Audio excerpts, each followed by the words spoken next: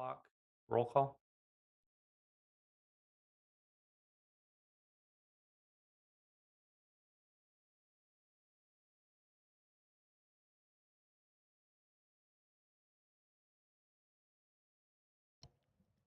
Supervisor Mulhern, Here.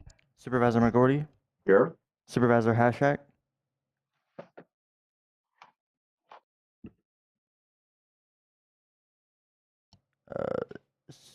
Supervisor Hashak does not appear to be in. We're in the process of pulling him in.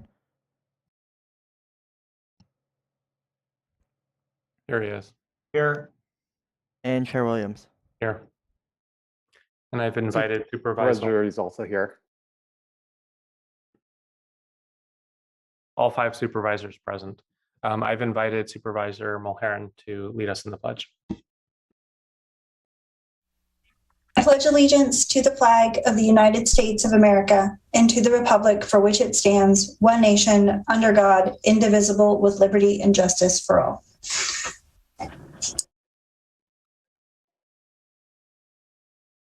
Item 2, public expression. Do we have any members of the public who have submitted online telecomment forms?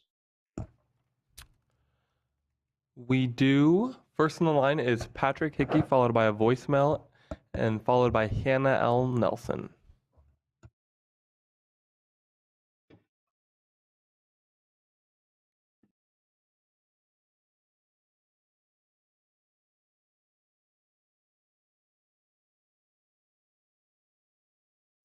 Patrick, you can unmute and begin speaking when you're ready.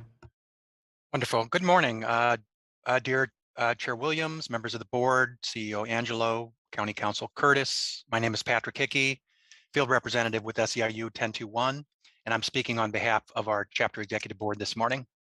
I'm here this morning to recognize the extraordinary work that has been done by county staff at the jail during the pandemic throughout multiple COVID outbreaks. As we begin to emerge from this difficult period, it's important to acknowledge those frontline employees who came to work every day during these dangerous times. We also want to lift up the leadership of Sheriff Kendall and Under Sheriff Brewster.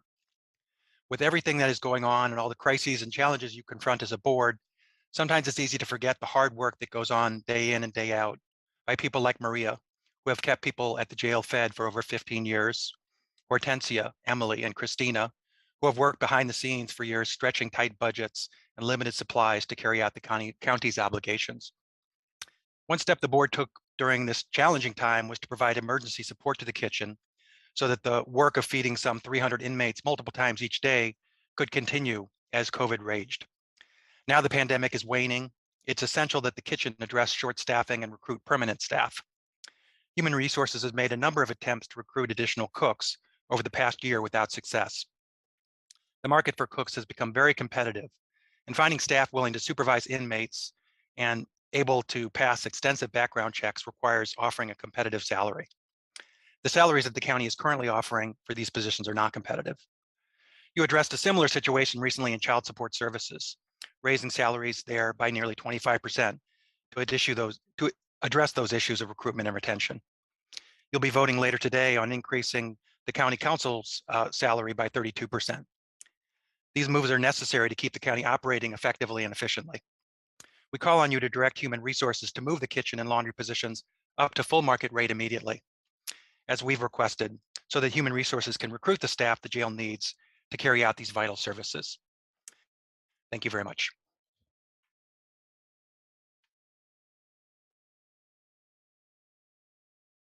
Supervisor Hashak has a question. Yes, thank you, Chair. My question is for staff, and if this is an issue that's been noted, how do we bring it to the forefront before the regular negotiation process?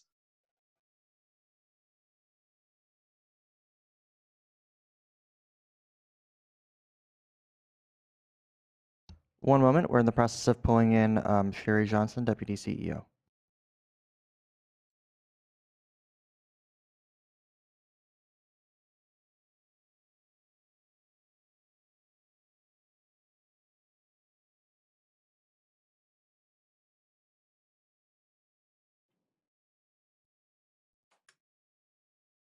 Good morning, Chair, members of the board. This is Sherry Johnson, Deputy CEO.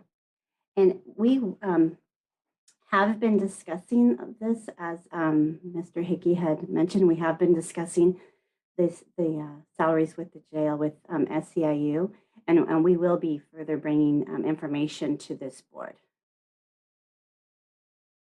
And we will be doing that prior to negotiations. Okay, thank you.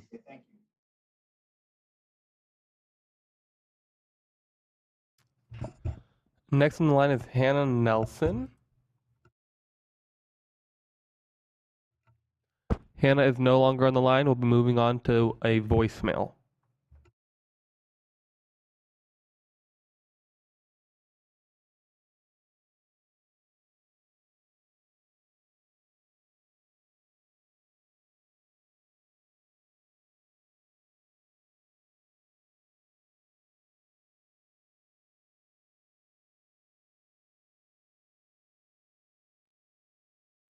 Hello, my name is Elizabeth Fry, and I am leaving public comment under agenda item 2 of public comment.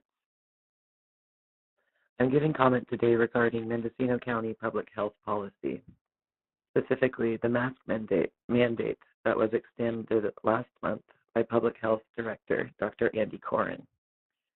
COVID-19 has required tolerance and cooperation regardless of our individual preferences or beliefs. Now it is time to end mask mandates and bring our policies in line with our state, our region, and current science. The body of reputable science showing the ill effects of masking continues to grow. Respiratory issues, skin problems, adult social development, and mental health issues stemming from isolation and anxiety are serious threats to the health of children and adults. We Californians have been living under the most restrictive COVID policies in the country. These policies have lost their justification for preventing serious illness. And the continuation of these policies negatively affects our professional and personal lives without clear benefit. As you are probably aware, the governor announced yesterday that mask mandates in schools will lift later this month. I call today to urge the Board of Supervisors to encourage Dr. Coren, whom they hired, and our local school boards to update our county guidelines to reflect these policy changes. In acknowledgement of the shift from the pandemic to endemic situation of COVID-19, it's time to end public health responses based on test case results and instead create guidelines based strictly on rates of symptomatic illness and hospitalization. Thank you for your consideration of my comment.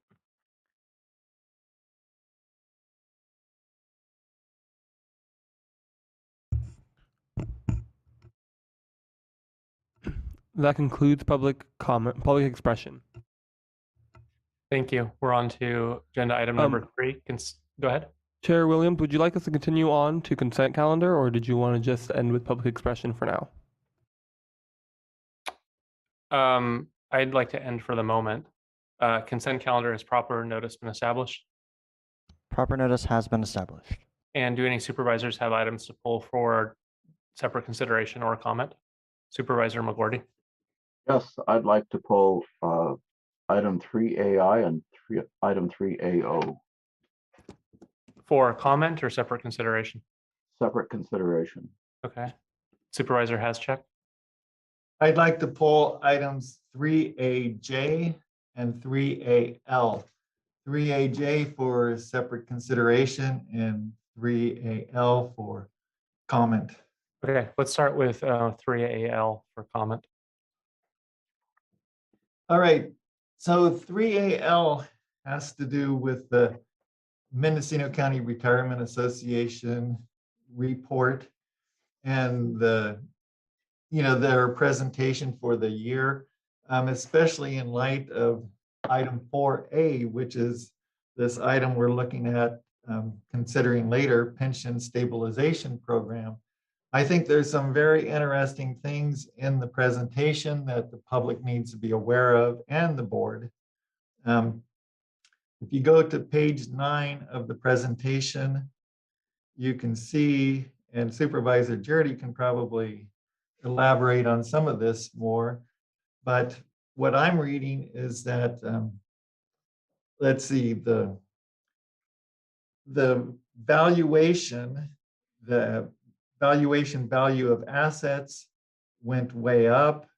The market value of assets went way up. And so our unfunded AAL went way down, almost 23 million for the valuation value of assets. And for the market value, it went down $123 million. And so another interesting thing was on page 6. What it looks like to me is that the amortization of the whole unfunded liability went from 18 years down to 15 years. And so that seems like really good news. And maybe if Supervisor Jurdy has any comments about that. And then also on page 10, and I know I'm jumping around a little bit, but the employer contribution looks like it will decrease by over $1 million for this year. And so I think that those are really good news for our retirement system. And I hope that people get the chance to look through that presentation. Supervisor Jurdy. Well, thank you for pointing that out, Supervisor Hashtag. Yeah, it is good news for the retirement system. In 2021, the portfolio of the retirement system grew substantially. It's not entirely in stocks, but more than most retirement funds, we have invested the funds in principally low fee index funds. So a higher percentage of our funds are in low fee index funds rather than high fee actively managed funds. And it's actually proven to be a little better return than the high fee actively managed or private venture investments that some of the other public pensions have made. However, as you're noting, there's a difference there, and that's the difference between the funding of the plan versus the average is we spread out each year's returns over 5 years to kind of stabilize from year to year. So the fund is reporting those gains in 2021 over spreading those gains over 5 years. So if in the event that any time in the next few years there's a downturn in the portfolio, it evens out. You don't have these wild fluctuations in the plan. And so that's why you see that the fund is over 80% funded in cash on hand as of that date. But we're only we report that, but then we plan as if it's 70-something% funded. So I don't know if that explains everything, but essentially, yes, it's good news. And on the 15-year versus 18-year. So several years ago, prior to my being on the board, the retirement board and the board of supervisors agreed to not pay off any unfunded liability over 30 years with paying less than the interest in many of those years, which is what the county was doing prior to, I think, about 2012 or 2010. And so they've been paying off any unfunded liability over an 18-year pay period of time, and always paying some principal. What the retirement board has done is recommending, and the board is approving here, is, and this was done in consultation with the executive office, fiscal team, and the CEO, was we were proposing to pay off the lion's share of the unfunded liability, which is all liability accrued prior to the pension obligation bonds being issued, 15 years ago, 20 years ago. It's the lion's share of the unfunded liability. They paid off in 15 years, not 18 years. So it'll be a faster pay down. And we were able to do this. We think that the plan sponsor, the county, is able to do this because of those 2021 windfalls. You're seeing that otherwise we would have seen the contributions this year going down more substantially, but we thought it was more prudent to pay almost what we were paying into the plan per employee this coming year, take the advantage of a slight reduction, and yet still pay off the lion's share of that unfunded liability over 15 years rather than 18 years. So there are, anyway, so hopefully that explains at least as much as you want, maybe more than you wanted. Well, I think, from what I'm seeing, it's very good news. I understand this asset smoothing process. And, we're taking that over $90 million and spreading it out over the next 4 or 5 years. And so anyway, it just looks, I think it's something that the public needs to be aware of, and it's very good news for our pension plan. Is there any public comment on the consent calendar? There is. First on the line is Hannah Nelson.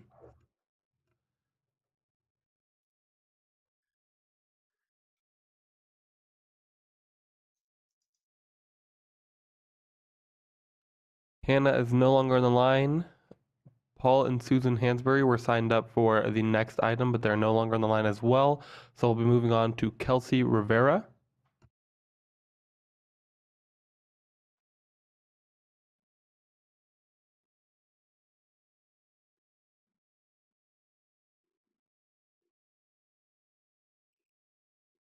Good morning, Chair Williams, members of the board, CEO Angelo, and County Counsel Curtis. My name is Kelsey Rivera, your Assistant Director of Social Services. I would like to briefly speak on consent item 3AN, proclamation recognizing Social Work Appreciation Month in Mendocino County. The profession of social work in the United States grew out of a response to growing social problems in the 19th century, including poverty, inadequate and overcrowded housing conditions, and child welfare issues. Since then, social workers have continued to play an important role in addressing complex social problems and serving individuals, families, and communities in need. Social workers believe everyone has the right and potential to lead a productive and fulfilling life, and each person has dignity and worth. The Mendocino County Department of Social Services has dedicated social workers who work tirelessly to provide services to those in need across the lifespan from newborns to the elderly. Our social workers are currently working with 234 youth and families and 71 elders or dependent adults. They assist these individuals in accessing treatment and services to promote healthy parenting, self-sufficiency, and well-being, to obtain housing, and to live independently or in assisted care settings. Social workers also ensure the safety of the most vulnerable in our communities. We are in a better place because of the care and dedication of our social workers. I would like to thank the board for recognizing March as Social Worker Appreciation Month, and I thank you so much for your time.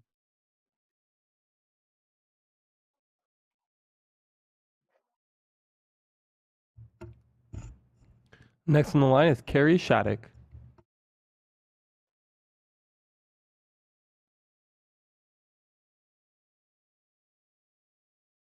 Can you hear me? We can hear you. Okay, good morning. I'm wondering, it's obviously you're not talking about that agenda item with Dr. Corin, but I'm wondering what the science is that Dr. Corin is following. When the state that he has continued to say he is following is dropping mask mandates, yet Corin continues to order them. Dr. Corin can sit 2 feet from others in a public hot tub without a mask, but continues to give this board letters recommending that you keep these meetings closed. Would this make sense to you if you weren't a supervisor? You realize that the Super Bowl with 70,000 people happened in California? What is compelling the board to sit on their hands going against the prevailing data? This county was served with a lawful notice to cease and desist with all these orders and restrictions. There was no response to the 69 people that were included. I hope that you realize that your crime policy for the county has an exclusion in Endorsement 5, Section 2B, stating that damages for which you are legally liable as a result of the deprivation or violation of the civil rights of any person by an employee. Not only are we filing claims against your insurance, but you can and will be personally sued for all these violations of our rights, which you continue to violate on a daily basis. I encourage the board to rethink their strategy with keeping us locked out of our public meetings. These are our meetings. you do work for the public. This is why you became a supervisor, to help with our community and to keep getting us on to the, the future and our generations ahead of us. So I encourage you to stop with the mandates, as others have said, as the state is doing. Thank you.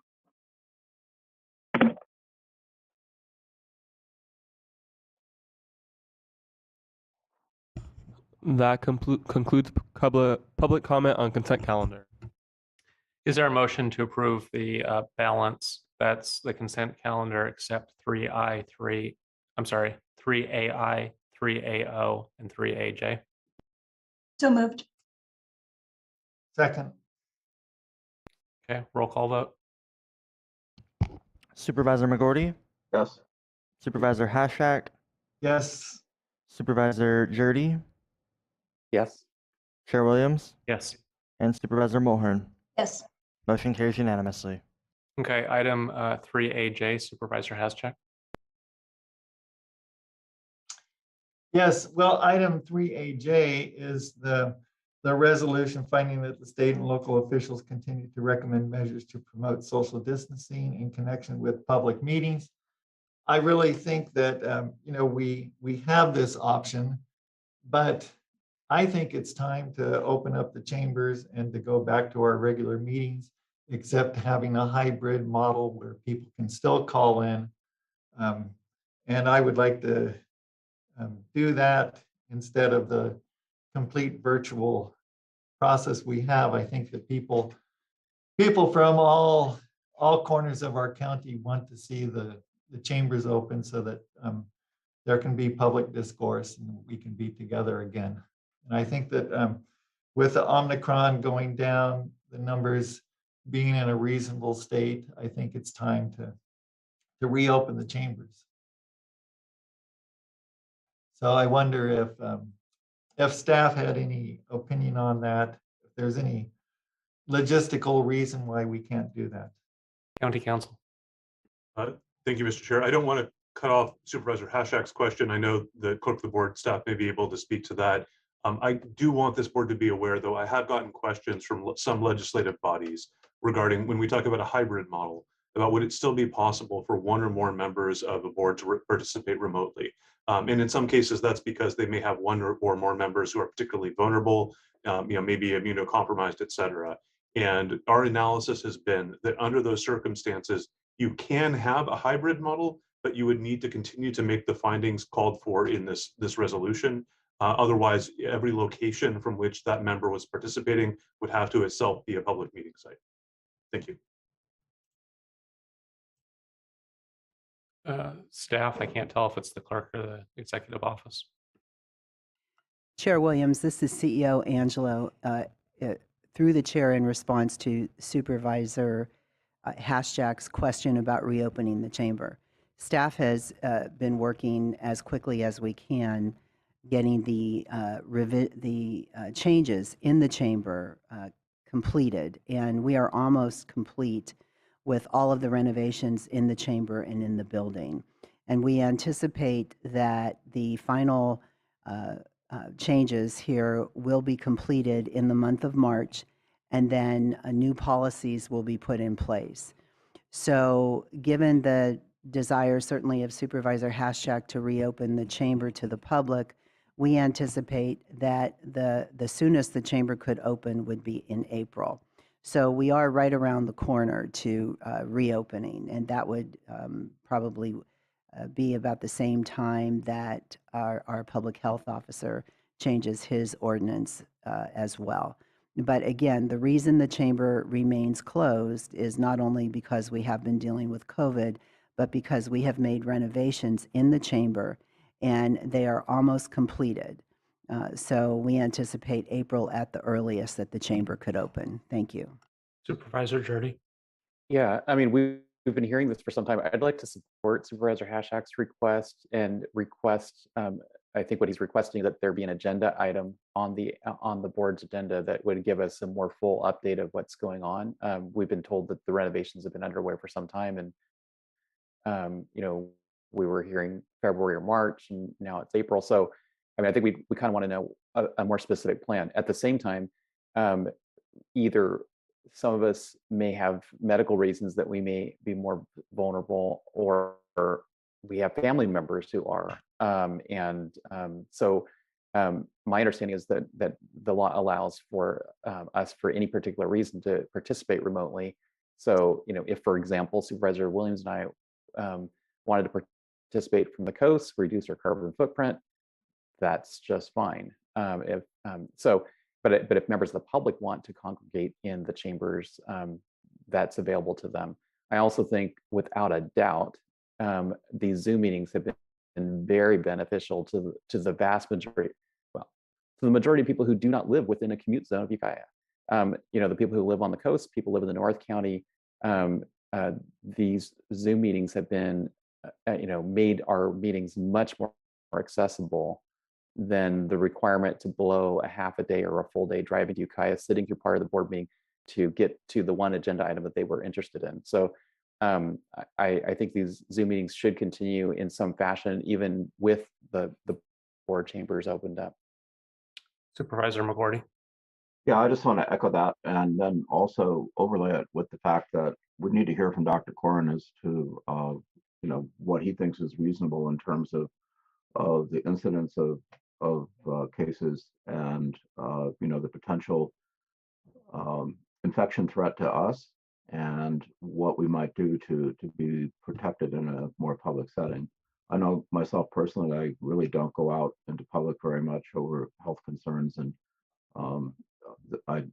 because of my individual circumstances, but I understand the desire by the public to get back to some level of normalcy, and I'm supportive of that. So we need to find out, the best solution that keeps us healthy, but at the same time gives us public access. So I do support us having an agenda item soon on this. Supervisor Haschak.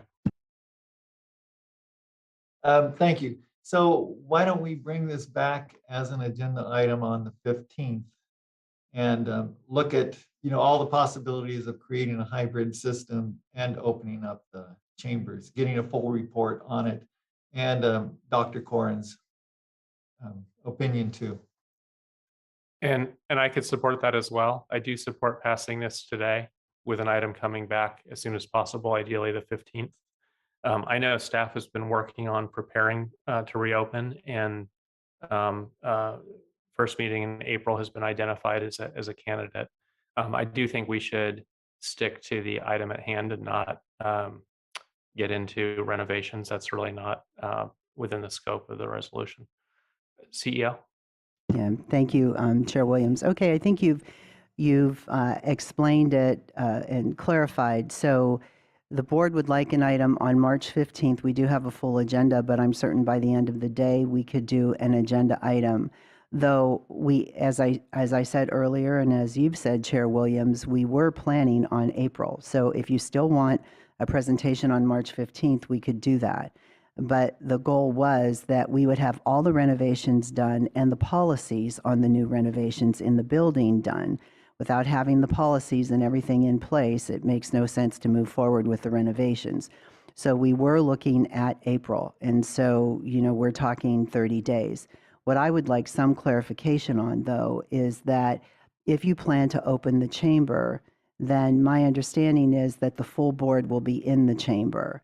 I don't think, I may have heard this wrong, but at one point I thought what I was hearing is that the staff would be in the chamber, the public would be in the chamber, but the full board would not be in the chamber. I think that might be problematic. So I guess I'm asking, if we plan on reopening the chamber in April, say the first meeting in April, then is the full board going to be in the chamber for that first meeting with the public, or is it just the staff? Thank you. Supervisor Mulhern. That took a shift from what I was going to say, but I would say I have no issues with being in the chambers with the public personally, and I have no issues coming back to full meetings. I know that there are expenses that there may be because of security concerns. So if the board is requesting that the team bring back a presentation for the 15th, I'm just not sure how comprehensive it will be and whether or not they should go ahead and continue to make plans for reopening the first meeting in April and pull the board individually, whether or not they'll be attending virtually or in person, whether or not they'd be in chambers or not. So I would support passing 3AJ today. And I don't feel the need for a presentation if staff is planning to open chambers with the full board present the first meeting in April. Supervisor McGorty.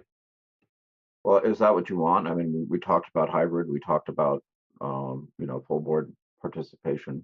What, that's why I think it's worthy of some discussion. And I would Supervisor, add, this is the first I've heard the CEO say that opening the chamber somehow means that all 5 supervisors are in the room.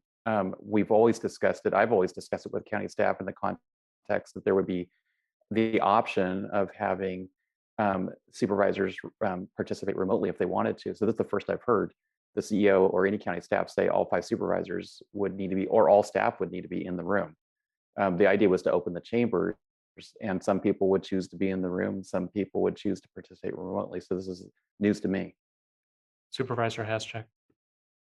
Well, I think that's why we need to have an agenda item for the 15th is to figure out what we can do, what the limitations are, what the policies are going to be, hear all of that, and then figure out the path forward.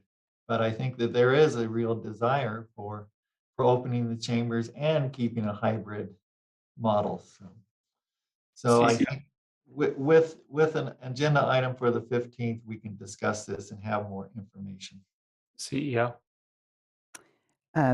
Chair Williams, thank you. I think that Supervisor Haschak may be right. I think that, we have talked about a hybrid model, and a hybrid model is something that I agree with all of you that we've had more participation from the public.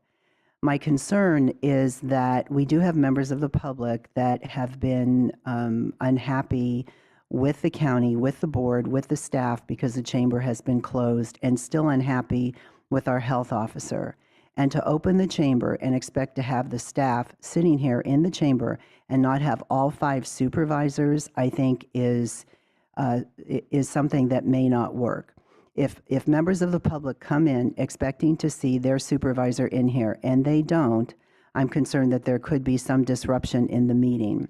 So it would make sense to me that at least on the first open meeting that all 5 supervisors are in the chamber, because to just leave the staff here and have the staff deal with the members of the public that are unhappy with the board members because they're not here, I don't think will work. And so that's my concern, that at least for the first meeting, that all 5 of you are here in public when members of the public come in. That's my concern, that to just leave the staff here to deal with members of the public that are unhappy because their supervisor isn't here is not the right thing to do. Thank you. McGorty. Are you worried about your security, CEO Angelo? Are you worried that there may be a physical altercation or something like that? Supervisor McGorty, I will not be here in April, so I am not worried about myself, but I am worried about the staff, yes. That, I think that the leaders in the county need to be here for the first meeting when you open up. And just to have the staff here who will not be able to answer all the questions that are asked is going to reflect poorly on the board and on the county. And am I concerned about security? We've done everything we can over the last 2 years to improve the IT operations in the chamber and also to improve security in the chamber and within the building. And we are just about there. And hopefully we'll be finished within the next couple weeks. Am I concerned about security? I'm always concerned about my staff. Can I invite a motion? Supervisor Jurdy. Move to approve the consent item. Is there a second? Okay. Clerk? Chair Williams, Yes. Supervisor Jurdy, Yes. and Supervisor McGorty. Yes. Motion carries unanimously. Chair, Go ahead. now does that include bringing back this item for the 15th? Is that part of the direction? That wasn't part of the motion as I heard it. Does the No. board wish to give that direction? I do. I'd like to see an item on the 15th, yeah. Okay, it looks like there's a majority. Clerk, can you note that as a directive? Can I get a clear restatement of the directive, including what the item needs to entail? Supervisor Haschak? Well, it would be to bring back an item on the 15th, March 15th, to look at all the options of reopening the chambers, different models, such as a hybrid model, and the policies, and a presentation from Dr. Corrin. McGordy? So for the record, I have no problem being there for the first meeting in person. I just want to be sure that we've covered all of our bases in terms of health and security, that we are following proper protocols that keep us at minimal risk in all aspects for our well-being. Do you support the language of Supervisor Haschak on direction? Yes. Okay, looks like a majority. CEO? Yeah. Chair Williams, we will have the presentation on the 15th. We will include our risk manager who has been working with us on security issues and possibly some other departments as far as security goes. So we'll do what we can to present a comprehensive picture of what the reopening will look like. Thank you. Okay, we're on to agenda item 3AI. Supervisor McGordy? So just a couple questions. First of all, I really like the concept. I hope that it's workable. I'm curious, how are we paying for this? And also, how many people do we, young people do we expect to go through the program? And finally, a little bit more on what the metrics are for measurement on success. If we're not able to answer this now, I would like to continue it to another opportunity where we can discuss it. Supervisor Mulhern? The agenda item states where it's funded through grant funding, through BSCG grant. I've worked hard since I've been a board member to make sure that the community understands the agenda items and how they're funded and what the program is. And I wanted to thank the team and the staff for the work that they've done on the agenda items and making sure specifically that funding sources and allocations are laid out for the public record.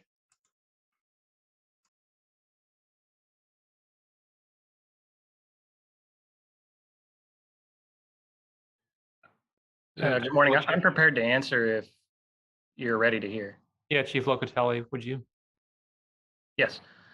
Good morning. I'm Chief Eisen Locatelli. And good morning, Chair Williams, Supervisors, CO Angelo, County Counsel Curtis. I'm always brought in, so I missed the last part of all the questions. But I gather that Supervisor McGordy had questions about metrics, funding, and what the program is. If that's accurate, I can answer.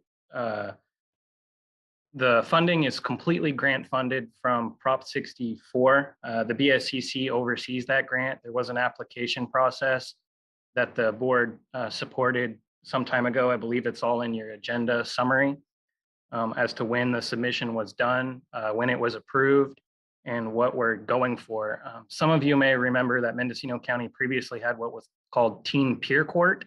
That went away several years ago, actually many years ago at this point, mainly due to a lack of structure, consistent funding, and referrals.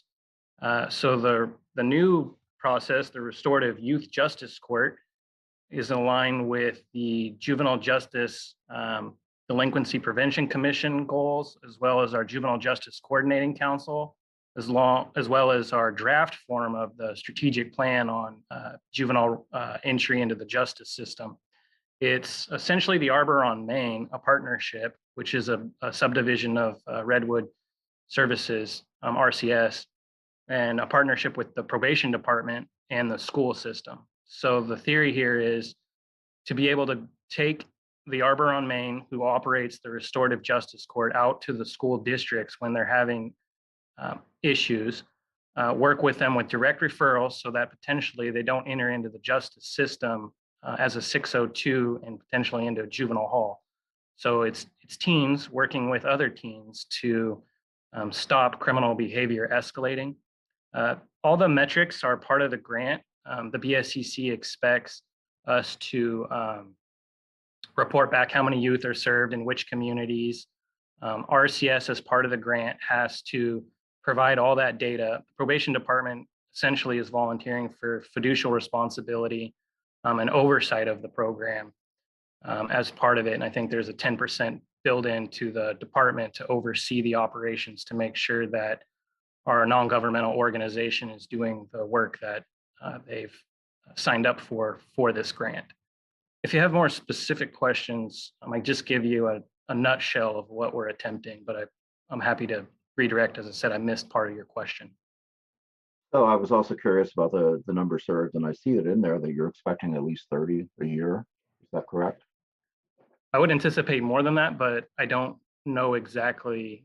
It's probably 10 per cycle per location, but once this gets going, then I'll know exactly how many youth are being served and at which locations. But in the past, Teen Peer Court was more Ukiah Valley based, and I've requested that it be more of a traveling roadshow type, that the court picks up and goes to our rural locations, not just sit in Ukiah Valley for referrals. So I know they hired somebody who was formerly justice involved, and I believed he served on the JJDPC in Marin County. He's a transition age youth, a younger individual who has some really innovative ideas. So once we have those numbers, I can report that back to you at a later date, or when we submit to the BSCC, we can make that submission available to the entire board and anybody else that may be interested. Well, thank you very much. And to Supervisor Mulherin, I realize you can all read it in the packet, but sometimes I think we should bring attention to what I consider to be innovative and potentially really helpful programs. And this is one of them. And I'm supportive. I just wanted to have the chance to talk a little bit about just those few issues. So thank you, Chief Locatelli, for joining us. Clerk, is there any additional public comment on this item? No, there's not. Can I invite a motion? Move approval. Yeah, second. Okay, first and second, roll call vote. Supervisor Hashak, Yes. Chair Williams, Yes. Supervisor Mulhern, Yes. Supervisor McGorty, Yes. and Supervisor Jurdy. Yes. Motion carries unanimously. Item 3AO, Supervisor McGorty. Yeah, again, so just following up on all issues associated with solid waste and so forth. I just glad to see that this is coming to an end. I'm wondering about the estimated cost and what the variables are that could make it go over or under. Well, good afternoon, Mr. Chair, ladies and gentlemen of the board. Howard DeShield, your Director of Transportation. With me here also is Deputy Director of Transportation for Solid Waste and Water Division, Amber Fassett. So the county quit accepting actual solid waste into the South Coast landfill about the year 2000. At that point, the landfill was capped as much like we do daily capping fill back in the days. We have been monitoring it all these years and building up the landfill closure fund. And, now we're ready to proceed with a final closure. Whenever you go to bid, you never know, Supervisor McGorty, how the bids will come in. But we have had a consultant working on this landfill closure plan and bid solicitation document. So I'm sure it's as close an estimate as the professionals in the business can come up with. But yeah, you just never know till you open bids. So if I'll let Amber add anything she'd like, but that's the point we're at now. Good morning, Amber Fassett, Deputy Director of Transportation. This estimate includes what our engineers believed was enough to cover the cost of materials. Unfortunately, in the last few years with the skyrocketing cost of materials, this estimate has gone up. But they really believe that this estimate is the maximum amount that the project will cost with the current cost of materials, and may allow for even some variable, in the near future of that cost. Supervisor Jordy. I don't know if this question is for Howard or for Amber, but I see this particular landfill closure cost is about 3.4 million. Do you know how much is in the landfill closure cost? And I assume that we take a fraction of the tipping fee at all the transfer stations, put it in the landfill closure fund, but maybe you could just give us a little background on the landfill closure. Oh, well, I can do that. Again, Howard Shield, Director of Transportation. So we entered into an agreement with the state of California, the Water Control Board, and Cal Recycle to set aside 7% of the franchise fee. You're quite correct, Supervisor. Whoa, I'll get it together today, Supervisor Jordy, that it is collected on all our curbside collection into closure costs for South Coast, for Casper, and for Laytonville. And that 7% fee that we've been accumulating over these years goes into all those expenses for maintenance and final closure. So just as a follow-up, with this closure and project complete, and Casper, of course, was closed some time ago, and I think Laytonville was, is there a long-term plan? Because maintenance would be far less expensive than these capital projects. So at what point would it be appropriate to have an agenda item to discuss amending that agreement with the water board? I'm just imagining a reduction in the amount that's dedicated to closure maintenance. Anyway, so you get what I'm saying. So are we looking at a future agenda item sometime? So I'll let Deputy Director Facette give you the exact numbers, and Supervisor Jordy, you sound a lot like former Supervisor Pinches. And I'll remind you that even after we do final closure, we have to, by law, keep a quite substantial landfill closure fund available. That's required by law for many years. So it won't be anytime soon that we get a bonus out of the 7% dedicated franchise fee, but I'll let Deputy Director Facette fill you in on those exact numbers. Yeah, so we, even once we have the final closures completed, are required to continue to contribute to be able to cover the expenses for 30 years of maintenance on all sites. So we have, I would need to look it up right now, but we have a landfill liability at this point, bear with me for just a second, of about $15 million, which we need to recalculate and report to Cal Recycle on an annual basis. And currently our landfill closure fund has about $4.7 million. So until we actually get above the landfill liability amount that we're required to contribute towards, we wouldn't be able to redirect those funds. And to add to that, we also have a, not a final closure project, but we have a large repair project that needs to take place at Laytonville that will probably be somewhere in the same ballpark as this project, maybe a little less in the coming years. Supervisor Haschek. Thank you. So, I know that we walked the Laytonville landfill the other week in the bitter cold weather and looked at some of the repairs that needed to be done and such. So what I'm understanding is that right now we have 4.7 million in the landfill closure fund. We would use 3.4 of that basically for the South Coast landfill. And then we'd have to accumulate more. We would have, well, at that point, 1.4 left. But the one in the repair work in Laytonville is going to cost several million. So we would have to recoup that too from the 7% of the franchise fees. Is that how it works? Correct. Okay, and so this might be kind of an ongoing process is what you're saying. Okay.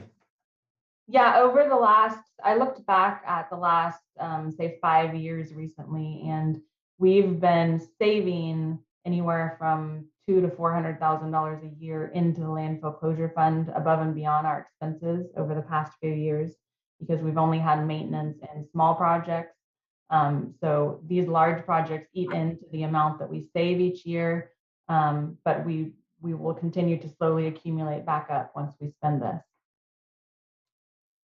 So we're able to put in 2 to 4 million, you said, per year? So 200,000 to 400,000. 2 to 400,000, okay. Okay, so it doesn't accumulate very quickly. Not as quickly as we would like. I'm just curious, how many of these sites do we have in the county that we're responsible for? We have three. We have three, just the South Coast, Laytonville, and Casper. And at Casper, the city of Fort Bragg shares half the ongoing maintenance cost. One thing I will say that I'm pretty proud of is we've been able to keep the agencies happy while we pay as you go. That was always our mantra. So, a worst case solution would be that we have to come to the board and ask for a big general fund infusion to deal with the landfill. So while it's unfortunate that we can't rework the agreement and direct franchise fees to the general fund, at least we're not asking you to direct general fund to the landfill closure. So that's I guess that's the happy side of that. Clerk, do we have any additional public comment on 3AO? We do not. Can I invite a motion? So move. Second. Okay, ready for a vote? Supervisor Hashak, Yes. Supervisor Mulhern, Yes. Chair Williams, Yes. Supervisor Jurdy, Yes. and Supervisor McGorty. Yes. Motion carries unanimously. Item 4A. This is a presentation on the pension stabilization program and related resolution for adoption, and it'll be introduced by the executive office. Thank you, Chair Williams. Today we have a presentation from Mitch Barker and Mike Graves regarding PARS, which is Public Agency Retirement Services. Mr. Barker was here in 2015 to do a presentation to the board as well. And since that time, PARS has grown, bringing on many of our county partners and neighbors. And so I'm pleased to be able to bring this presentation to you today and to introduce Mr. Barker. And I hope that the board will really take a serious look at this. Given the good work of the Board of Retirement, as was discussed with Supervisor Hashak and Supervisor Jurdy earlier today, this would be a continuum of the momentum that we're seeing with our pension fund at this point in time. So today and now I would like to turn it over to Mr. Barker. Thank you, Carmel. I sincerely appreciate the opportunity to be in front of a beautiful county. We drove from Amador County up here, and it doesn't get much better than this. And yeah, our picture on the cover is one more indication of where we are. So thanks again, Chair Williams and the rest of the members of the board. Next page. Again, my name is Mitch Barker, Executive Vice President of PARS. I've been with PARS since 2004, 18 years. And as Carmel indicated, we were here in 2015, and we've grown a lot since then, both in terms of our understanding of pension and also of county business. Specifically for that reason, we brought on Mike Graves many years ago to help us. Mike is a former supervisor with San Benito County and also a former CSAC president. So he helps to keep us on the straight and narrow as it relates to quote unquote county land, as Mike likes to call it. Next. PARs are known as trust administrators, if you're not familiar with us. We do the record keeping, the accounting, monitor money coming in, process disbursements when it's time, and also do plan compliance as it relates to the IRS, GASB and state government code. Our trustee is U.S. Bank. They are the custodian of the assets, and they provide oversight protection. Highmark Capital is our investment management partner. Next. It's always important to know who else has adopted this program. I think that's always important for any other county or agency that's considering us. As Carmel indicated, we've grown a lot. We're now up to 32 counties that have adopted this 115 trust, including many in the North State that I wanted to point out. Colusa, Humboldt, Lake, Lassen, Plumas, Shasta, Siskiyou, Sonoma, Tehama, and Trinity. So lots of counties in your region that have adopted this 115 trust to pre-fund either pension or OPEB. Next. So let's talk about the trust concept a little bit. First off, it's IRS approved, because when we first put this out there in 2015, it was a brand new concept. No one had ever done this. And it was important to go to the IRS to say, if folks put money in this trust and their earnings on that trust, that they are tax exempt. And we did get a private letter ruling, also known as a PLR, for that, blessing this trust. So that was a very important concept. And the idea is to take money from the Treasury and put it into the trust and to stabilize the pension process. We always get asked, well, okay, I've heard this is an irrevocable trust. How does the money get used? The two purposes of the money are to reimburse the county for pension-related expenses or to pay the retirement system. So that is a requirement by GASB, and it arguably is a restriction too. So it can't be used for any other purposes other than pension. But because of that, you then get to count it as an overall asset on your balance sheet. A couple of other key points on this slide. Bottom left, anytime access. So if you were to put the money in 1 month and next month something happened that deemed appropriate to take the money out, it's accessible. It is liquid. So it can only be used for pension. Another one, top right there, flexible investing. We have 5 risk tolerance levels, and our portfolio manager will recommend a risk tolerance level that he or she thinks is appropriate for the county, but ultimately the county and an ad hoc committee will determine what's the right risk tolerance level. And bottom right, to me, is one of the most important. We want to make this as user-friendly as possible to get set up and get started. Just get your toe in the water. So there are no setup costs. There are no minimum funding requirements. There's no minimum annual fees. Plumas County is a good example. They felt the time was right a few years back to adopt, but no money had been identified. They got it set up and they didn't fund for 2 years, but they ultimately put in $250,000 and they got started.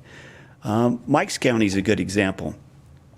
They adopted, and then within short order, one-time money showed up. They sold a landfill and used that additional $3 million to put into the trust. So I think it's a great idea to get started. When we were first here at Carmel, it was probably maybe too soon. Concept was brand new and everybody was just trying to figure it out. Now here we are 32 counties later. Next. Next. And one more. I wanted to share with you the 5 risk tolerance levels, the strategies. Wanted to share the returns through 12/31. This is through the last quarter. And at the bottom, you see the most conservative option, call conservative, has between 5 and 20% in equity. Right now, it's at about 15%. So it's a 15%, 85% bond portfolio. Earned 2.2% this last year. The most common options chosen by counties have been moderately conservative. That one earned 5.15% this last year, and then moderate earned 9.31%. Last year was certainly a crazy year, overall a good year. I like to look at the 10-year numbers too. So moderately conservative. Can we pause for just one moment? Supervisor Haschak has a question. Absolutely. Well, thank you, Chair. It was about the previous slide about the process of the board designating money to go to this program. Does that require board approval each time those funds are transferred, or how does that work? The adopt process, if and when you move forward, would be adopting a resolution establishing the 115 trust with PARS, and naming a plan administrator, whoever that might be. And then you're giving the authority of the plan administrator to sign documents and then carry on business. But how you decide how much money and when the money is put in is in whatever method that the county deems appropriate. The other counties we work with are typically a committee of someone from the CAO's office, usually a treasurer, the treasurer, and the auditor controller. So we take direction from the county and a committee usually. Okay, thank you. Yeah. So again, I'd just like to share the returns, see what the opportunity is, because one of the real advantages of this is you have the chance, the opportunity to earn a greater rate of return than the Treasury. If the Treasury earned, let's say, 0.5% last year, and the moderate to conservative strategy earned 5.1 on a 30% stock, 70% bond portfolio, you can see what the opportunity is to earn a greater rate of return. Next page. It's important to share our fees.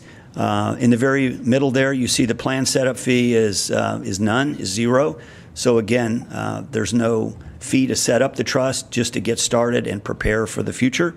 Once there are assets in the trust, the PARS fee for our trust administration is 0.25%, also known as 25 basis points, and that goes down as the assets build. The trustee/investment management fee starts out at 35 basis points, 0.35%, and it goes down every $5 million. So as the assets grow, the fees get lower. Next. One more. Very good. So what happens in retirement systems that we've seen over the last 5 years? A lowering of the discount rate. So that's sort of a technical term and I think simple. So let me give you my version of discount rate. It's the expected rate of return going forward. We work with 37 Acts, we work with CalPERS, and all of the retirement systems have been lowering their discount rates.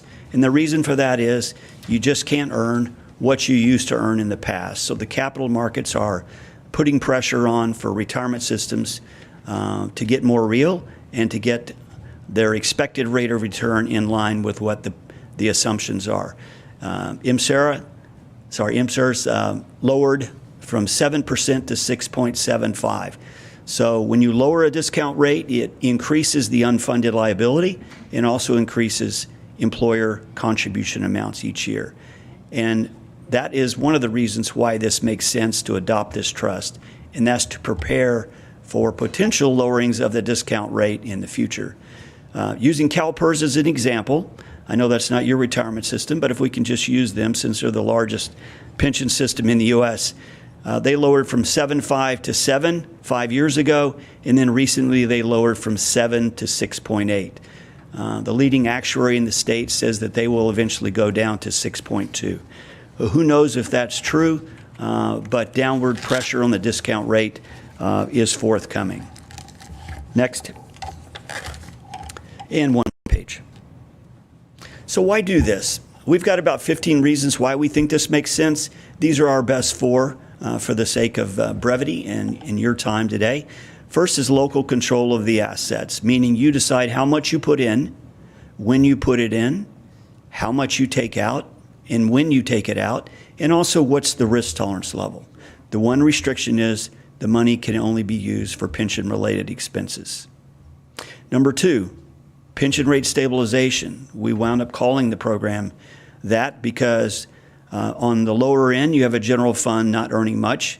On the higher end, you've got a pension retirement system that did very well last year, but not as well the previous year. So there's some volatility with a fairly aggressive strategy of most retirement systems.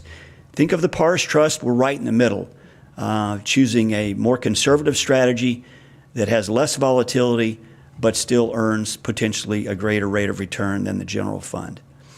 Number three, it is a rainy day fund. And if an emergency took place or the budget was strained and you deemed it appropriate to take money from this trust account to reimburse the county for pension-related expenses, you may do that. That is your call. And number 4, diversification. We operate under a different state government code than the Treasury, and therefore we can diversify investments in a prudent manner. And really the concept is to prepare today for what's coming tomorrow. And that's really how we want to think about this. Next. And this will be my final slide. Once in a while we'll hear, I love the program, but where do we get the money?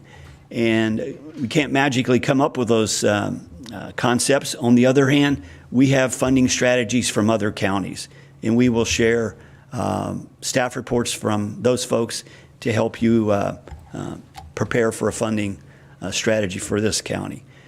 We also have the former finance director, first agency to adopt pension pre-funding in California, and he is phenomenal. He's a consultant, and he does a great job of working with staff to help come up with funding solutions. So again, the idea, put your toe in the water, get started, set up the account, and as we've seen in the past, money finds the trust, either through one-time means or through a funding policy, and then it's there in the future to help stabilize the pension process. That's my presentation for today. I'm available for questions. Supervisor Jordy. I think this is maybe more a question for CEO Angelo or Darcy. I believe we have already set aside about $6.5 million in our pension kind of strategic reserve fund.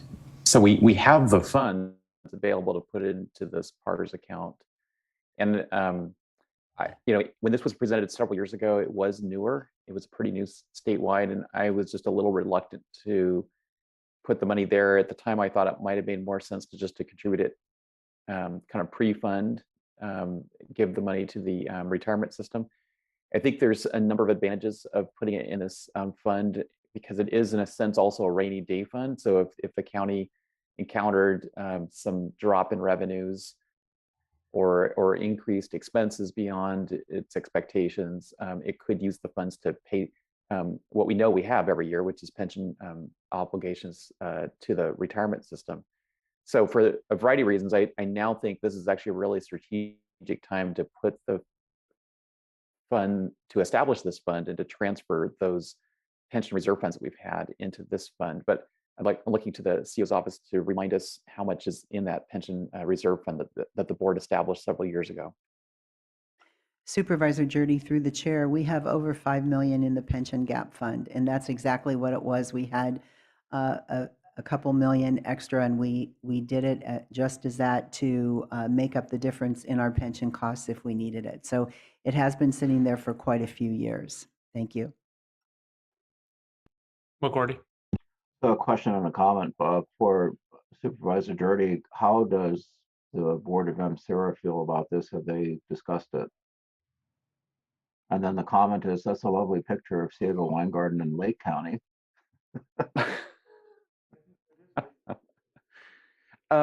This wasn't brought to the retirement board, so I can't say how the members would consider it.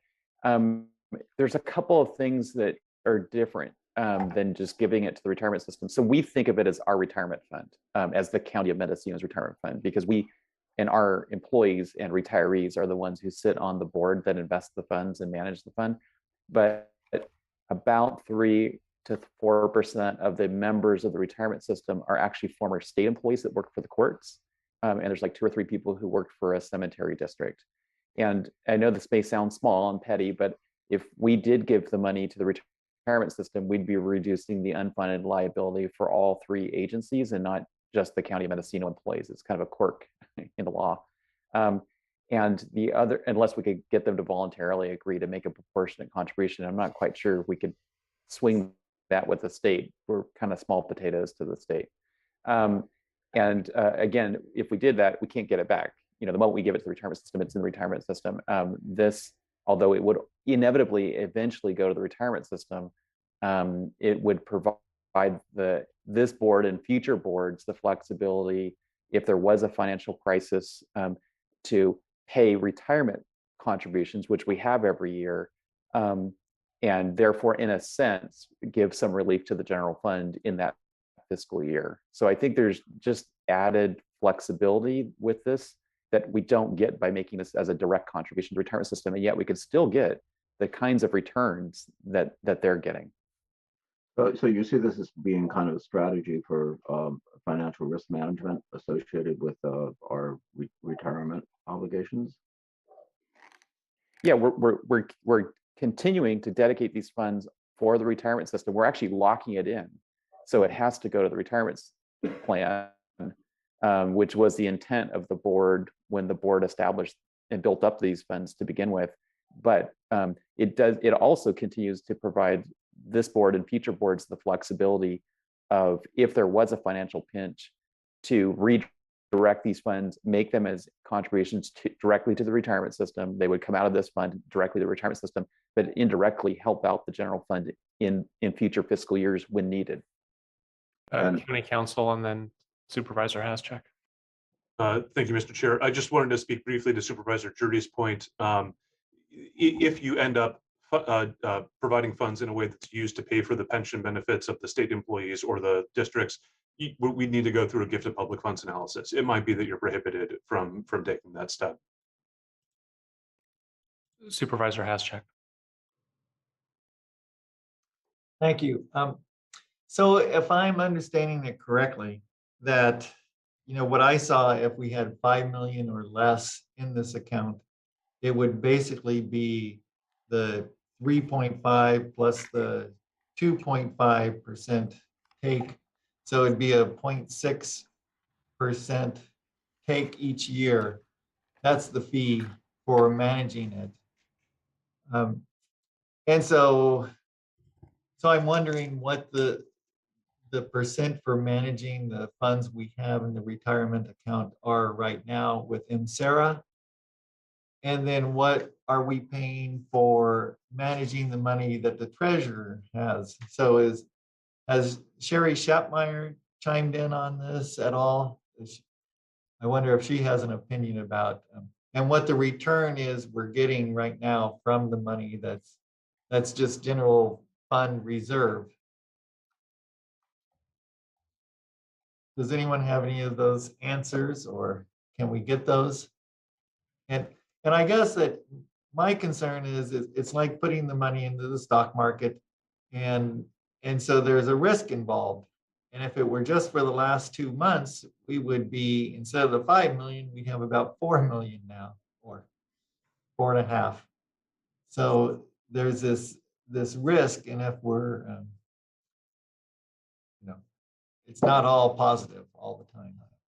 There's also a risk to inaction. Supervisor Jurdy, do you have any thoughts on who we So can?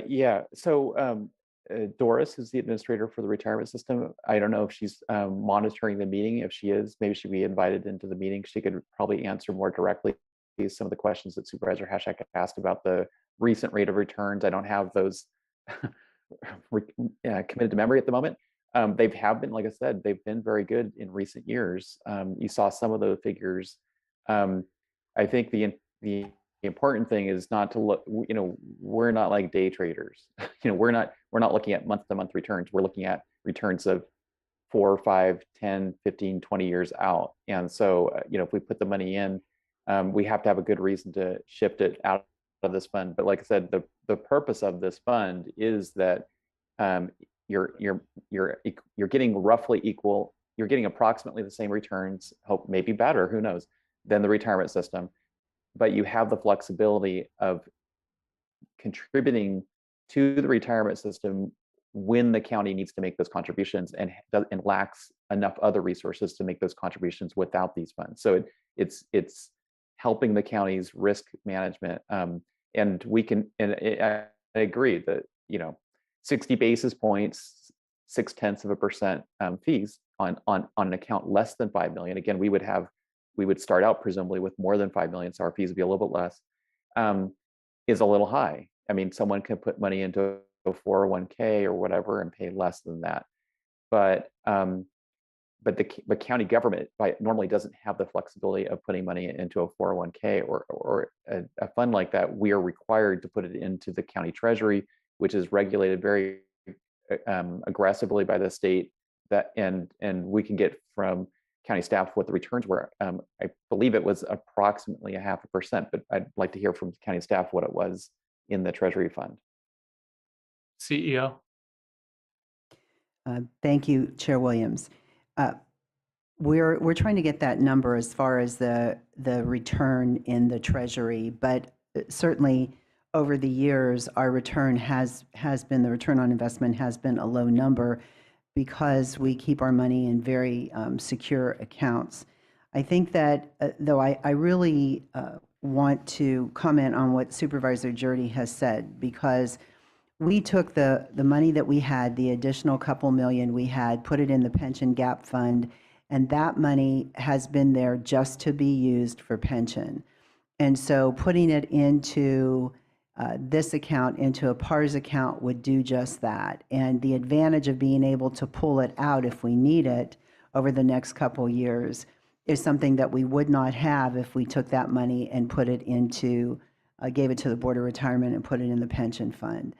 So I think that I would think that in the past, when we talked about PARS and we had our treasurer and our auditor involved in the conversations, at that point, as I recall, there was no resistance to this, but it wasn't a time, the board just was not ready to move forward. But again, this money that we have in the pension gap fund is there for a reason. It's there just for pension.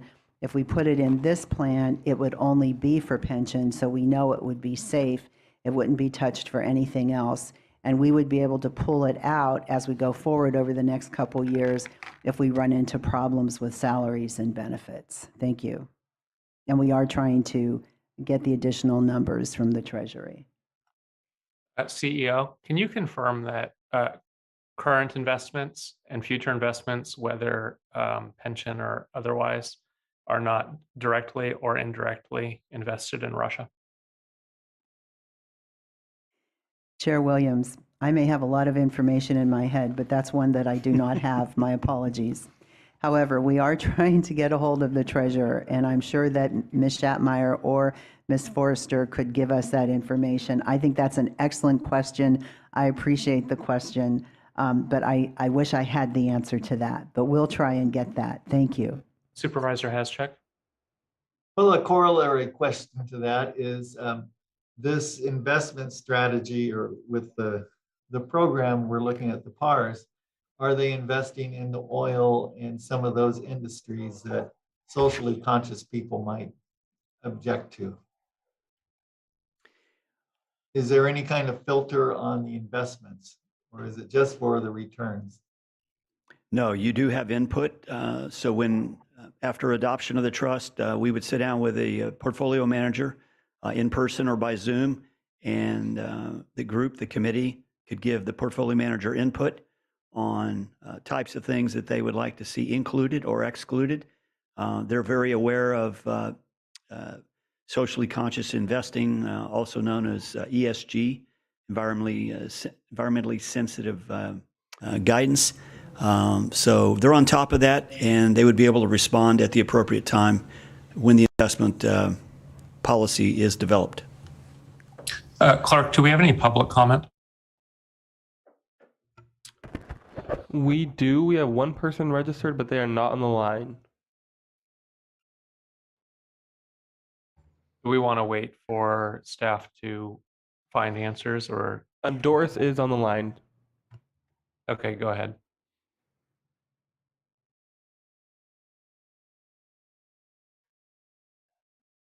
Doris, we can hear you.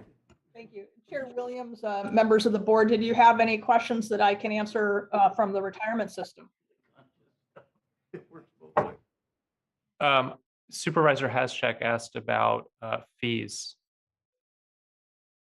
Yeah, can you what give is us an apples to apples basis points of what we're considering today versus what we typically pay, and apprise us to what our historic rate of return has been?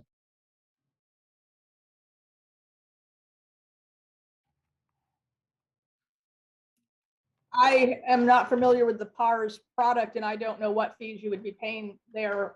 I'm not sure I can answer that question. Specifically, if you have a more specific question, I'm happy to relate to, but I wasn't here for the earlier discussion, so I don't know what was already covered. So, Yeah, Supervisor Jordy can yeah, reiterate. Doris. So I think the question had to do with trying to get an apples to apples comparison of the costs of managing the retirement system fund versus these fees. So these fees for over 5 million, which we have a little over 5 million that we could put in, would be about 45 basis points. I know that we have, by statute, we're limited to the percentage of expenses in operating the retirement system, and we've always operated well below the state requirement.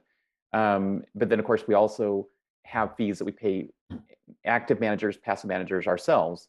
So I don't know if you have at your fingertips access to what all those fees would be. He's looking at trying to get apples to apples on 45 basis points versus what MCERA's costs are for its managers, its funds. I would presume that PARS has a layered fee approach where there may be specific fees per manager or portfolio that you invest in with them, and then there's probably also a management fees for PARS.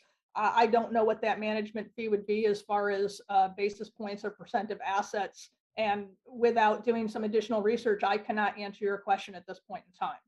Okay, so just, again, what I was saying is the PARS fee structure would be 45 basis points for in excess of 5 45 million. basis points for their fee, plus you're paying a fee for the portfolio. I don't know how they're structured, and so Doris, I just explained all fees for the county would pay would be 45 base.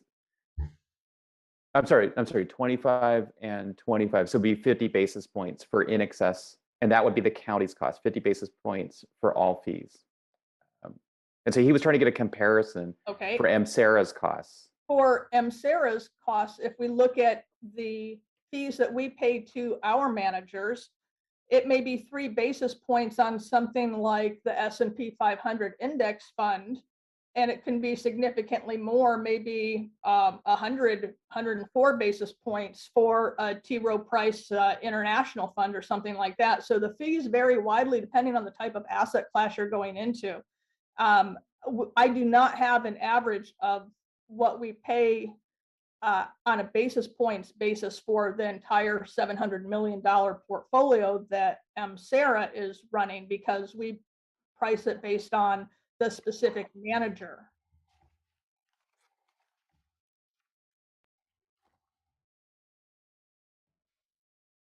Doris, I appreciate you showing up without any heads up on preparing. So thank you for the on-the-spot answers.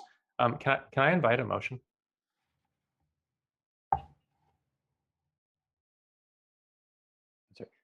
So we did have all public comment on this item? We did.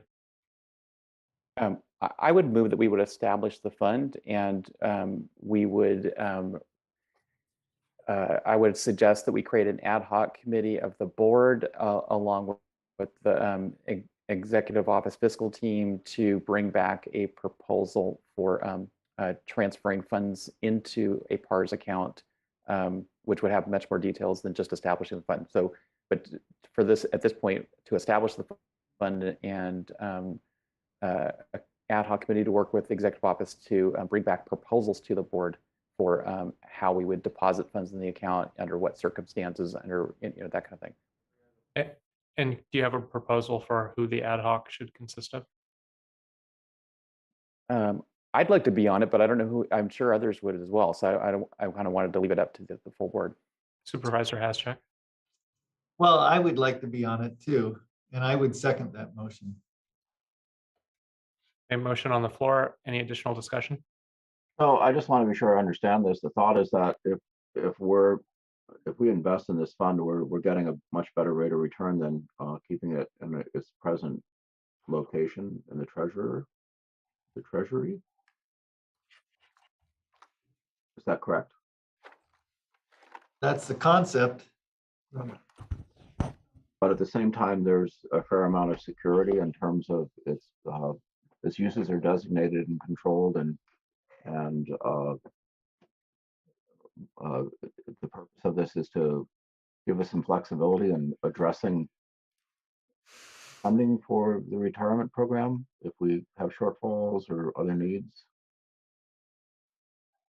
CEO. Thank you, Chair Williams. I would say yes to what Supervisor McGorty is saying, that there's a degree of security. You have an ad hoc that would be working and directing the account manager at PARS. And we did get an answer on the Treasury and the amount of return on investment we're getting there, which I think is not anywhere near what PARS offers. Darcy has that number for you. Darcy Antle, Assistant CEO. The interest rate as of 12/31/21 was 0.2879% on a general treasury.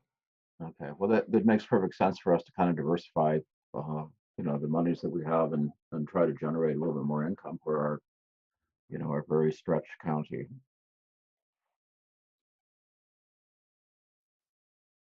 Supervisor Haschak. Thank you. If I could just respond to Supervisor McGorty too, is that my understanding is that we can't just put the money into the retirement system because there's these other entities that are in it that wouldn't be correspondingly putting in. And so we'd be paying down the unfunded liability without the state or the other cemetery board putting in. And so that's why we can't just put it in directly, and it would tie the money up. And so we'd never be able to get that back out. But if we put it into this PARS, then it could conceivably, grow at faster rate than what we're doing with the money in the, treasurer investments. And that we could, if we could use it to put into the retirement system, but if we needed to pull it out, we'd have some degree of flexibility. That's exactly in a right. crisis. Thank you for that additional information. Can we have the clerk read the motion back? So the motion itself, in listening, I do need some clarification. I currently have it down as the recommended action. I also want to clarify the formation of an ad hoc committee is going to be comprised of Supervisors Jurdy and Haschak to work with the executive office to bring back a detailed proposal regarding the transferring of funds into a PARS account. Supervisor Jurdy, does that work for you? Yeah, thanks. Supervisor Haschak? Yes. Okay, and no further public comment? No, there's not. Okay, let's vote. Can I also please get a clarification of who the second was? It was Supervisor Haschak. Supervisor Mulhern? Yes. Supervisor McGorty? Yes. Supervisor Jurdy? Yes. Chair Williams? Yes. And Supervisor Haschak? Yes. The motion carries unanimously.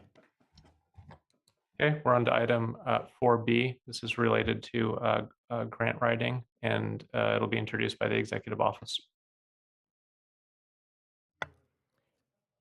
Good morning, Chair Williams, members of the board, Darcy Antle, Assistant CEO. During the first quarter report in November, the board directed the executive office to come back with a plan to maximize the county's efforts in grant writing. My team and I will be discussing our plan outline and provide some ideas for grant focus. If your board has any questions, my team and I will be happy to discuss in detail.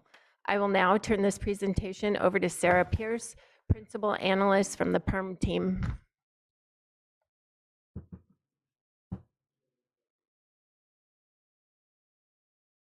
Does the board have any questions?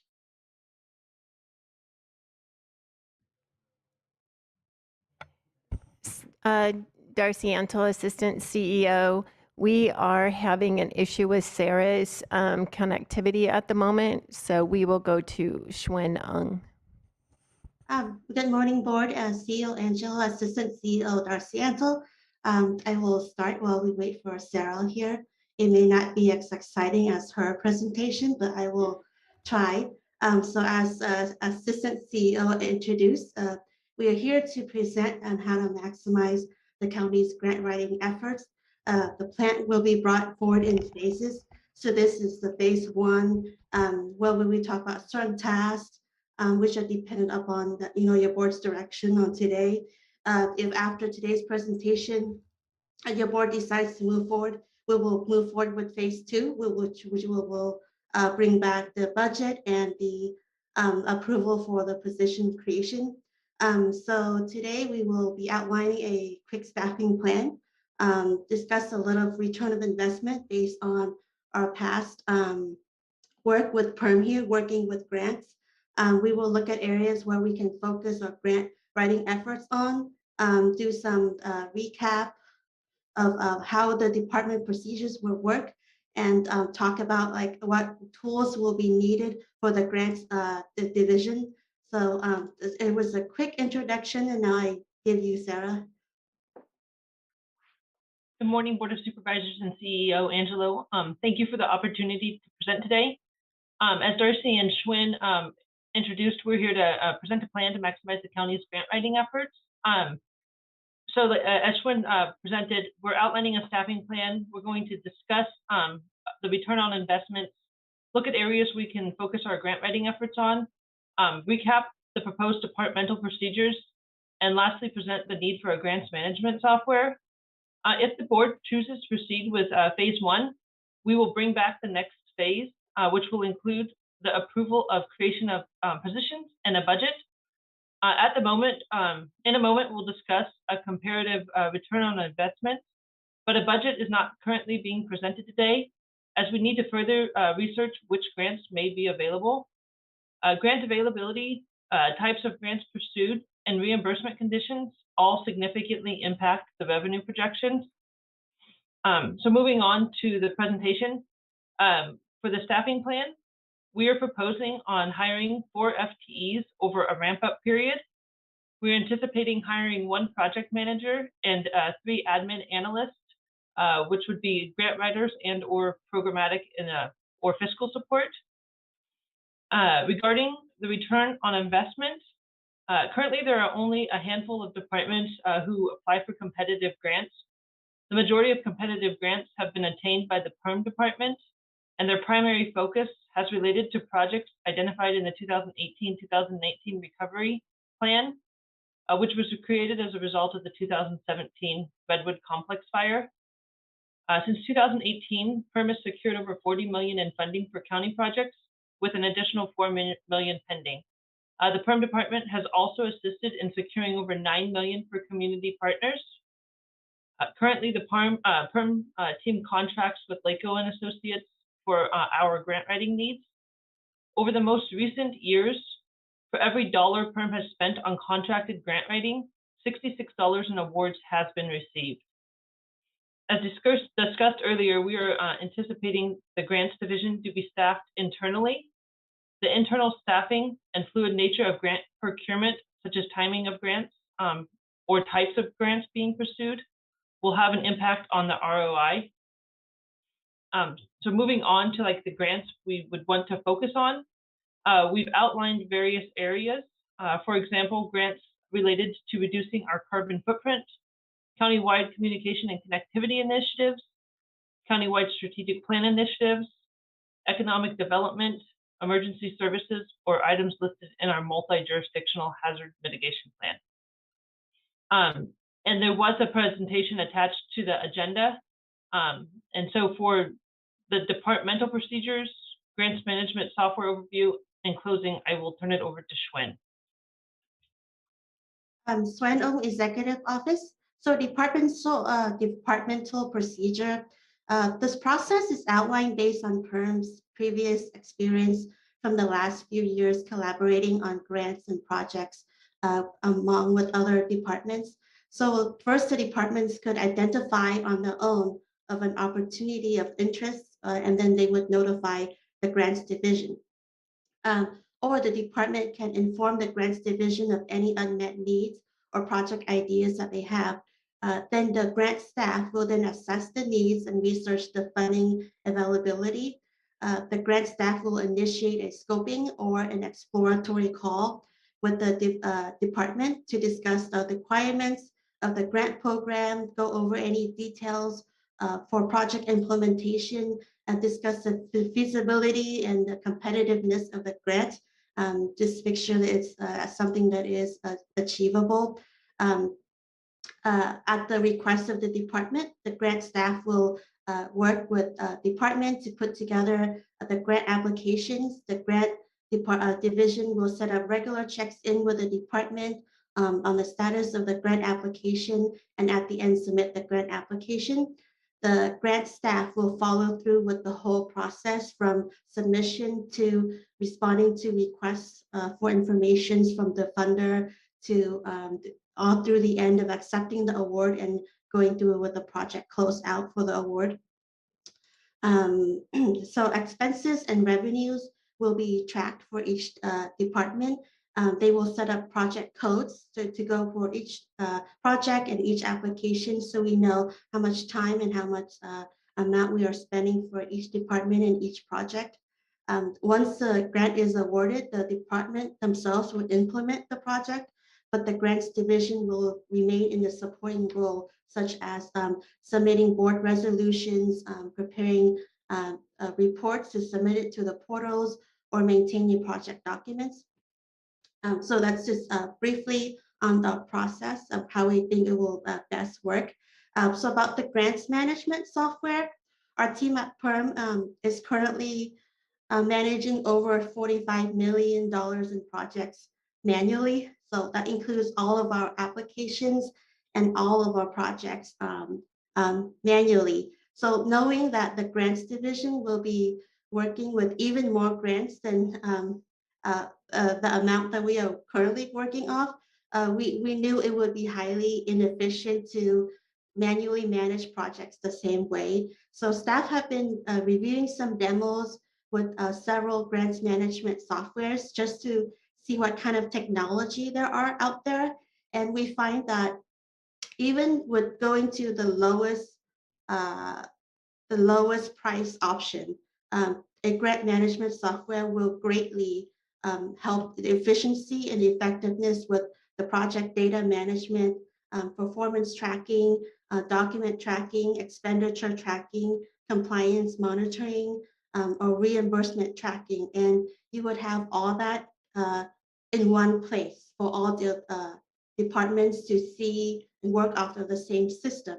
So we find that this system, whatever company that we go with, could create a standardized method of tracking and information sharing among departments. So staff from each department with a user account could work on the same project and see what other departments are submitting or have submitted, and they will greatly avoid like any duplication of benefits.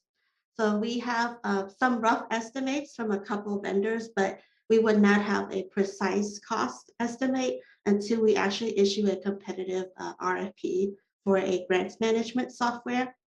But overall, staff strongly believes that a grants software is key to improve the efficiency and effectiveness of this grants division.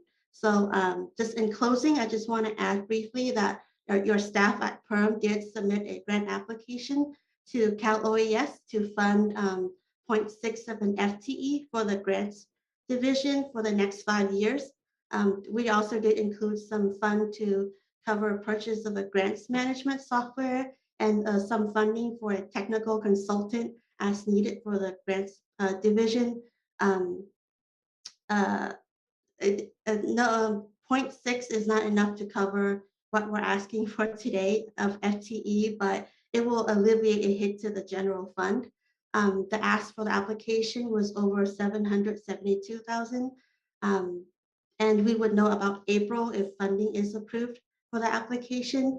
Again, in closing, this is informational session of what staff feels is best to maximize the grants funding efforts.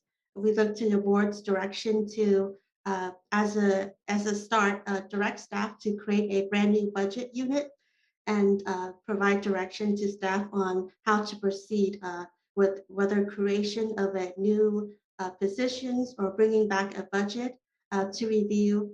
But I will turn over to Assistant CEO for any further comments.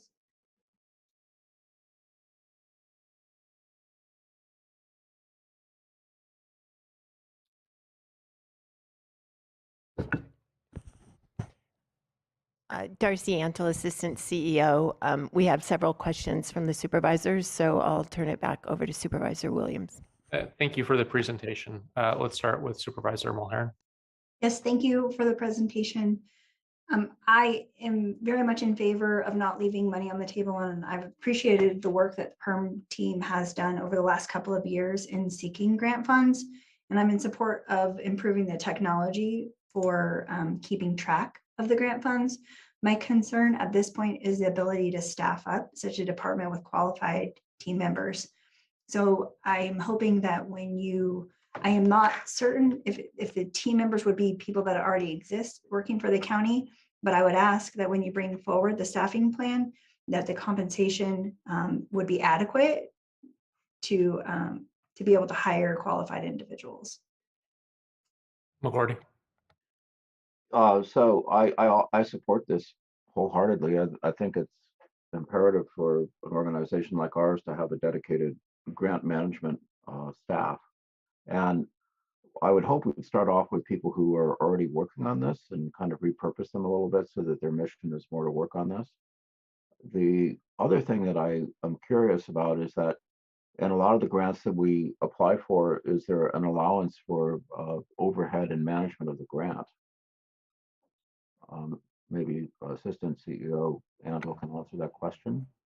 Swinong, I will jump in, and Assistant CEO may add some more. It depends on the grant, and PERM has been working primarily with, say, HMGP, CAL FIRE, like more emergency or disaster-related grants. So we can't speak to other grants that are out there with other topics. But for example, CAL FIRE does allow for 11 or 12% indirect cost. Some other grant does allow up to a certain percent. Some grants will cover pre-award cost. HMGP is a grant that typically covers for the cost to put together the grant application, but only if the application is funded. So it's really hard to say, not knowing what grant we'll be applying for. It depends on the department's needs and what we'll be working with. But some grants do allow for indirect cost. Assistant CEO. Darcy Antle, Assistant CEO. Ms. Ung said that very well. Okay, Supervisor Haschak. Yes, thank you. I think one of the questions is going to be about how do we support, like with the water agency and the different water districts that we have in the county that might not have the capacity to write their own grants. So would this be providing that capacity for these small water districts or fire departments or fire-wise councils, those kind of situations that we have so many of them in our county?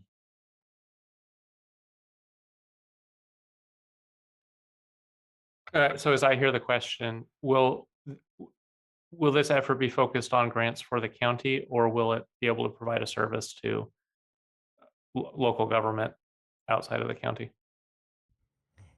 Darcy Antle, Assistant CEO. Through the chair to Supervisor Haschak, there are several agencies and type things that you mentioned. We currently do work closely with RCD, the Fire Safe Councils, those things. A lot of those grants we as a county apply for, and then we work with those agencies to be the one managing the grants and putting out the projects into the community. So clearly, most of this would be under the direction of this board. And if this board wanted us to perform in such a way that is certainly something we can do, I would look to Ms. Ung for any other comments. As Assistant CEO has mentioned, we have worked with other community partners. For example, we have worked with the city of Fort Bragg.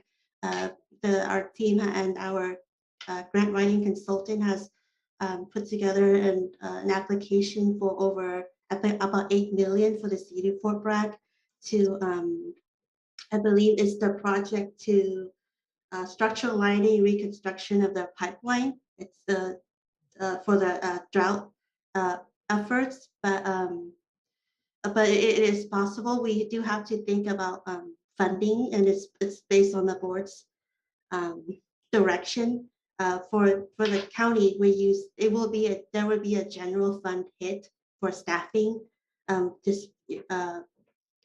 if you would like to work with other outside agencies, such as we have done with the city of Fort Bragg, our county will absorb that cost. For example, the county had absorbed $25,000 putting together that application to help them get $8 million. Okay, thank you. Supervisor McGordy. So another question, there are some departments already that are quite active in grant writing, and they manage grants all the time, and many of them do a great job. Some of them do a so-so job.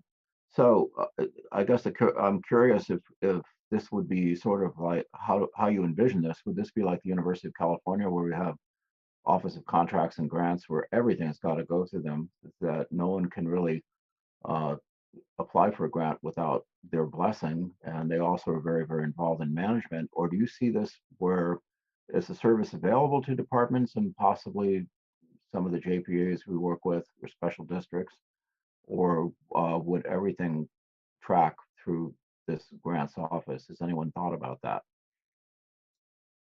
Swenon, I can start, and Sarah and the assistant CEO Darcy can jump in. So the details have not been worked on yet, but the initial thought is if a department has their own grant staff or have been doing a good job and very efficient and effective in what they do, they don't need to use the grants division.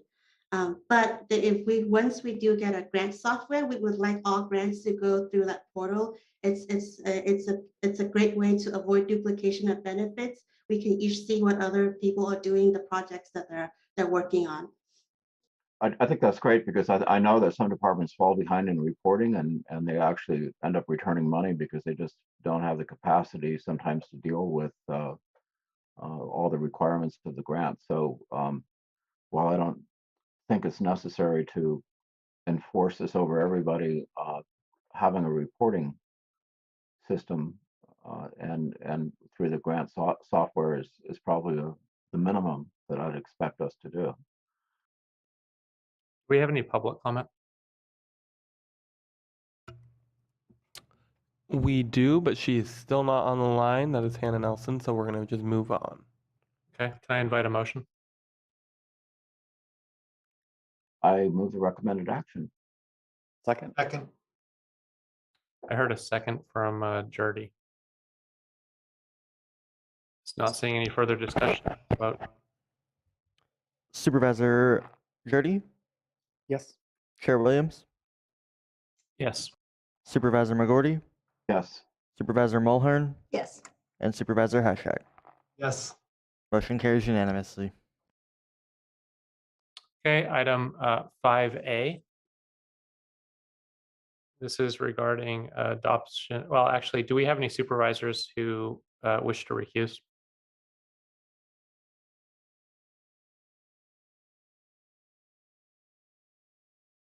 No, you're thinking about another item. It's not 5A. Okay, thank you for that. So 5A, and it'll be introduced by Supervisor Haschek and Solid Waste. Well, we're bringing this forward, and I really want to thank Howard DeShield and the Department of Transportation for helping to work on this. Really what the deal is that Caltrans, through their Clean California program, wanted to offer free dump days throughout Mendocino County at 6 different locations, and they're throughout the county. But what the sticking point was that with the contracts and everything, they needed to have the money fronted to them, and then they will pay us back as soon as the dump days happen. and those expenses are generated. So the idea is we need $200,000, and then we fully expect to be reimbursed by Caltrans for these free dump days. And we're hearing more and more complaints about the amount of trash in our county, and this would help to alleviate some of that. So I appreciate what Howard and the team did at Department of Transportation and Caltrans for helping to get this going.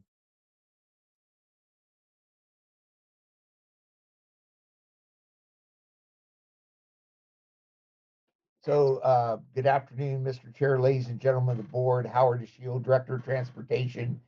You know, I think Supervisor Hashcheck has stated it really well. Caltrans wanted to have a relationship with a government agency, so the county will have to front the money that the transfer stations will charge for the disposal, but I believe he's correct. It will be fully reimbursable as long as we stay within the guidelines of the Clean California program and the dump days. I'm also hoping, and I don't see her yet, that Amber Facette will be admitted to the meeting. If you have questions, we would be prepared to answer them. Thank you. Do we have any public comment? No, we do not. Supervisor McGordy. So this is a real hot topic here on Old River Road, where we've had a plague of dumpings and a lot of frustration, because while there's people willing to pick it up in the neighborhood, and we're talking about a lot of trash, we're probably talking, somewhere in the neighborhood of up to 10 cubic yards. The tipping fees aren't covered. Would this be an opportunity to get our tipping fees reimbursed? Yes, Supervisor McGordy, through the chair, Howard DeShield again. This program is set up to where if members of the community, not businesses, but residential waste comes in, bulky items on these free dump days, Caltrans is basically paying the tipping fee. That is correct. So that's wonderful, and I know that there'll be a lot of support for it among my constituents, and long term we have Mendocino Recycle, I guess in the past, has picked up some of the tipping fees as well. So what's kind of the status of Mendocino Recycle and the county, and where do we stand with the ability to have capacity for these kinds of cleanups, where they're basically volunteer, like cleaning up roadside garbage and disposing of that, as well as the light stuff that pretty much is like bottles and cans, versus somebody leaving behind car parts and other really large objects.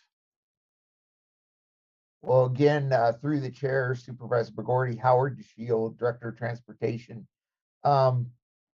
We are part of a JPA with the Mendocino Solid Waste Management Authority. Obviously, two of the board members here today also sit on that, and they could even answer your question more succinctly. But there is a portion, a fee that is charged on every ton of solid waste that comes out of Mendocino County. And that fee funds hazmat services and illegal dump cleanup services. So that continues to be the program.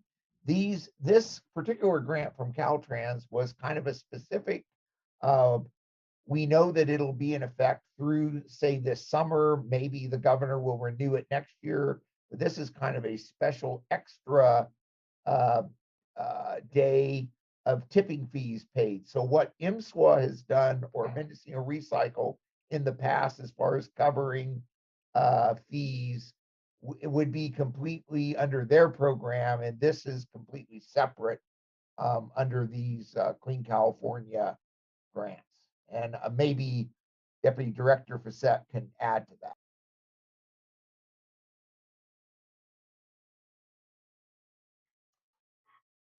Good morning, Amber Facette, Deputy Director of Transportation. I don't have a lot to add to that, except that, Mendoza Recycle has been in sort of a transition period and is currently looking for a permanent general manager. And the hope is that once that person is in place, they will be able to be more efficient with the programs, hopefully look for some grants to help cover expenses and get back into a period of stability and consistency with services. Because my understanding is they're still providing those services, but are extremely backlogged due to staffing shortages, funding issues related to COVID, and a variety of issues. Supervisor Mulhern. Thank you. I'm very happy that we're going to be able to have this day. Mattresses and electronics are already free to take to the transfer station, should be all transfer stations, which maybe the public doesn't know about.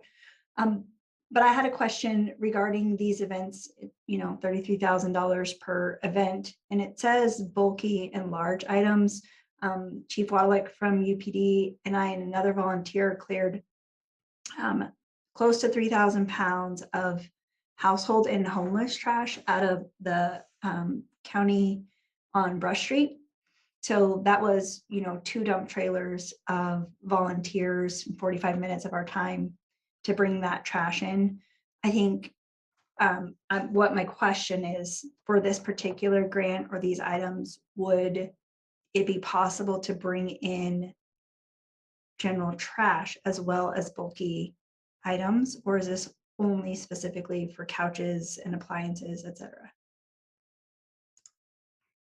These are specifically for bulky items. Caltrans has said that if somebody showed up with some bulky items and had some amount of trash with it, they probably wouldn't turn them away.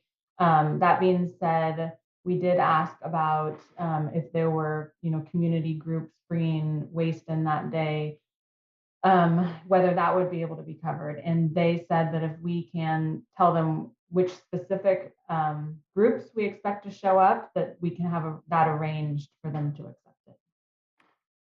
Supervisor Haschak. Again, I just wanted to read off the list of the transfer stations where this would be happening according to Caltrans. It would be Covelo, Wallala, Laytonville, Willits, Casper, and Ukiah. So they want to do one of these free days in each of these places, and they would get the publicity out well in advance of the event.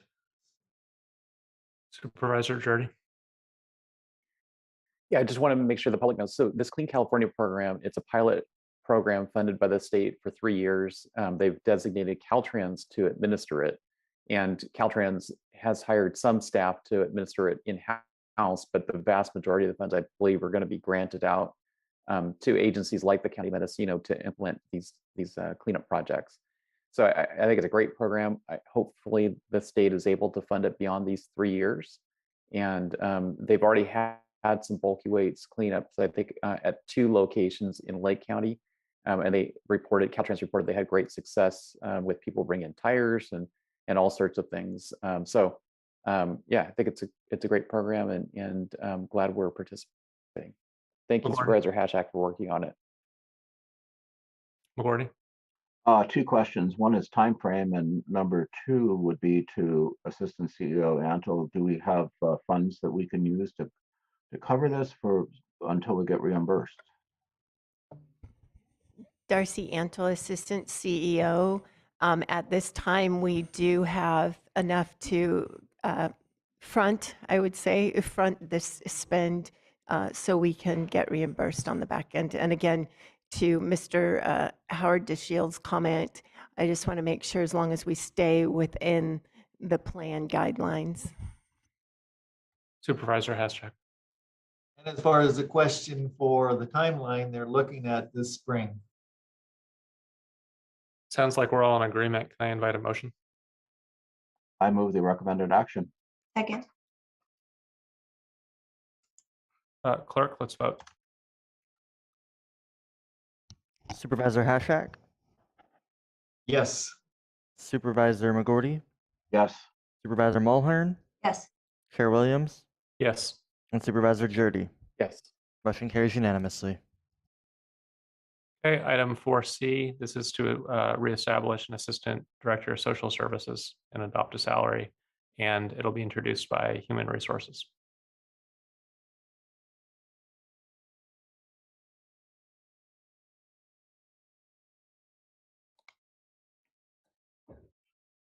Good morning, Chair Williams, members of the board, CEO Angelo. This is William Schertz, Human Resources Manager, and here to present this item. The classification of Assistant Social Services Director was used by the Social Services Department prior to the establishment of the Health and Human Services Agency. It has been inactive since 2006. With the reestablishment of social services as a standalone department, the Director of Social Services requested to utilize the Assistant Director of Social Services position. Due to its inactive status, it has not been part of any salary adjustments or cost of living adjustments. Therefore, Human Resources recommends the board approve the proposed pay range that reestablishes the Assistant Director of Social Services at $127,504 to $155,001.60 annually. And in accordance with the resolution number 18-150, this classification should be reestablished as at will and unrepresented by the bargaining unit. So the recommended action is to adopt this resolution authorizing the reestablishment of Assistant Director Social Services and adopt that salary that I just mentioned, and amend the position allocation table for budget unit 5010 and to add 1 FTE of Assistant Director Social Services and delete 1 FTE Assistant Health and Human Services Agency Director. Please let me, that's all I have. Please let me know if you have any questions. Thank you. Supervisor Jordy. Yeah, William, just to, I mean, I'm not questioning the change. I think it makes sense. I'm just curious about the way these items get posted on the agenda. So in this case, what's posted in the agenda title is the salary, not the total compensation. You know, in very rough numbers, but it's pretty accurate. For every $1 in salary in the County of Mendocino for non-public safety employees, it's about 70 cents in benefits. For public safety, it's more. And so, you know, instead of being 127 to 155, which is the salary, it would probably equate to about 215 to 263 in total compensation. I'm just noting because on the same agenda, we've got a different agenda item, which is listing the total compensation in the agenda summary, which is a higher figure than the salary. So I'm just wondering about the inconsistency, the way these things are getting posted on the agenda, and if there's a reason why they're not agendized with the same format. I can only speak to basically what we have been doing from Human Resources. We have been including just the salary and not including the cost of benefits in the agenda title. I have noticed that there have been some that have been posted with the total compensation, and we would be happy to go either way, whatever the executive office or the board would like us to present these in the future. Executive office. Chair Williams, I fully support salary and benefits being listed because that is the total dollar amount. And there has been inconsistencies. I agree with Supervisor Jordy.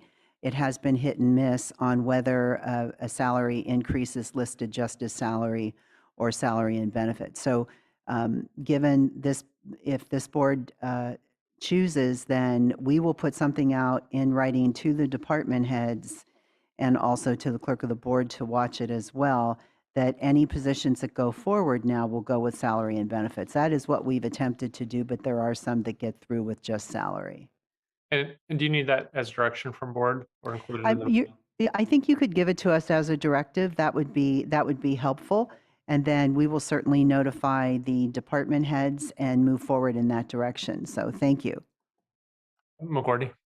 Yeah, I think that's a little bit more honest when we look at kind of the cost of the position, if people are wondering. Plus, I think Supervisor Dirty and I have had discussions about it's not just your salary that you're getting. A lot of people look at the salary, but you're also looking at a benefits package, which is quite generous in terms of retirement and health and other perks. So I think it's worth putting that in.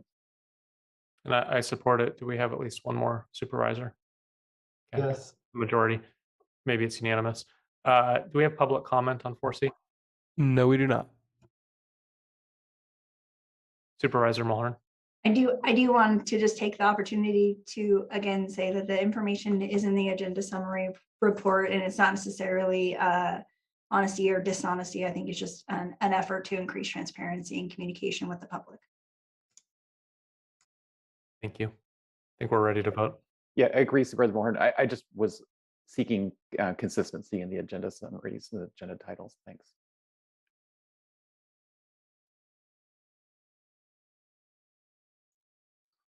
Do you need a motion?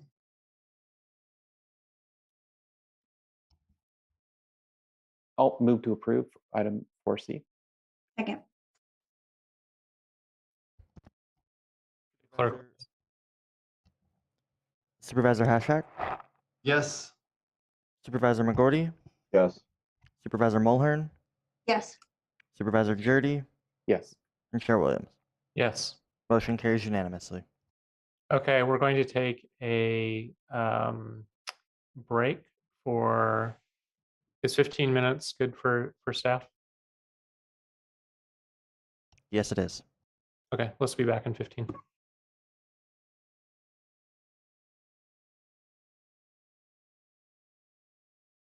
We need to do this for each other. And we can do this together. We can do this! हम सब कर सकते हैं. Ya bet me ya. Podemos hacerlo por todos nosotros. A gente pode fazer isso. Yun robrom knia. Wamanye mape. Aba, kayang-kaya natin to. Wir können das schaffen. नमस्ते, આપણે કરી શકીએ છીએ. Ehikino kako. हामी यो गर्न सक्छौं. Ja, yeah, all day.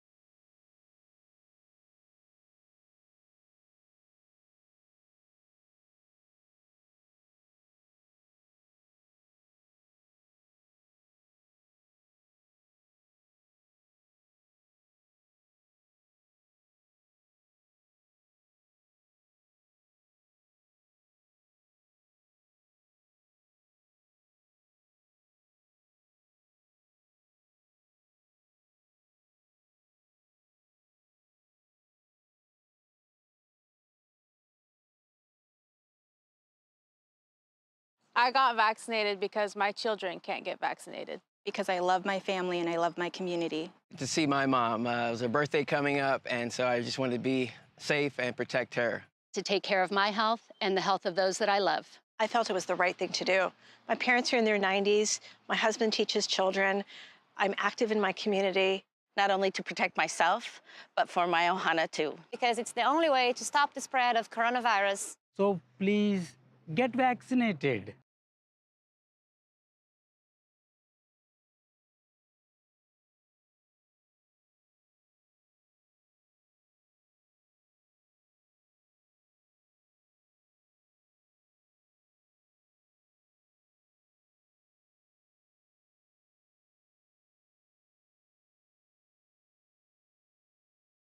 We are in the race of our lives.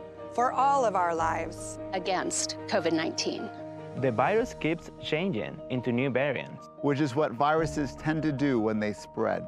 Some variants are more contagious, while others cause more disease and death. If we do not stop the spread of COVID-19 soon, some variants may develop that we do not have antiviral therapies for. Some could make our vaccines less effective or not effective at all. This would set us back to where we were last year. when we were worried that our hospitals would be overwhelmed, when schools closed and children had to shelter in place, and when we could not see friends and family for fear of spreading COVID-19. So it's so important that we take all necessary precautions to protect everyone, especially the most vulnerable among us. We need to vaccinate as many people as quickly as possible to save as many lives as we can. Together, we can win this race.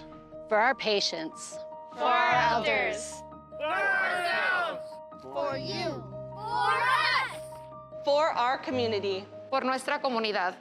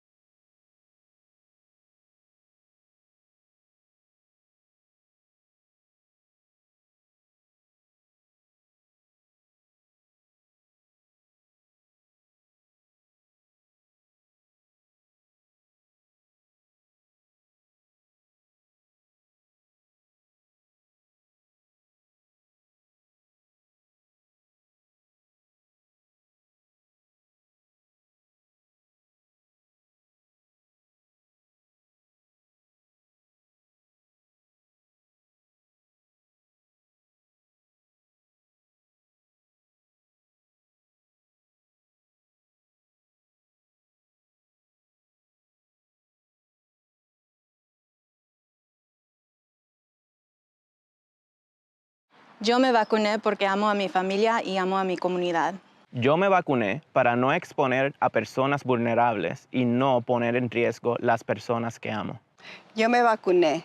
Mi vida es importante, mi salud es importante. La salud de mi hijo, de mi familia, de la comunidad y la humanidad es importante. Vacúnense.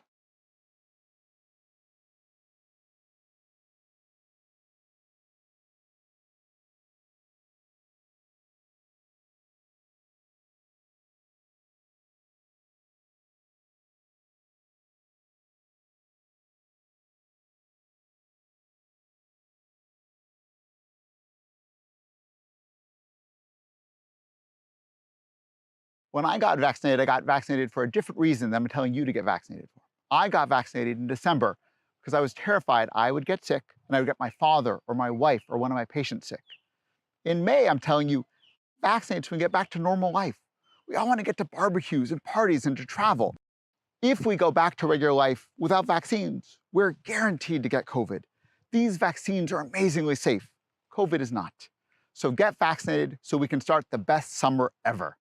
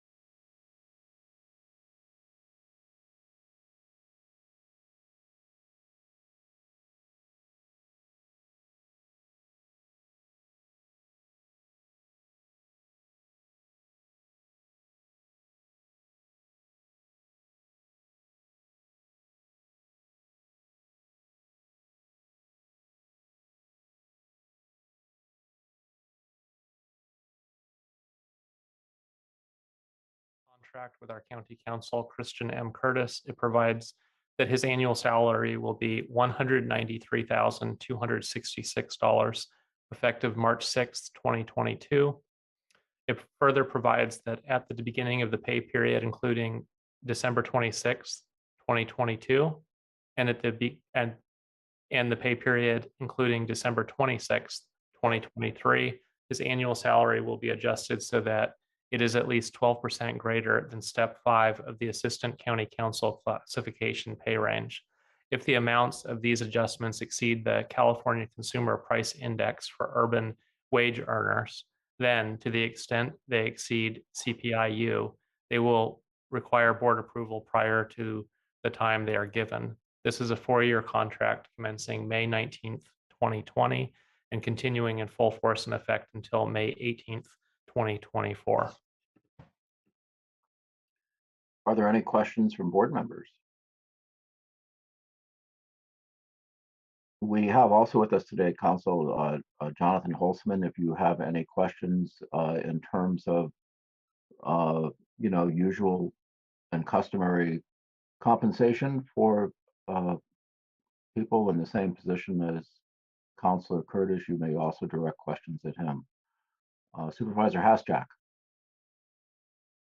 Well, just a comment is I understand that this is within the range of comparable salaries for other county councils. That's my understanding as well. Counselor Holzman, would you care to weigh in? You're on mute. My apologies.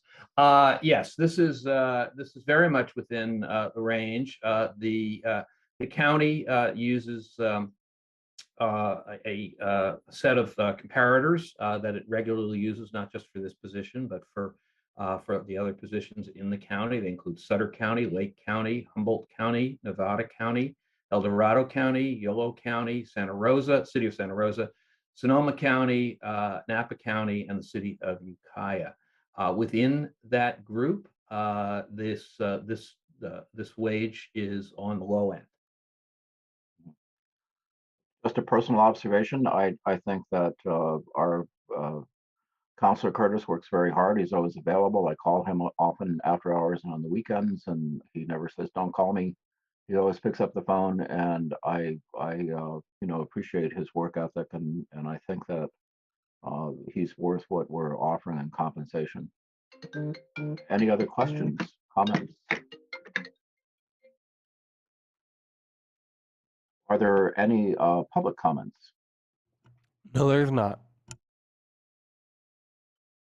Okay, would anyone care to make a motion?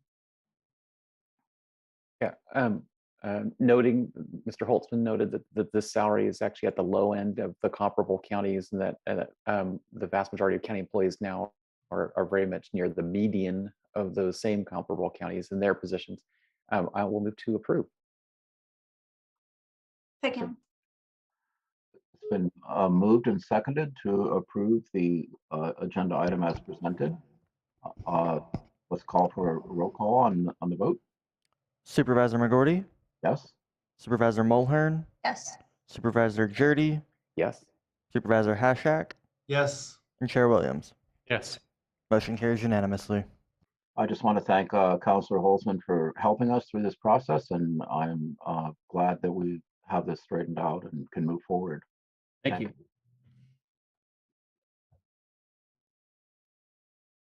Okay, so I'm also going to cover item 5B, which is a approval of employment agreement between the County of Mendocino and I think you're on to 5C. Oh, I'm sorry. So sorry. Discussion of possible action, approval of direction of staff to A, determine public interest in increased housing. 2, determine where they want it. 3, determine whether they will accept high density multifamily structures. And 4, propose general plan updates necessary to revitalize private industry development. Supervisor Williams. So I think no matter what we're discussing, housing usually comes into the mix, the lack of housing for the people who serve our communities. And the local government doesn't have control of most of the ingredients that go into housing. We don't control labor costs, the price of materials, the state building code. All of these have driven up the cost beyond what many can afford. The one variable the county does control is land use. I know we have some communities that want housing but may not want development. There may be some that want housing, will accept development, and may accept some changes. Maybe it won't be single family homes. Maybe it'll be higher density units. Maybe it'll be taller units. I think we should take some tangible steps to assess which communities actually want to see growth and what is the county's role in maximizing the potential of private industry investing in additional units. What we tend to see in the unincorporated, which was designed for resource extraction, not necessarily housing a whole lot of people, is one-off custom homes. And that's just not at a price point that's going to be able to create enough housing stock for people to serve our communities. Especially in the unincorporated, we see aging population. A lot of people came in around the same time, and they're hitting retirement now. We don't have another generation to come in behind them because we may not have the parcels available like we did back in the 70s. But we also have a much stricter building code. A lot of the houses that were built in the unincorporated could not be built today. Today, you'd be looking at more advanced septic system, more advanced sprinkler system, general building code in general, more complex and more expensive to comply with. We don't have control of that, but we do have control of the land use. And so this item is asking for some staff time to get recommendations from our planning staff, our planning director, on what the county can actually do. And in that, I would include potential investment of one-time infrastructure funds to build infrastructure, because where we have shared sewer and water and fire water and internet, we may be able to bring the cost per unit down. And with that, I'd like to ask for a comment from our planning director. Okay, so is Director Gonzalez in the meeting? Director Gonzalez, the floor is yours.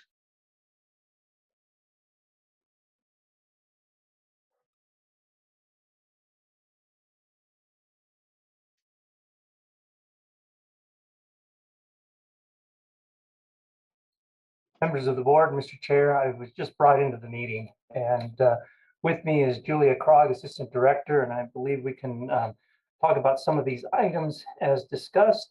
One of the things that I'd like to point out is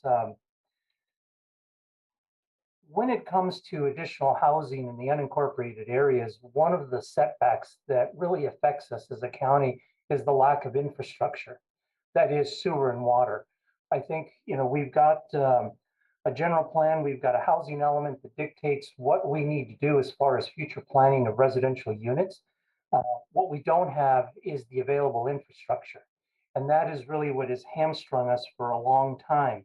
In fact, my discussions with HCD some 12 years ago centered around the lack of infrastructure also. And I think we're not the only county that's in this same situation.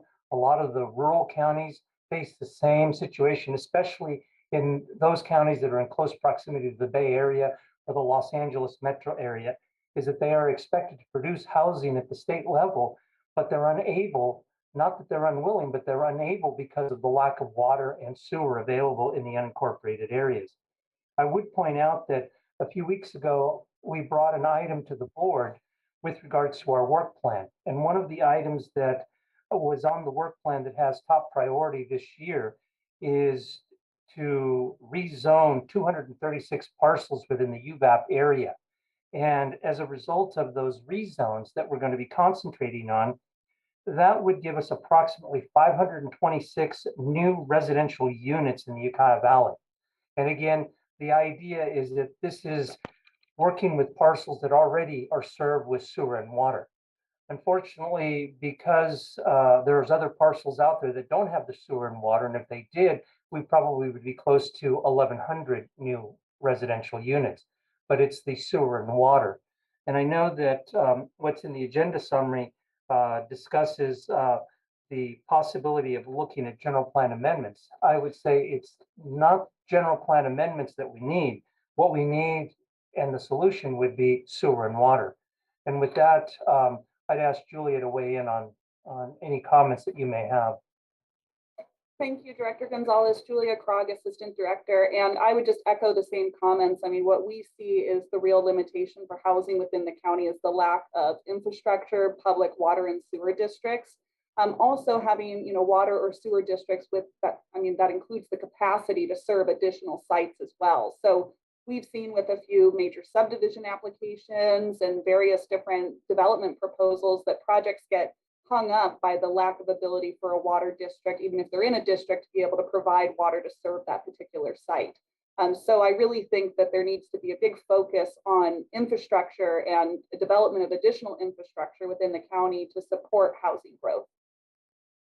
And I was going to say, the other thing that I would also add is that we are currently also amending our inland zoning code to address a lot of the housing laws that have gone into effect. So we're also looking at trying to remove a lot of the barriers that have been created by the old antiquated zoning ordinance. So that, along with the project to rezone a lot of these areas within the UVAP, are going to give us at least planning for these new units that could come online. Again, all we can do is plan. We can't build them. So it'll be up to the private sector to come forward. And once the lands are rezoned, to be able to come forward and work within the parameters of the zoning that's been established for the residential units. And with that, thank you very much. We'd be happy to answer any additional questions that the board may have. Supervisor Jordy. Yeah. So first, Nash and Julia, I appreciate your, I think you gave a good assessment of the current situation and the plan forward for the planning department.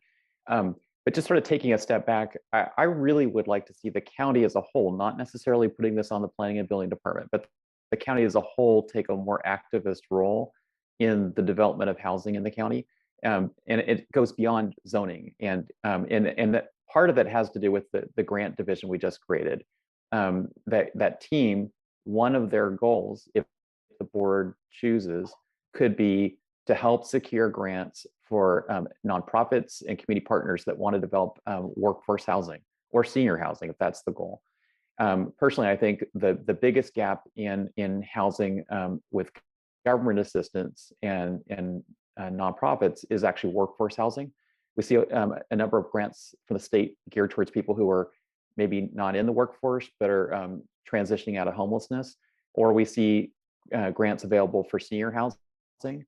And again, personally, my observation is the bigger gap is for people who are in the workforce. And so what I would like to see is the county work with community partners, nonprofits, and other county and other agencies in the county, cities, to do what we can to secure grants to help them purchase property and develop that property for people who are in the workforce. On the Mendocino Coast, the city of Fort Bragg is attempting to launch a nonprofit, much like they launched the several years ago, the Noyo Center for Science and Education, a nonprofit on the Mendocino Coast that would be what's called a housing land trust. And so it would be focused on acquiring land that would presumably have infrastructure provided to it. So, and the sale of those properties or the rental of those properties would be people who are within a band of income, most likely in the wage earners in the economy. So those are the kinds of things, and I appreciate what Supervisor Williams is pointing out is that the building code has added costs over the years here in California, always for good reasons. I mean, we want our buildings to be energy efficient. We want our buildings to be safe, fire safe as much as possible, whether it's the wildlife interface standards we want to put on the buildings so that they have a better chance of survival in a wildfire, or they have fire sprinklers. So if there's an internal fire that sets off, it protects the home. But there is a cost to that. In production housing, where you're building a subdivision at a time, and you've got honestly lower wage workers in that within the group of people building those homes, they can install fire sprinklers in a house, my understanding, according to the state, at about $4 to $5 a square foot. Here in Mendocino County, if you are on a well, or you're like me and you're in city limits in a neighborhood that has low water pressure, you have to have a water pressure tank pump that brings the water pressure up for the sprinklers to work as designed. All those costs being a one-off house and infill site, you're looking at, in my case, $11 a square foot, not the state average of $4 or $5 a square foot. So again, these things are all beneficial and they're good and they're important and needed, but they do add to the per square foot costs. And so just finally, I think if we could have a more activist role as a county government, and I'm not putting this all in the planning and building department, but countywide, looking at our partner sister agencies, our nonprofits in the county, I think there's enough community interest and support for this that we could see some real change in Mendocino County if everybody was to pitch in and work together. Thank you. Supervisor Hashtag. Oh, thank you, Chair. You know, I think that Supervisor Jurdy hit the nail on the head with a few of those comments about working together. And I think that Director Nash, Gonzalez, and Julia have been trying to work with the cities because that's where a lot of the development for housing is going to come from. So I guess, is there any update about what's going on with cities and their economic development and planning directors? I mean, I understood that there are supposed to be some meetings going on that might be beneficial. If I may, through the chair, current status is that we are currently working on our annual housing reports to HCD, which are due here very quickly. So all efforts have been focused on that. I have reached out to the City of Ukiah's planning director, and we're talking about a regional approach to housing. But again, we're going to continue to have those discussions as we move forward. So it looks like both the City of Ukiah and myself will take the lead on trying to put together more of a regional approach and get the other two cities, actually Point Arena, Fort Bragg, and Willits involved, the other three cities, excuse me, into the discussion so we can approach housing on a more regional basis.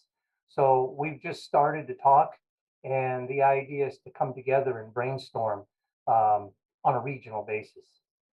Very good. I'll just add that MCOG also has expressed a desire to want to participate in those meetings. As you know, they do the regional housing needs assessment and then also work with the allocation to the various cities and county.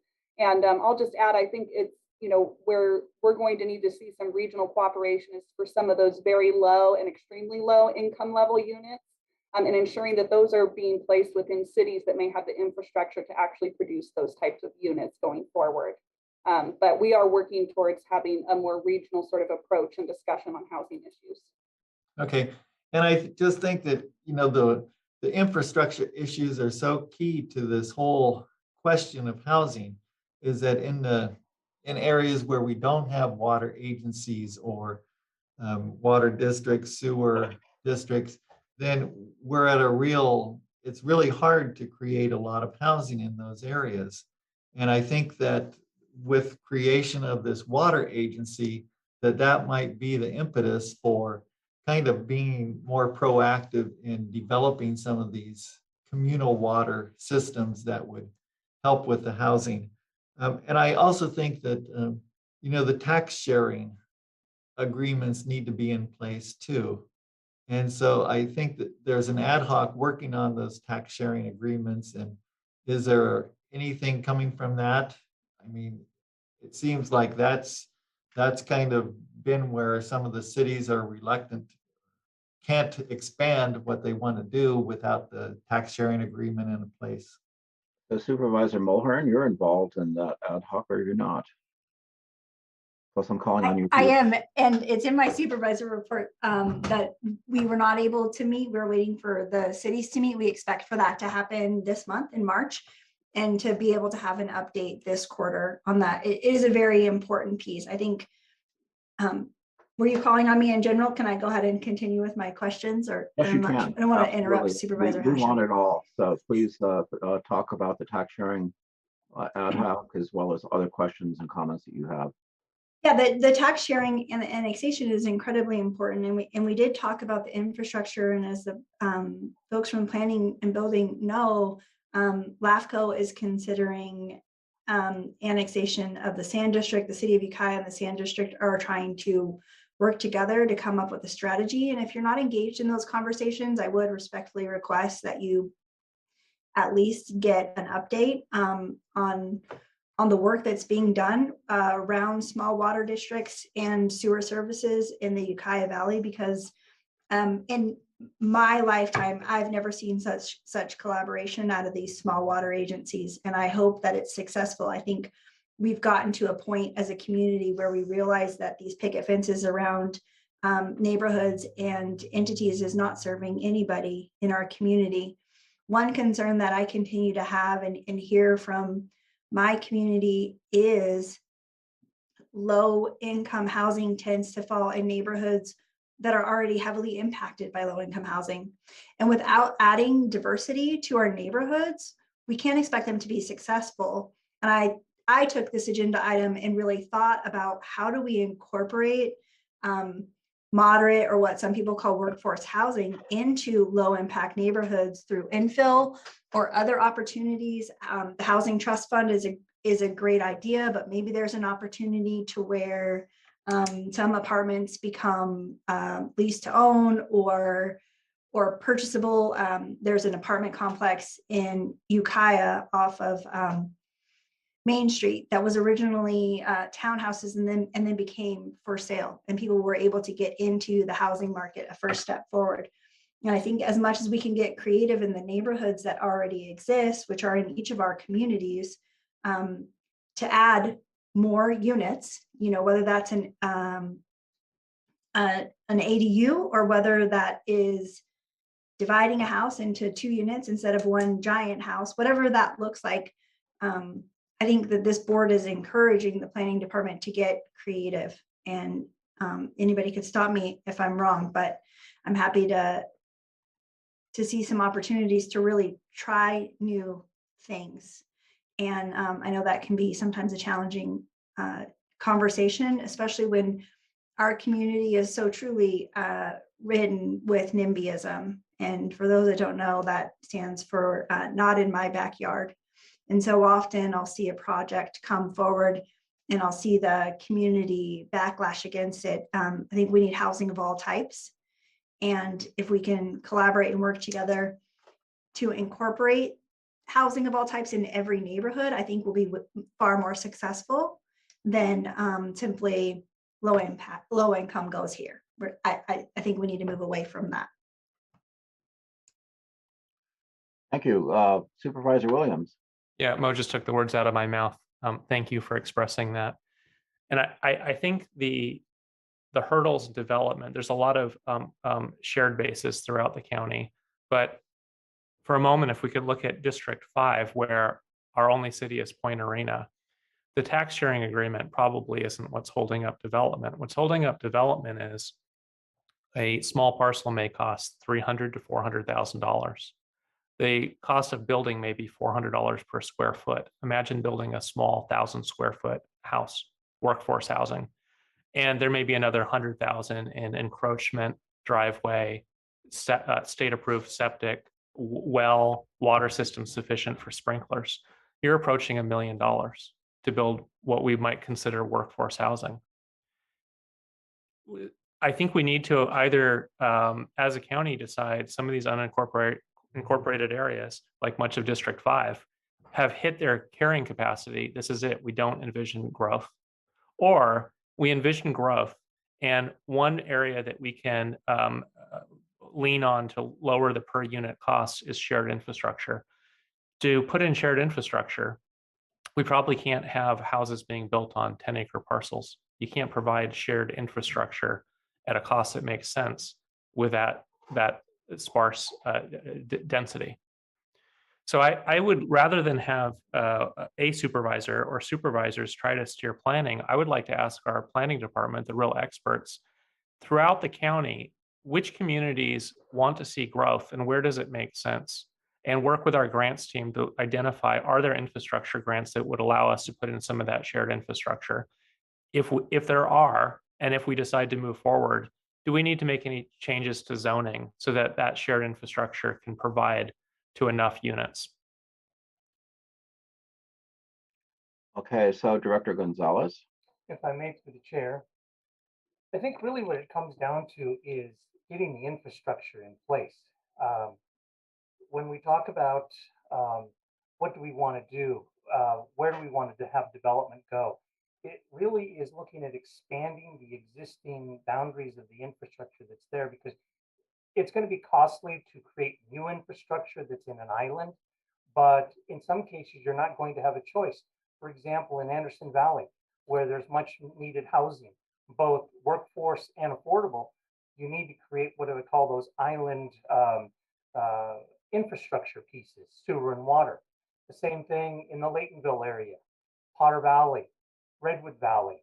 You need to have that infrastructure in before you can actually look at being innovative and creative, because a lot of the cities that do create what I call the innovative housing approaches, they've got the sewer and the water. What's really holding us back is the infrastructure. If we can go ahead and look at expansion of existing facilities and expand their boundaries, we can now go into some of those areas where the zoning is already there. It's the densities that are holding us back. So I'll give you an example. We may have land that is zoned suburban residential, but it's 40,000 square foot minimum lot size. That's because it has no sewer and water. If it gets sewer and water, the minimum densities or the densities now go to 6,000 square foot size lots. So that makes a huge difference without having to open up the general plan or the zoning. So there's a lot of that land already in place, but the densities can and will increase when the sewer and water is there. Once the sewer and water is there, we can then start looking at the variety of housing types to go in there and mix them up. And again, to Supervisor Mulhern's comment about mixing housing is, yes, we're seeing pockets, especially in the Brush Street Triangle, that are farm worker housing or low income housing. But these are entities that buy these large parcels and they're tied to federal requirements, and they're being reimbursed by the federal government to do the type of housing that they're doing. So we don't have any control as to putting workforce housing in there or market rate housing, because they're applying under a certain type of grant and they have to build out that type of housing. But I really believe once we have the sewer and the water, and again, it may result in tax sharing agreements with the various cities, but once we've got that in place, I think we can actually put a big dent in the housing issues that are out there, because it's really the densities that we're after, and we can't provide those densities unless we've got the infrastructure. I'm going to go to Supervisor Dirty in just a minute, but I want to weigh in on a couple key points. And the first one is to Supervisor Williams. This is exactly why we want to have a strategic plan, because this is an important part of our strategic plan, which is to work on housing on a countywide basis. I think that based on everything we're finding out about the county ability to install and manage infrastructure is not real robust. And it seems like we're better off expanding existing communities where we can, which why tax sharing agreements and sphere of influence studies become very, very important, because as Supervisor Mulhern and I know, serving on LAFCO, that's also a limiting factor, which right now the sphere of influence of Ukiah needs to be updated because it's quite old, and that's a key factor for things to move forward. The other thing I'd also ask you, Supervisor Williams, since you frequently ask this question, is how much and where's the money coming from? So as you think about this, how would you want to pay for it? And think about that. I'm going to go to Supervisor Dirty next. Well, along those lines, I think we all ought to be thinking about, are there opportunities in any of the meetings we sit in where we could be supporting housing? So for example, at yesterday's Mendocino Council of Government, which is the Transportation Planning Agency, our executive committee meeting yesterday, I brought up a concept where we have a little bit of funds for bicycle and pedestrian projects.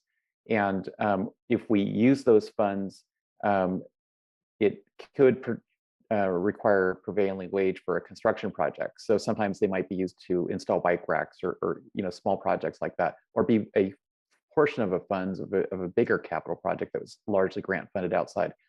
I threw out the concept, well, what if we were to ask the cities and the county how much they charge of building permits for installing sidewalks? That's a pedestrian project. And we just reimburse the cities and the county your building permit fees for inspecting sidewalks. And then we can just announce countywide for the next 2 years, next 3 years, you install a sidewalk in Mendocino County, Willits, Fort Bragg, Ukiah, anywhere in Mendocino County, you're not going to pay a building inspection fee. You're not going to pay an encroachment fee. We've already covered that, and we didn't trigger prevailing wage. Along those lines, maybe there will be some nonprofits that don't trigger prevailing wage that could help subsidize sidewalks. My point is, I think in every meeting we're in, because we do care and are concerned and interested in the subject, I think we ought to just keep bringing housing back into the discussion, because even in a transportation meeting, it kind of comes back to housing. So if we want to think of it that way. So I think there are other funds out there. There are other partners, nonprofit partners that could help us, that could facilitate housing. And just finally, I completely agree with Supervisor Mulhern about mixing up the housing mix. So not every house has to be a cookie cutter 3-bedroom, 2-bath, or 4-bedroom, 2-bath house. You can have. It's really about scale and design. And you can incorporate, what I built in Fort Bragg looks like a 3-bedroom, 2-bath house, but it's actually 2 1-bedroom houses. And no one can see it from the street. It blends in perfectly with the neighborhood. And if more people realize that they had that flexibility in the zoning, which they have in Fort Bragg zoning, I don't know if we have that flexibility in the county. I think we do, but I don't know it's really well known that we do. So I think if we could advertise to that and get people to think differently, and then finally get the banks to realize that it's bankable, that we'll see more diversity in the housing stock, and it will blend seamlessly with the neighborhoods, and it will enhance the neighborhoods. What I did here was, an aging house that was like a cabin basically was replaced with a nice house that is helping to pay for itself through the rent. And I created housing for another household at the same time. So it was a win-win, and I think more of this could be done countywide. Supervisor Williams. Yeah, responding to the funding, I would say the source of funds would be general fund. And I think this is a county obligation. This board passed a housing element that seems to place most new development in the unincorporated. And yet, could the 5 of us explain to the public where we expect that development to happen? Tax sharing along city boundaries, absolutely, that makes sense. Where there's infrastructure, expanding at the edges, total agreement. But is that the extent of our plan? Or are we envisioning more remote rural communities also growing? And I think we should make that decision and be honest with the public about where we see development going. I don't see $700,000 to $800,000 houses in the unincorporated making sense for workforce housing. And Supervisor McGordy, can you identify somewhere in the unincorporated, not along a city where there's an infrastructure, where you would see the county getting involved with a grant writing division to seek funds to deploy infrastructure? Is there a community that's willing, able, and is the county engaged as a partner? Yes, Talmadge. Perfect example. And so this item really is about that. Let's identify where we see infrastructure potentially being deployed. And then let's think about how our grants division can go after some funds. Yeah, so I think that's a good idea. How would you like to do this? Well, I would like, so the item, I'd like to replace 4 in the recommended action with identify prime locations for infrastructure deployment and collaborate with grant division on potential funding solutions. But the thrust of this item was we need to involve the public to identify which communities actually want development, not just housing, but are willing to accept development, and maybe a bit of re-envisioning. Maybe it won't be just single family homes. Maybe it'll be higher density. And ask our planning team, what changes could we make that would bring the cost per unit down? If they look at it and the answer is nothing, this is it, that works for me. At least we're honest about it. This is what we have to work with. Private industry will keep building at the current pace, and And frankly, it'll be for wealthy Bay Area retirees, not the people who live here who are seeking housing today. But at least we're honest about it, and we can be upfront about where we expect development to happen. Perhaps there are some grant opportunities that we can match with a willing community where we could put in infrastructure and rezone for higher density. We need I think you're absolutely right about that. And I think Redwood Valley has been an example. They put together a community action plan. And I think that it's a little frustrating because a lot of their ideas just simply won't work the way that things exist in the general plan. So we probably have to create kind of a village concept where we're able to rezone some of the unincorporated areas that would allow for installing infrastructure, much as the Anderson Valley Community Services District is doing. And then think about a community that would like to have a nice community where you can walk, that you don't need a car to do everything, and you're enclosed, you have recreation areas, and really a planned development that is a nice place to live. Not everybody wants to live on 5 acres, you know, and especially as people get older, the idea of having a walkable, safe community is something that's very attractive. So I'm sorry, I might have overtalked someone who had their hand up. Did I miss someone? I was taking my hand down. Okay, all right. So what would we like to do at this point? We should probably get public comment at some point. Okay. Is there any public comment on this item? No, there's not.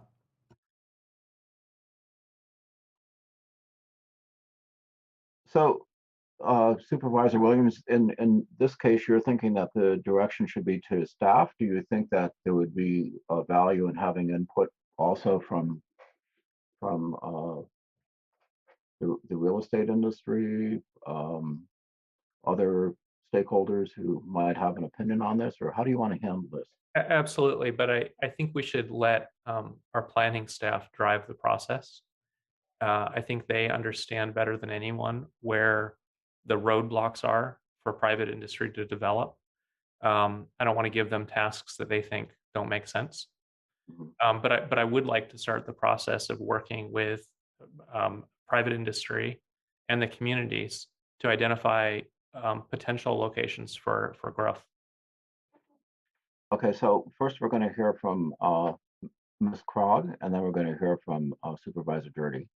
Thank you, Supervisor McGordy. I was just going to comment that, you know, we could come back from planning staff after we have a chance to kind of digest this item and look at what we have already slated inside our housing element action items, and come back either if that's on consent calendar or a regular agenda item to sort of present to the board an approach to this. And what I'm hearing is really kind of starting with a survey to understand where in the county folks want to see development and sort of at what intensity, what type of development they want to see in those communities. And you know, maybe with that also getting an idea of, you know, is there sort of NIMBYism, as Supervisor Mulherin put it, in those communities, such that maybe those are not the appropriate areas to look at for growth. So I just wanted to put that out there, that we would be happy to come back with an agenda item to the board to sort of present an approach to this. Thank you. Supervisor Dirty. I believe this is a really good direction for the planning department. However, I think at the same time, we should be asking ourselves when we attend board meetings at other boards, and what can those other sister agencies and nonprofits do on the housing front? So for example, our partners in the business community, the West Business Development Center, what could they do? And I know that they're interested in this. What could they do to outreach to people in the construction trades to find out, is there something that could be done to assist them? And we also have the North Bay Workforce Development Board. What could be done to assist with moving new people into the construction trades? Many people, especially roofers, they might age out at 55 or so and say, you know, I'm not going to keep climbing up roofs at some point. And they need another generation of people to enter the construction trades. And so my point simply is, I think this direction is very good, but I think we ought to be looking at all other avenues to see what could be done to create more types of housing, more diversity of housing. And I think it goes beyond the planning department. Supervisor Williams. I agree with all of that. And I'd like to add potential funding source. There's an item in the queue that's probably 5 or 6 weeks out, sponsored by me, but it'll ask us to look at taxing all homes fairly throughout the county. Some estimates have us as high as 1 out of 4 houses not currently on the tax rolls. Yikes. There's a lot of potential revenue that we're not collecting that some of it could be funneled towards infrastructure development. Well, I think this discussion is really excellent. It also shows us that we do have to do some planning, and it's an important item in our strategic plan. I think this is an excellent start. It sounds like Planning Building Services has the capacity to deal with it, and they're willing to do it. They're already working on it. So at this point, I guess I would entertain a motion to move forward the proposed action. Supervisor Williams? I would move the recommended action augmented with 5, identify prime locations for infrastructure deployment and collaborate with grant division on potential funding solutions.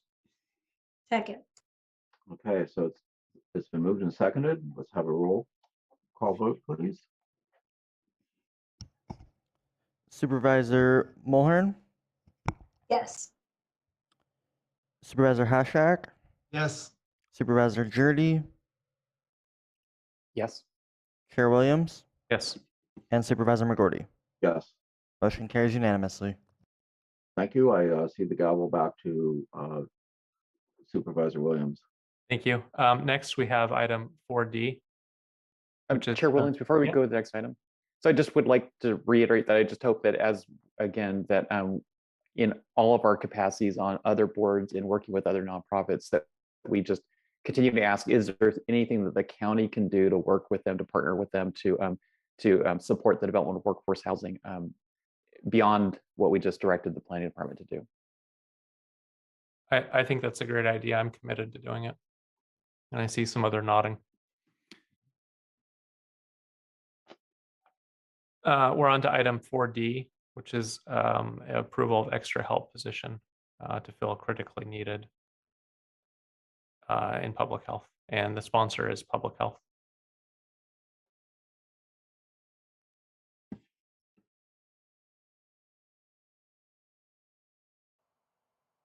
Good morning, board members. This is pretty self-explanatory. We are continuing to advertise, interview, hire, recruit, do everything we can to rebuild the public health fiscal department, which has been ravaged. And in the meantime, in order to prepare budgets for 22-23, we've asked the now retired person to come back. There's no other strategy involved than just getting budgets in on time. Are there any questions? Supervisor Haschek? No question. I just approve this, and I would make the motion after public comment. You can make the motion now if you'd like. Is there a second? Second it, but Okay, motion on the floor. Comment from Supervisor Jurdy. Yeah, as a general rule, this is a law that's in place that requires the Board of Supervisors in open session to allow for a retired employee to come back within 6 months of retirement as an extra help employee. And so as a general rule, I've not been a fan of just bringing the person back. And we've seen in a couple departments where people were brought back the day they retired. And that's not the case here. The department, this particular work unit, as I understand it, is only 4 people, but they're really only staffed. They're down to 2, and they're critical positions. And this wasn't the plan for the person to come back as soon as they retired. They just haven't yet been able to fill these 2 vacant positions. And so for those reasons, I would support it in this case. But I think it's important that departments, not play games where, everybody in the office knows, okay, you retire on this day, you're going to come back the next day as an extra help, and I don't think that's the case here. So that's why I support it. Gordy? So just as generally trying to understand this, and what percentage of positions are unfilled in your unit? In the public health unit, fiscal unit, Well, and over that as well as the entire department. so the entire department, there's about a 30% vacancy right now. In the fiscal unit, it's over 50%. We do have somebody starting a week from Monday, which will help a tiny bit, but it's a new person. Okay, so it's pretty difficult to get your mission done without any staff. It is, and it was just a bad confluence of people retiring, people leaving, people taking promotions, and no full-time public health director for a while here. So, Okay, thank you. Any public comment? No, there's not. Okay, there's a motion on the floor. Let's vote. Who was the second? I was.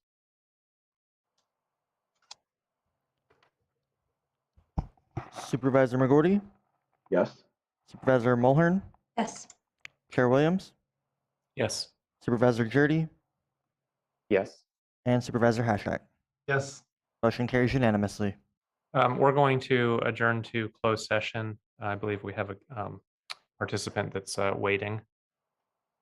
Chair Williams, if we could have a 5-minute break before closed session, please. Okay, so 12:14, we'll resume in closed session. Mr. Chair, if you would just recite the titles of not the full titles, but just the items on the agenda. Absolutely, I would. We have Government Code Section 54957.6, Conference with Labor Negotiator for employee organizations all. Conference with Legal Counsel, 7B, Conference with Legal Counsel, existing litigation, one case, Mendocino County Sheriff Matthew Kendall v. Mendocino County Board of Supervisors. 7C, real property negotiation, APN 002-08039 on 195 Low Gap Road.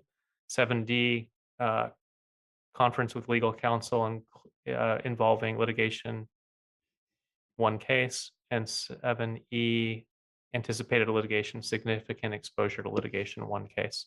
County Counsel, is that sufficient? Yes, Mr. Chair. Okay, then let's regroup at 12:15 in closed session.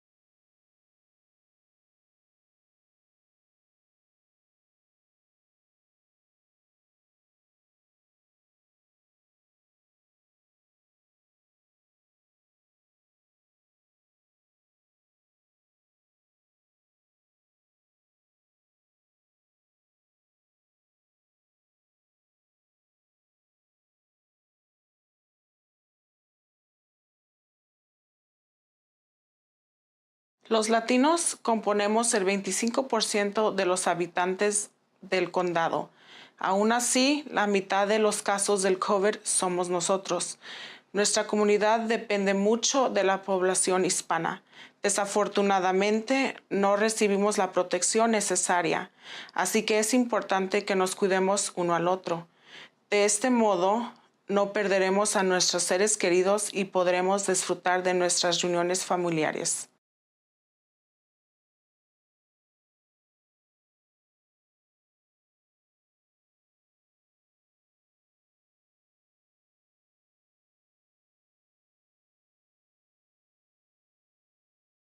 We are our ancestors' children, and we carry their intergenerational traumas attached to trusting the government and vaccinations.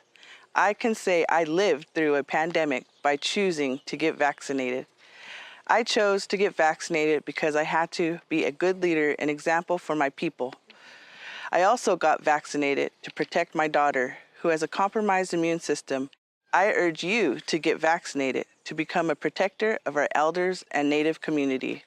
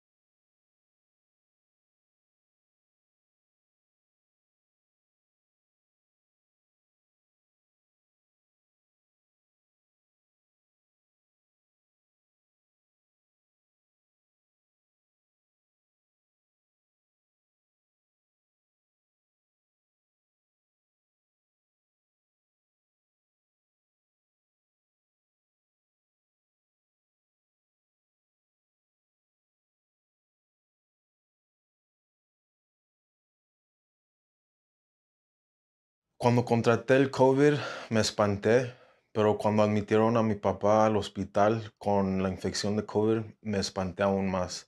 Por eso me vacuné, para protegerme a mí y a mi familia.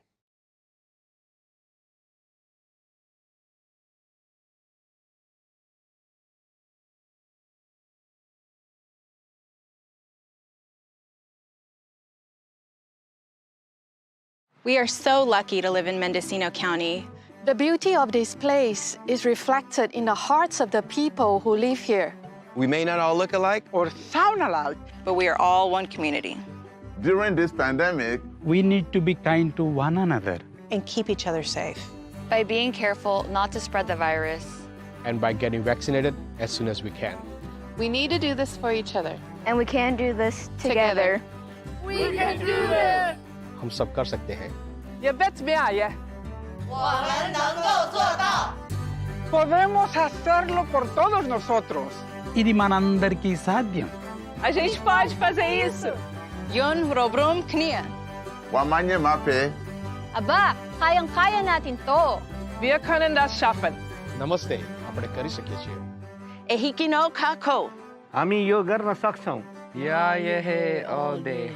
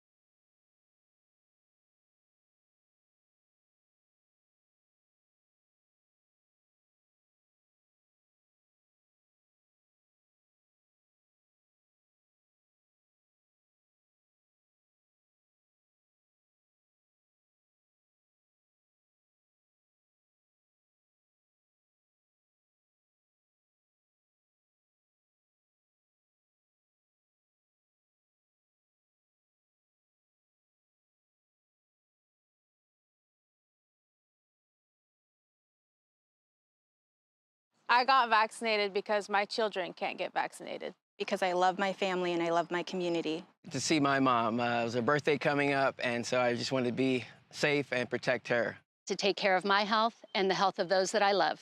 I felt it was the right thing to do. My parents are in their 90s. My husband teaches children. I'm active in my community. Not only to protect myself, but for my ohana too. Because it's the only way to stop the spread of coronavirus. So please get vaccinated.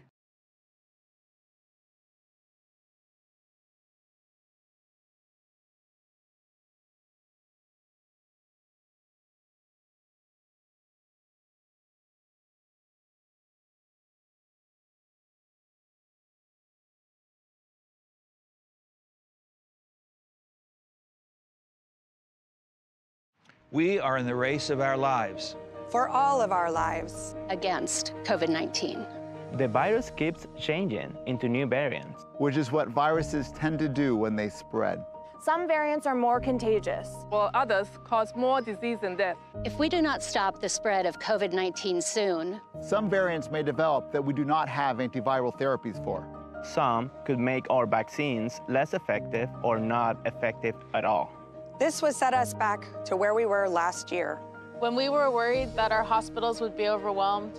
When schools closed and children had to shelter in place. And when we could not see friends and family for fear of spreading COVID-19. So it's so important that we take all necessary precautions to protect everyone. Especially the most vulnerable among us. We need to vaccinate as many people as quickly as possible. To save as many lives as we can. Together, we can win this race. For our patients. For our elders. For ourselves. For you. For us. For our community. Por nuestra comunidad.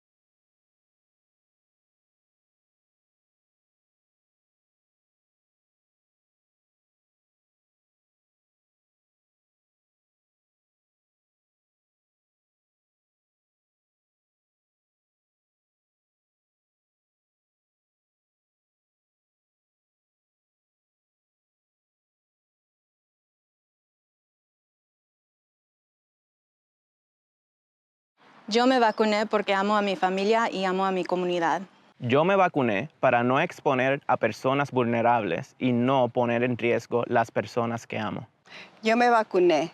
Mi vida es importante, mi salud es importante. La salud de mi hijo, de mi familia, de la comunidad y la humanidad es importante. Vacúnense.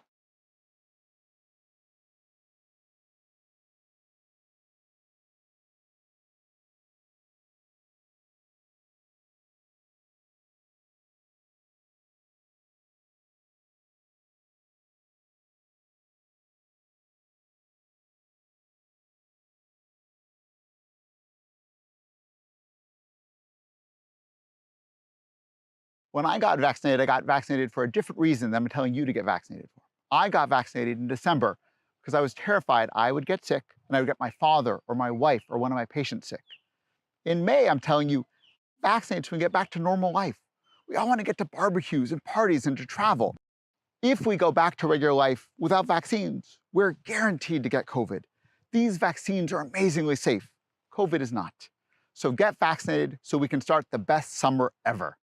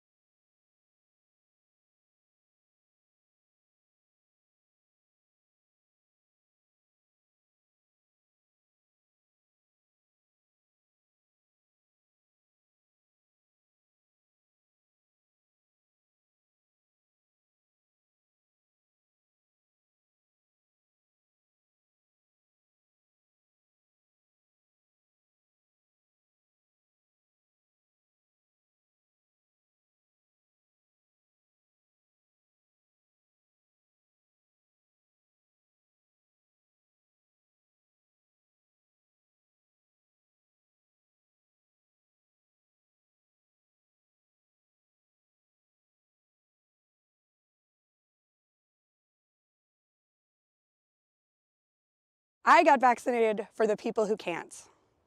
I got vaccinated because I want to be part of the solution. I love Mendocino County, and I want us to be able to live our lives again and build stronger communities. I got vaccinated because I believe in science. I want to protect my community, my patients, and my family. I want to do my part for others, for children who should be in school, for frontline workers who we so depend on, and for the millions of people worldwide who lost their lives to COVID this last year.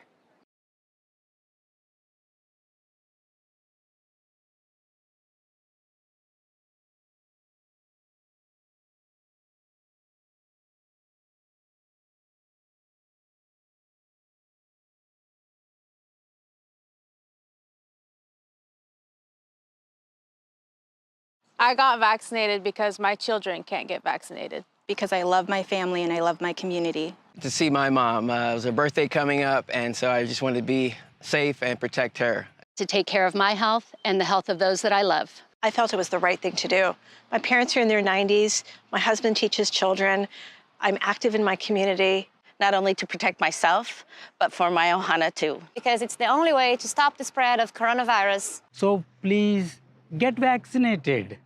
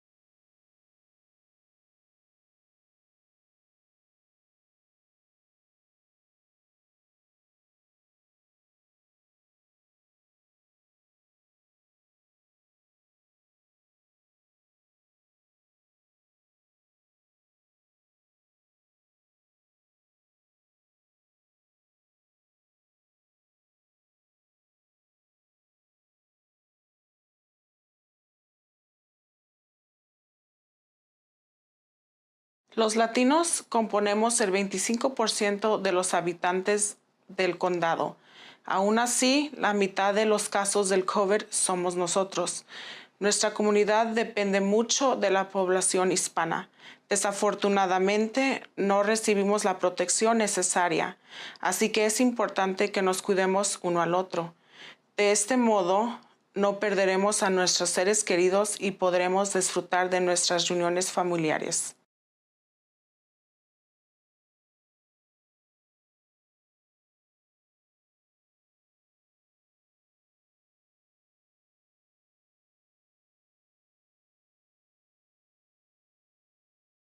We are our ancestors' children, and we carry their intergenerational traumas attached to trusting the government and vaccinations.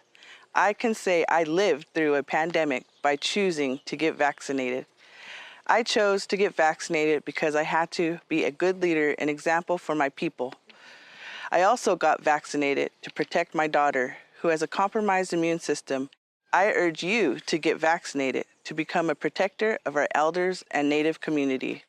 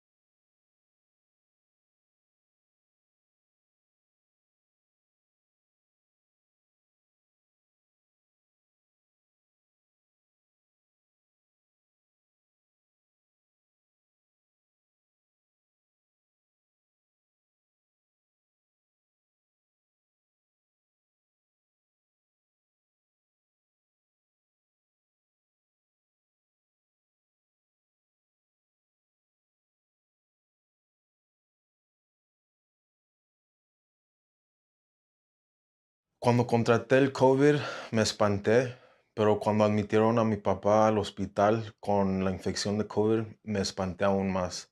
Por eso me vacuné, para protegerme a mí y a mi familia.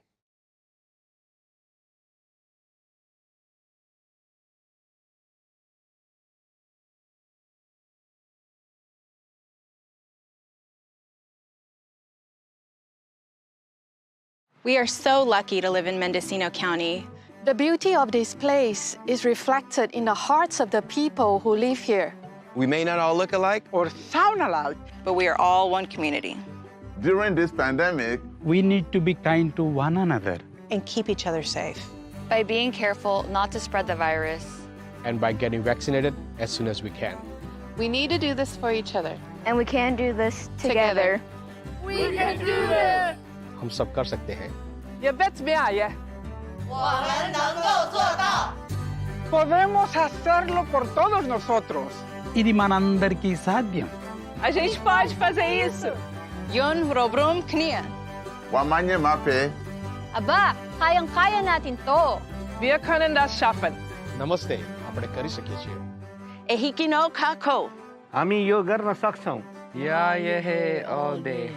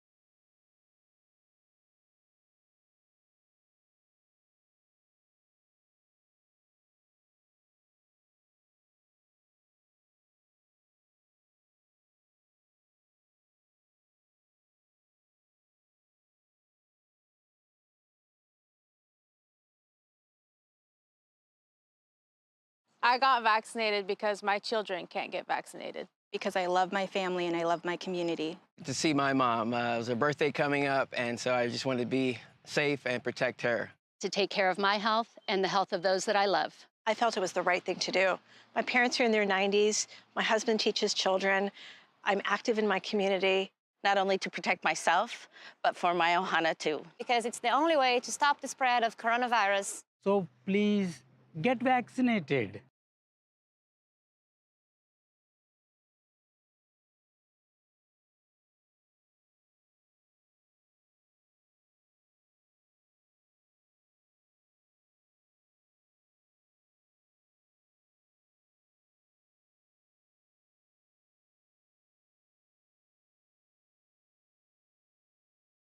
We are in the race of our lives.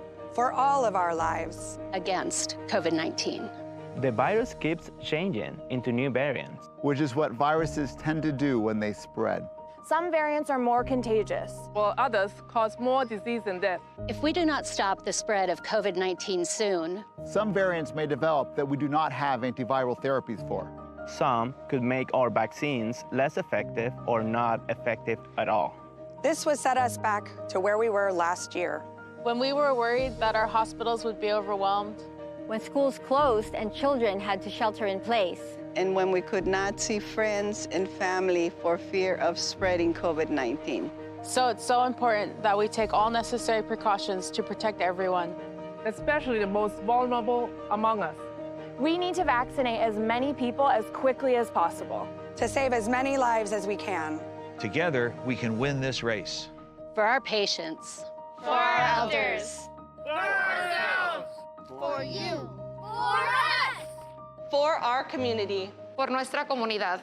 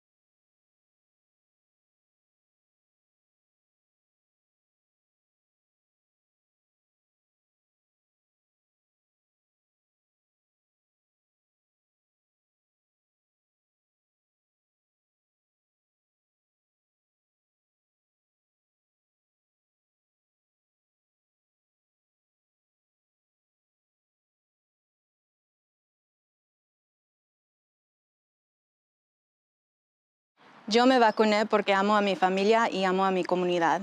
Yo me vacuné para no exponer a personas vulnerables y no poner en riesgo las personas que amo. Yo me vacuné. Mi vida es importante, mi salud es importante. La salud de mi hijo, de mi familia, de la comunidad y la humanidad es importante. Vacúnense.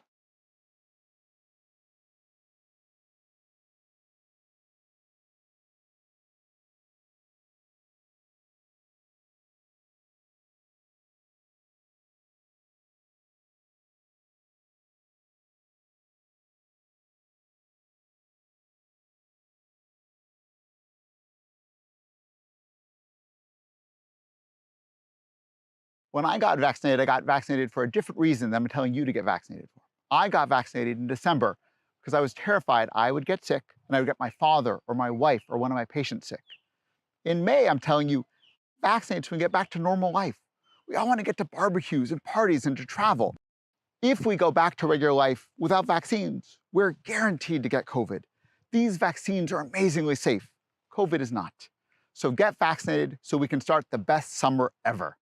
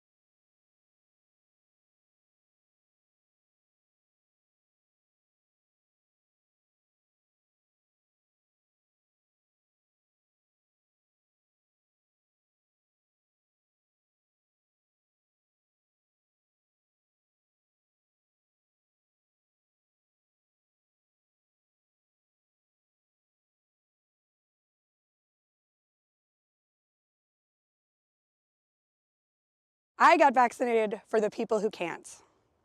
I got vaccinated because I want to be part of the solution. I love Mendocino County, and I want us to be able to live our lives again and build stronger communities. I got vaccinated because I believe in science. I want to protect my community, my patients, and my family. I want to do my part for others, for children who should be in school, for frontline workers who we so depend on, and for the millions of people worldwide who lost their lives to COVID this last year.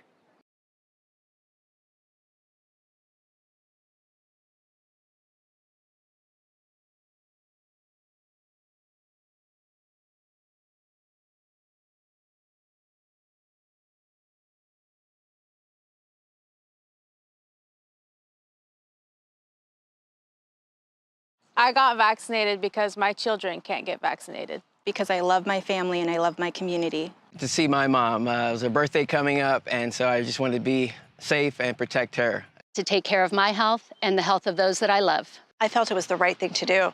My parents are in their 90s. My husband teaches children. I'm active in my community. Not only to protect myself, but for my ohana too. Because it's the only way to stop the spread of coronavirus. So please get vaccinated.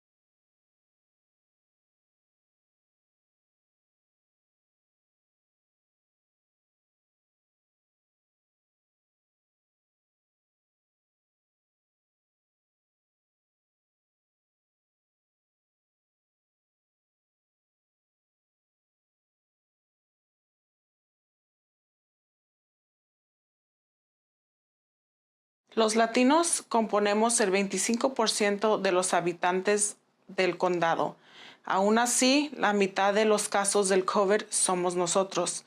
Nuestra comunidad depende mucho de la población hispana. Desafortunadamente, no recibimos la protección necesaria, así que es importante que nos cuidemos uno al otro. De este modo, no perderemos a nuestros seres queridos y podremos disfrutar de nuestras reuniones familiares.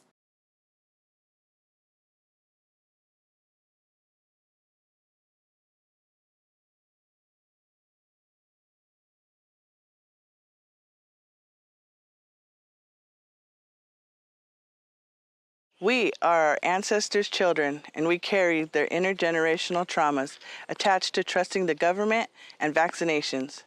I can say I lived through a pandemic by choosing to get vaccinated. I chose to get vaccinated because I had to be a good leader and example for my people. I also got vaccinated to protect my daughter, who has a compromised immune system. I urge you to get vaccinated to become a protector of our elders and Native community.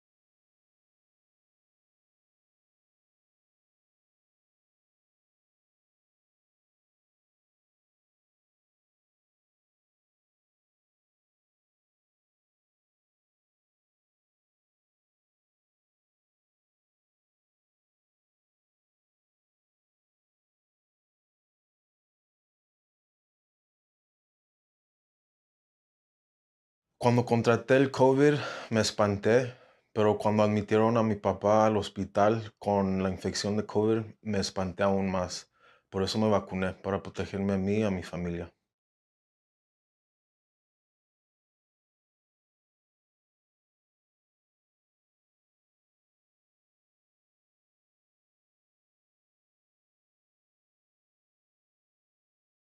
We are so lucky to live in Mendocino County. The beauty of this place is reflected in the hearts of the people who live here. We may not all look alike or sound alike, but we are all one community. During this pandemic, we need to be kind to one another and keep each other safe. By being careful not to spread the virus. And by getting vaccinated as soon as we can. We need to do this for each other. And we can do this together. We can do this! हम सब कर सकते हैं. ये bet में आया. 我们能够做到. Podemos hacerlo por todos nosotros. Hindi manandarki sadyam.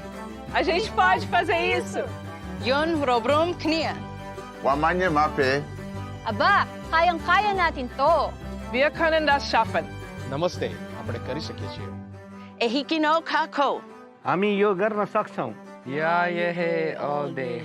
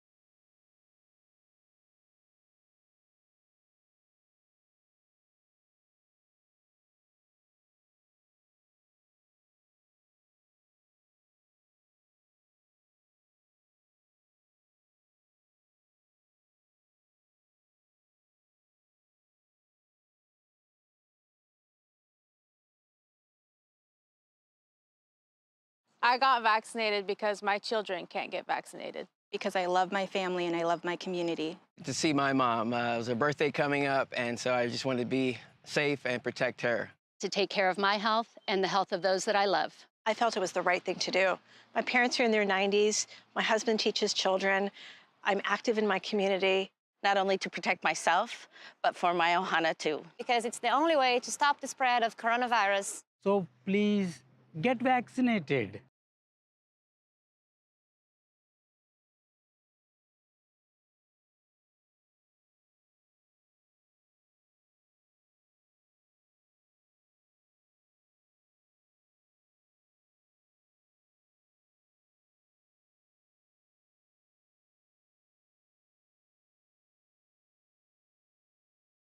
We are in the race of our lives. For all of our lives. Against COVID-19. The virus keeps changing into new variants, which is what viruses tend to do when they spread. Some variants are more contagious, while others cause more disease and death. If we do not stop the spread of COVID-19 soon, some variants may develop that we do not have antiviral therapies for. Some could make our vaccines less effective or not effective at all. This would set us back to where we were last year. When we were worried that our hospitals would be overwhelmed. When schools closed and children had to shelter in place. And when we could not see friends and family for fear of spreading COVID-19. So it's so important that we take all necessary precautions to protect everyone, especially the most vulnerable among us. We need to vaccinate as many people as quickly as possible. To save as many lives as we can. Together, we can win this race. For our patients. For our elders. For ourselves. For you. For us. For our community. Por nuestra comunidad.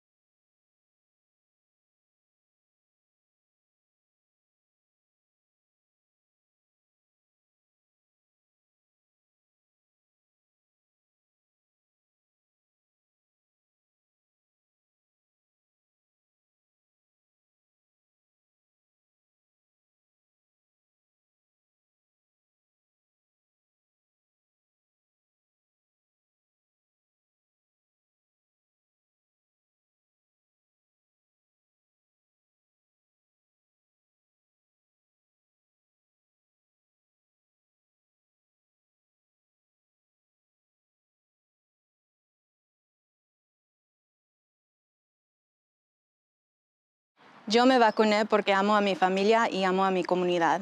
Yo me vacuné para no exponer a personas vulnerables y no poner en riesgo las personas que amo. Yo me vacuné. Mi vida es importante, mi salud es importante. La salud de mi hijo, de mi familia, de la comunidad y la humanidad es importante. Vacúnense.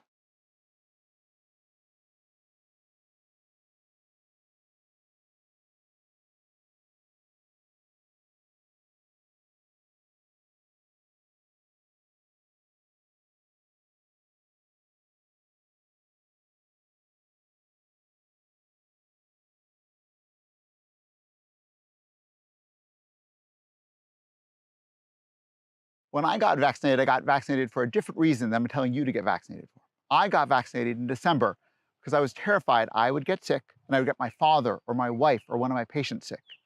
In May, I'm telling you, vaccinate so we can get back to normal life. We all want to get to barbecues and parties and to travel. If we go back to regular life without vaccines, we're guaranteed to get COVID.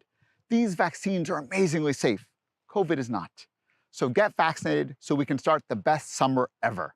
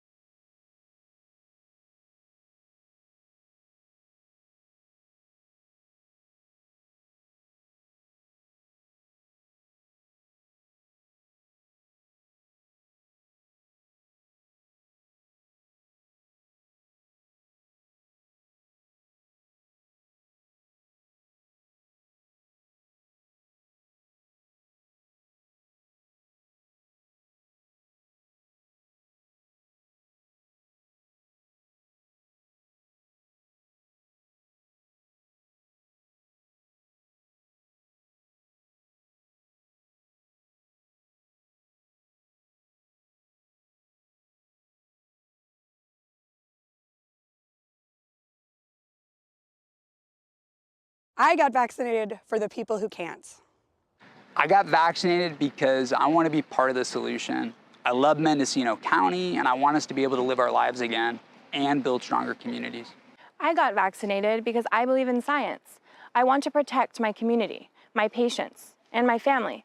I want to do my part for others, for children who should be in school, for frontline workers who we so depend on, and for the millions of people worldwide who lost their lives to COVID this last year.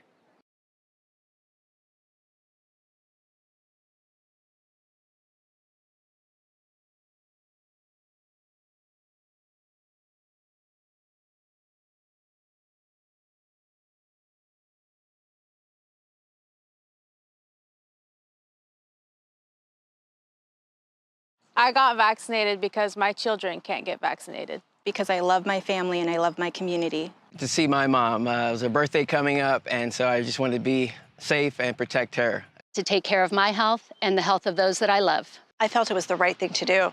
My parents are in their 90s. My husband teaches children. I'm active in my community.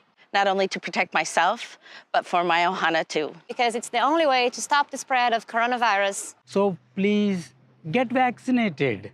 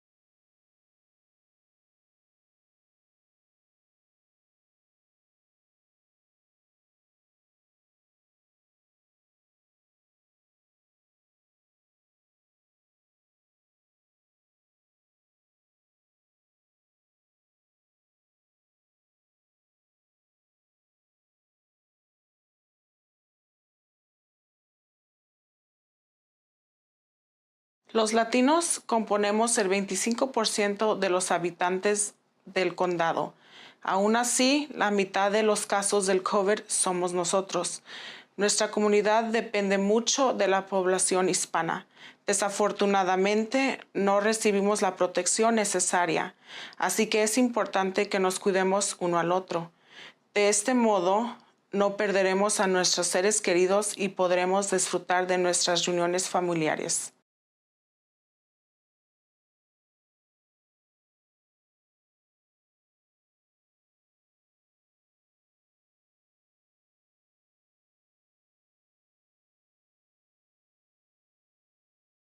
We are our ancestors' children, and we carry their intergenerational traumas attached to trusting the government and vaccinations. I can say I lived through a pandemic by choosing to get vaccinated. I chose to get vaccinated because I had to be a good leader and example for my people. I also got vaccinated to protect my daughter, who has a compromised immune system. I urge you to get vaccinated to become a protector of our elders and Native community.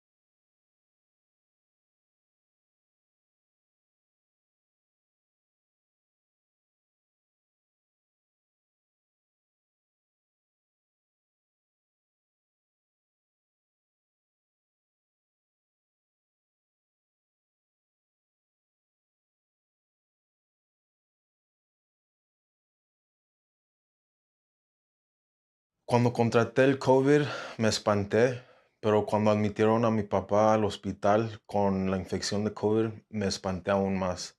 Por eso me vacuné, para protegerme a mí y a mi familia.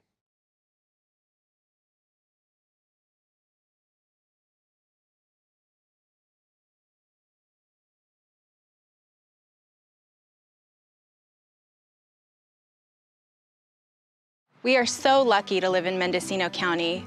The beauty of this place is reflected in the hearts of the people who live here. We may not all look alike or sound alike, but we are all one community. During this pandemic, we need to be kind to one another and keep each other safe. By being careful not to spread the virus. And by getting vaccinated as soon as we can. We need to do this for each other. And we can do this together. We can do this! हम सब कर सकते हैं. ये bet में आया. 我们能够做到. Podemos hacerlo por todos nosotros. Hindi man andarki sadyam. A gente pode fazer isso. Yun robrum knia. Wamanye mape. Aba, kayang-kaya natin to. Wir können das schaffen. નમસ્તે, આપણે કરી શકીએ છીએ. Ehikino kako. हामी यो गर्न सक्छौं. Yeah, yeah, all day.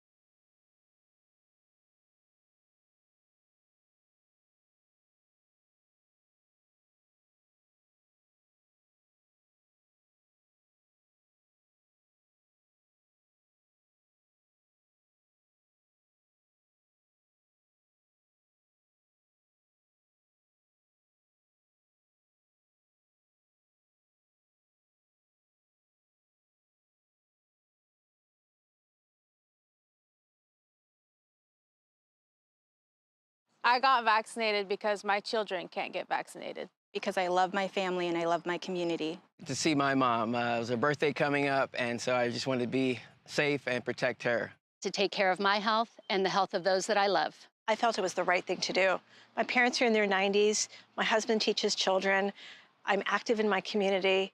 Not only to protect myself, but for my ohana too. Because it's the only way to stop the spread of coronavirus. So please get vaccinated.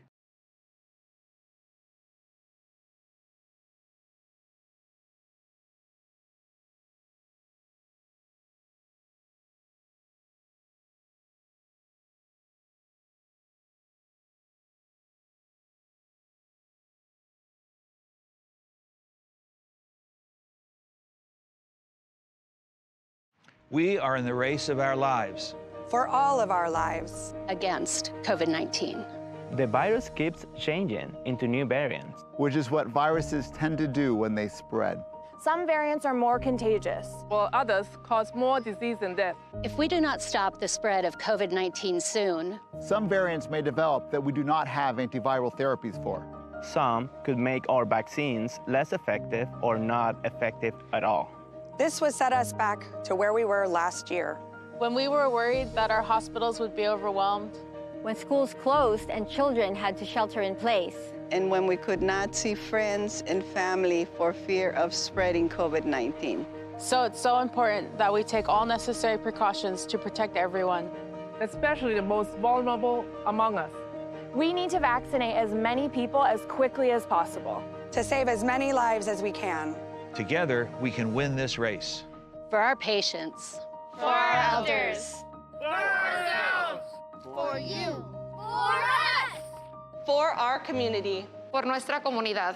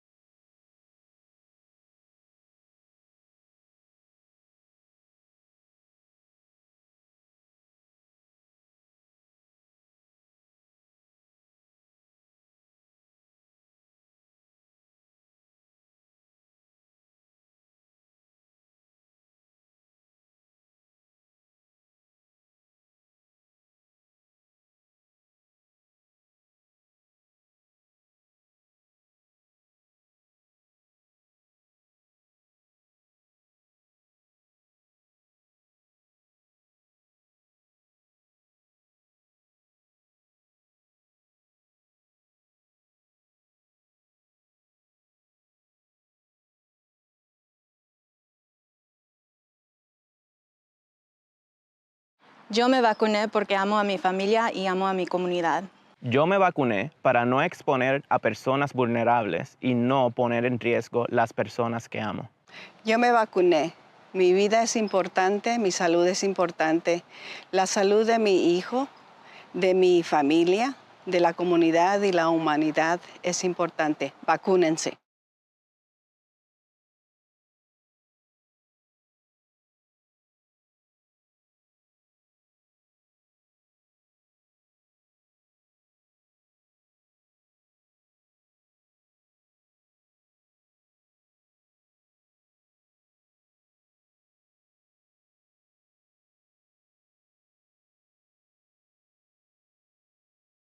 When I got vaccinated for a different reason than I'm telling you to get vaccinated for. I got vaccinated in December because I was terrified I would get sick and I would get my father or my wife or one of my patients sick.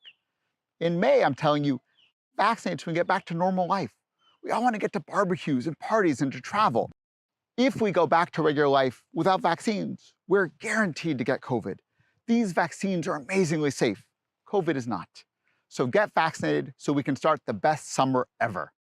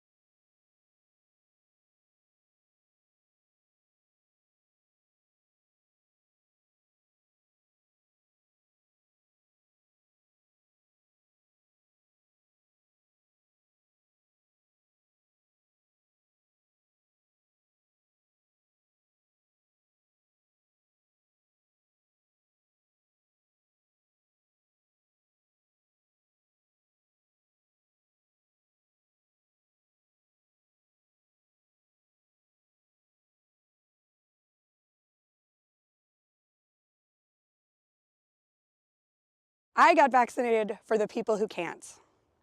I got vaccinated because I want to be part of the solution. I love Mendocino County, and I want us to be able to live our lives again and build stronger communities. I got vaccinated because I believe in science. I want to protect my community, my patients, and my family. I want to do my part for others, for children who should be in school, for frontline workers who we so depend on, and for the millions of people worldwide who lost their lives to COVID this last year.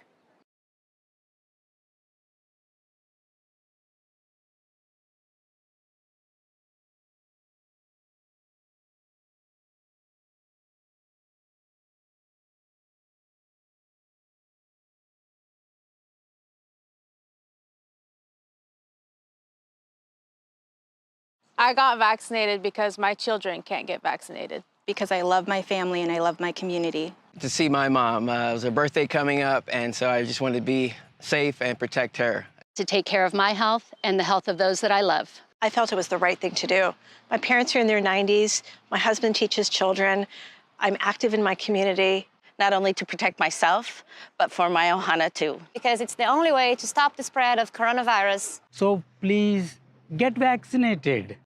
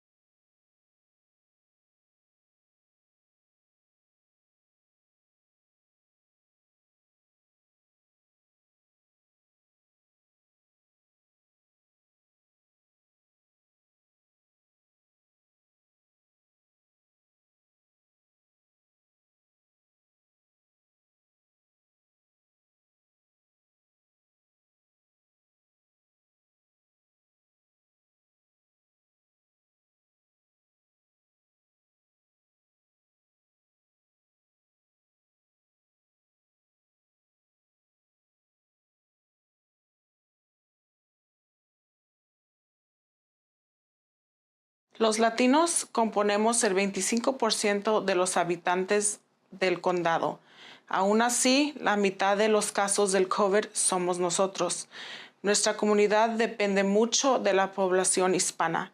Desafortunadamente, no recibimos la protección necesaria, así que es importante que nos cuidemos uno al otro.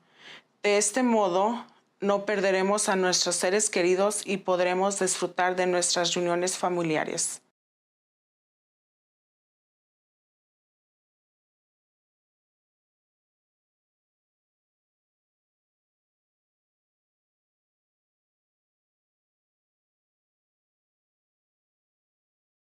We are our ancestors' children, and we carry their intergenerational traumas attached to trusting the government and vaccinations.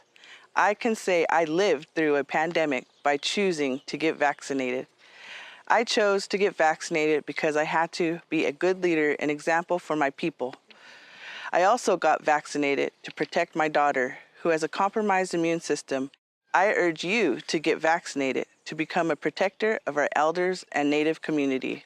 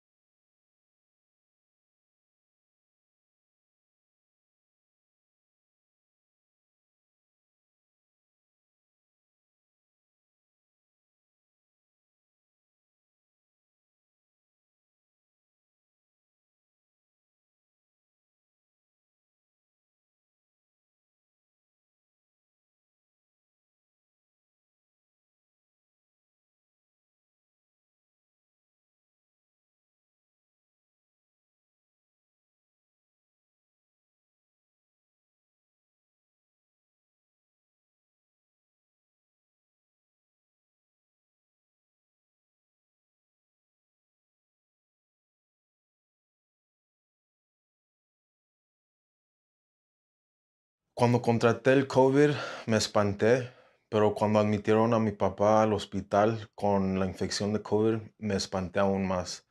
Por eso me vacuné, para protegerme a mí y a mi familia.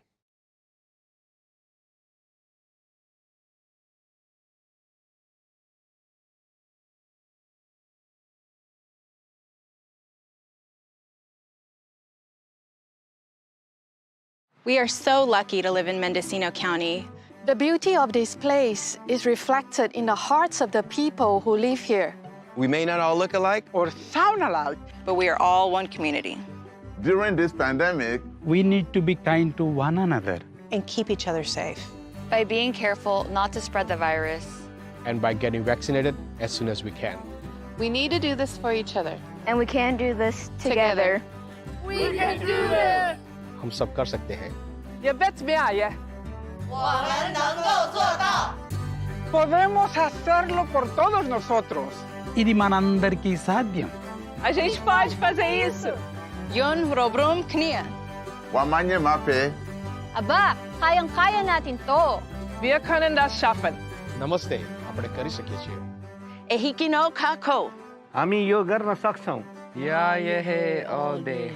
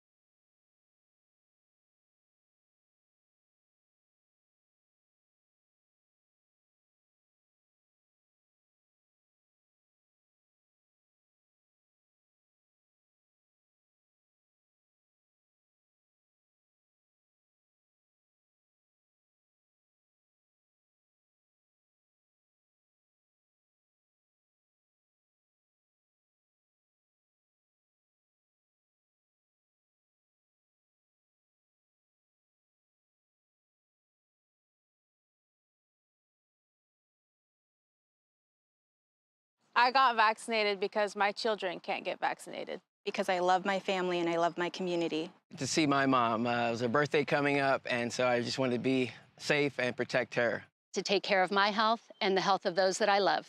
I felt it was the right thing to do. My parents are in their 90s. My husband teaches children. I'm active in my community. Not only to protect myself, but for my ohana too. Because it's the only way to stop the spread of coronavirus. So please get vaccinated.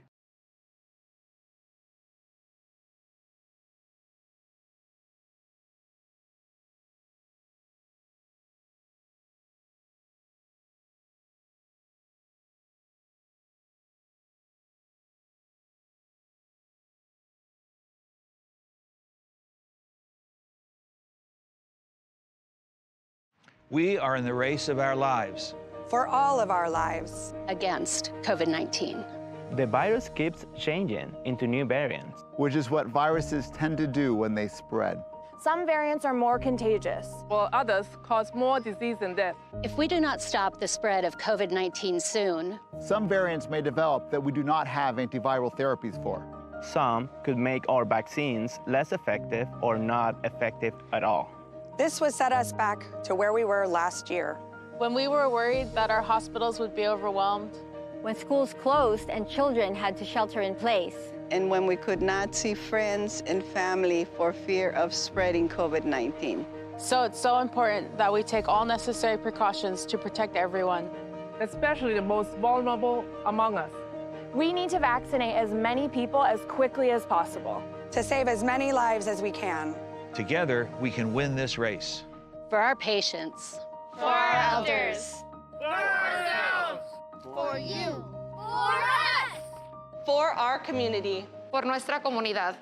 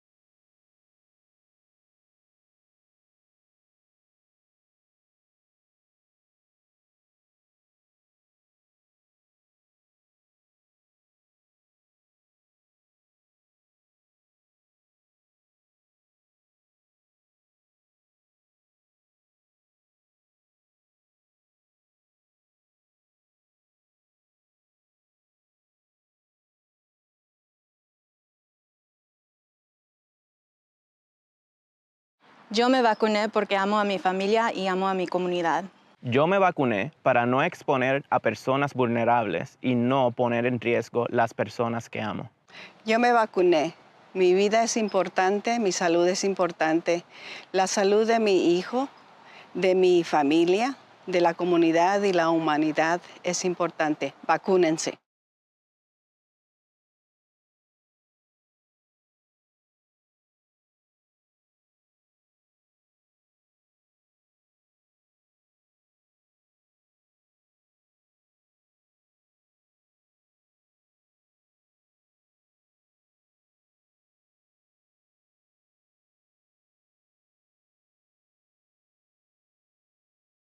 When I got vaccinated for a different reason than I'm telling you to get vaccinated for. I got vaccinated in December because I was terrified I would get sick and I would get my father or my wife or one of my patients sick.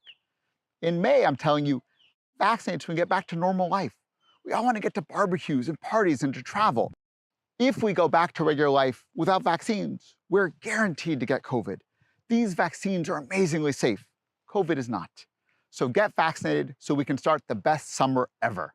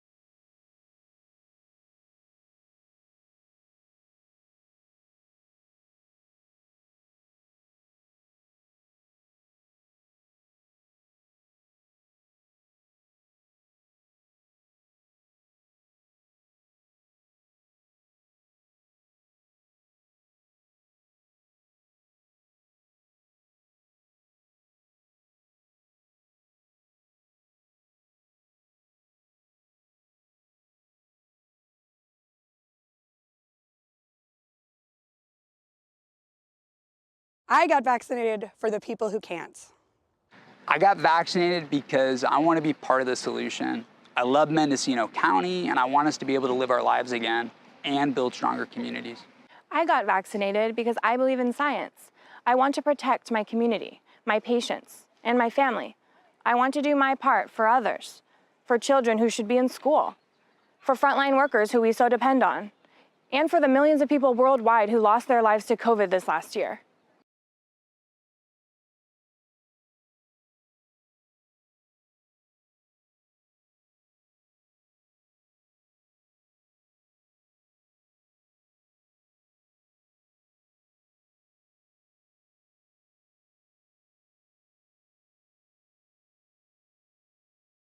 I got vaccinated because my children can't get vaccinated. Because I love my family and I love my community. To see my mom. It was her birthday coming up, and so I just wanted to be safe and protect her. To take care of my health and the health of those that I love. I felt it was the right thing to do.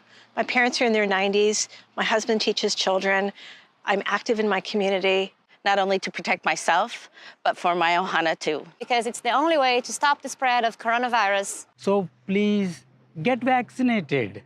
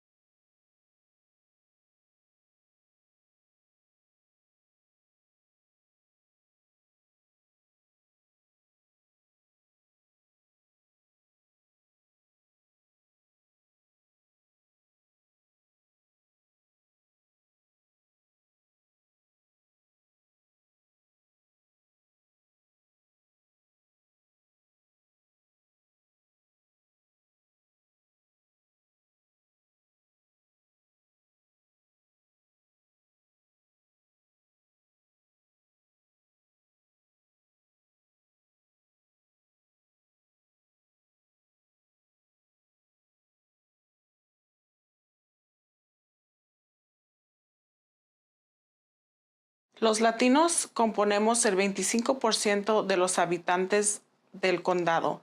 Aún así, la mitad de los casos del COVID somos nosotros. Nuestra comunidad depende mucho de la población hispana. Desafortunadamente, no recibimos la protección necesaria, así que es importante que nos cuidemos uno al otro.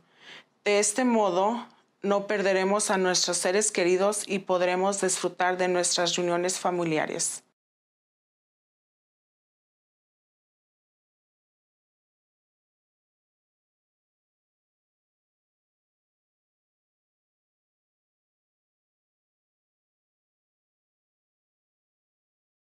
We are our ancestors' children, and we carry their intergenerational traumas attached to trusting the government and vaccinations. I can say I lived through a pandemic by choosing to get vaccinated. I chose to get vaccinated because I had to be a good leader and example for my people. I also got vaccinated to protect my daughter, who has a compromised immune system. I urge you to get vaccinated to become a protector of our elders and Native community.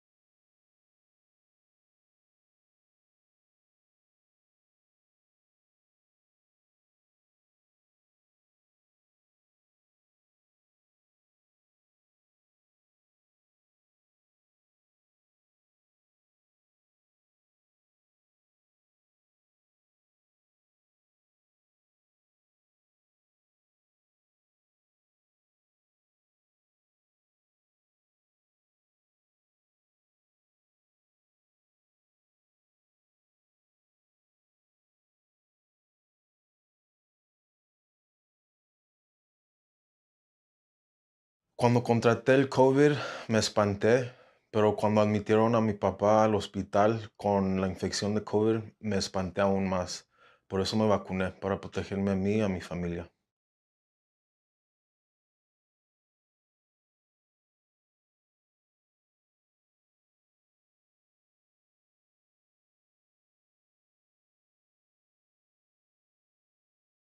We are so lucky to live in Mendocino County.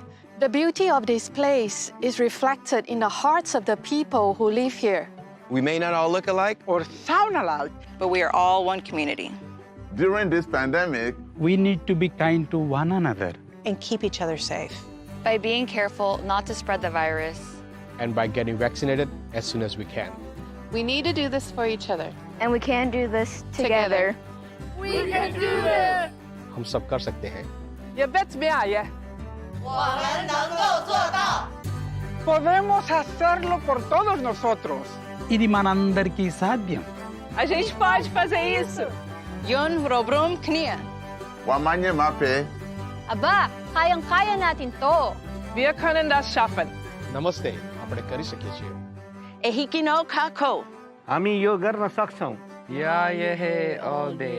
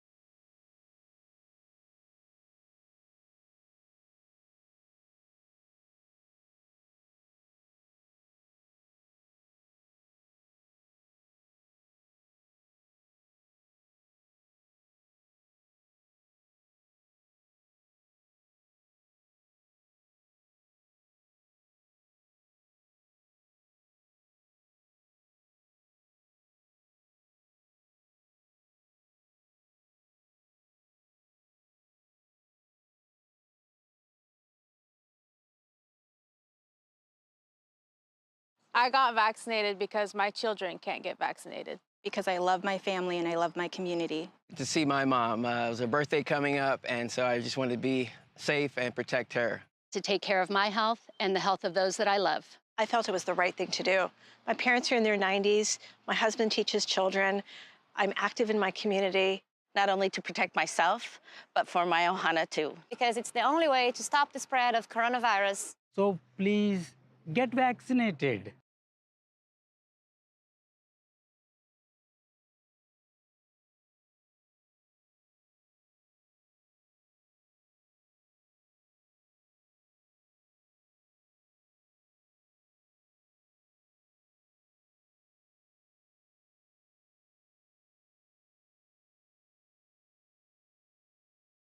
We are in the race of our lives. For all of our lives. Against COVID-19. The virus keeps changing into new variants. Which is what viruses tend to do when they spread.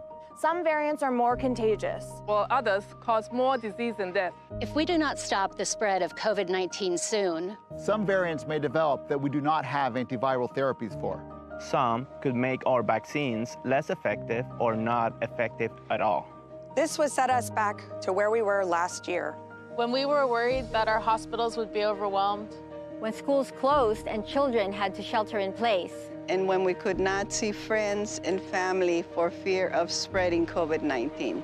So it's so important that we take all necessary precautions to protect everyone. Especially the most vulnerable among us. We need to vaccinate as many people as quickly as possible. To save as many lives as we can. Together, we can win this race. For our patients. For our elders. For ourselves. For you. For us. For our community. Por nuestra comunidad.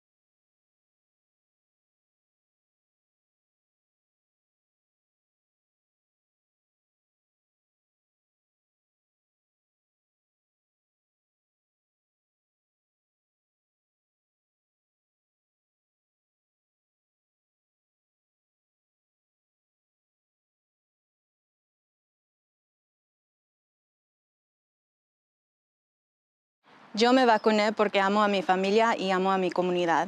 Yo me vacuné para no exponer a personas vulnerables y no poner en riesgo las personas que amo. Yo me vacuné. Mi vida es importante, mi salud es importante. La salud de mi hijo, de mi familia, de la comunidad y la humanidad es importante. Vacúnense.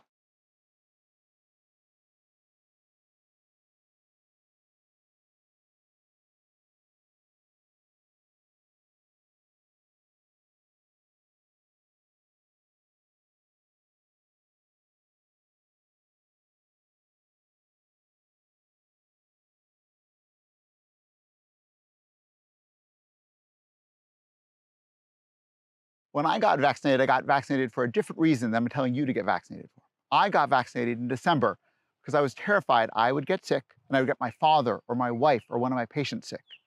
In May, I'm telling you, vaccinate so we can get back to normal life. We all want to get to barbecues and parties and to travel. If we go back to regular life without vaccines, we're guaranteed to get COVID. These vaccines are amazingly safe. COVID is not. So get vaccinated so we can start the best summer ever.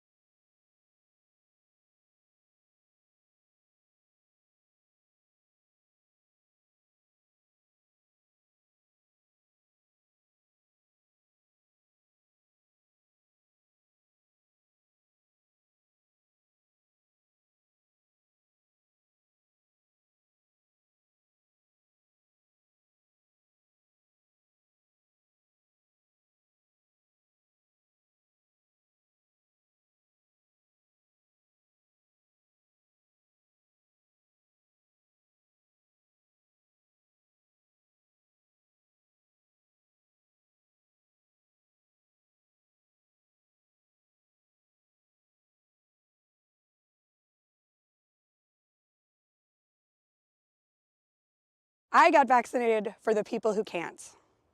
I got vaccinated because I want to be part of the solution. I love Mendocino County, and I want us to be able to live our lives again and build stronger communities.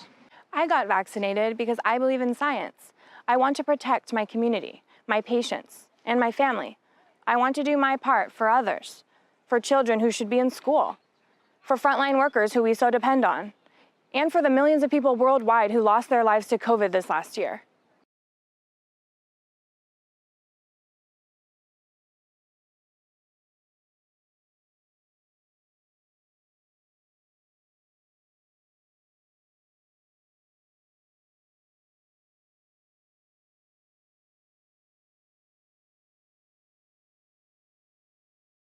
I got vaccinated because my children can't get vaccinated. Because I love my family and I love my community. To see my mom. It was her birthday coming up, and so I just wanted to be safe and protect her. To take care of my health and the health of those that I love.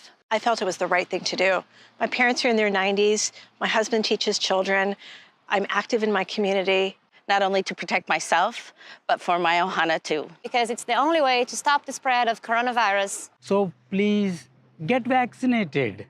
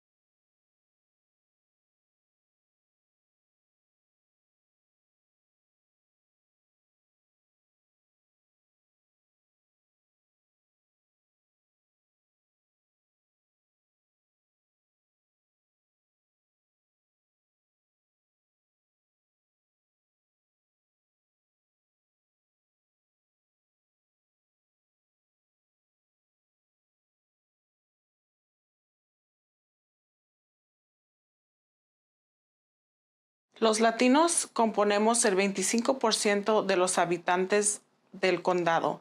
Aún así, la mitad de los casos del COVID somos nosotros. Nuestra comunidad depende mucho de la población hispana. Desafortunadamente, no recibimos la protección necesaria, así que es importante que nos cuidemos uno al otro. De este modo, no perderemos a nuestros seres queridos y podremos disfrutar de nuestras reuniones familiares.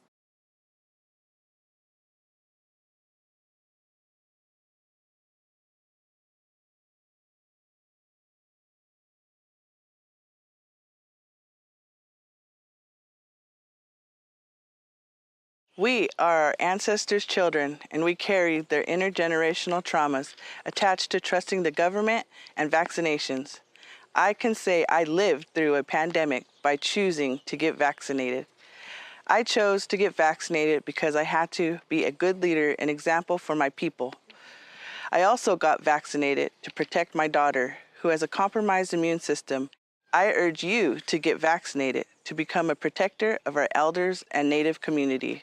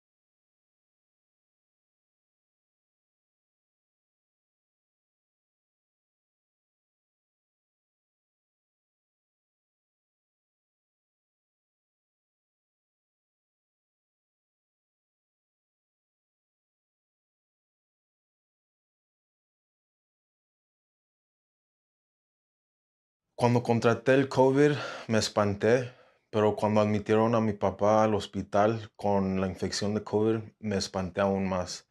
Por eso me vacuné, para protegerme a mí y a mi familia.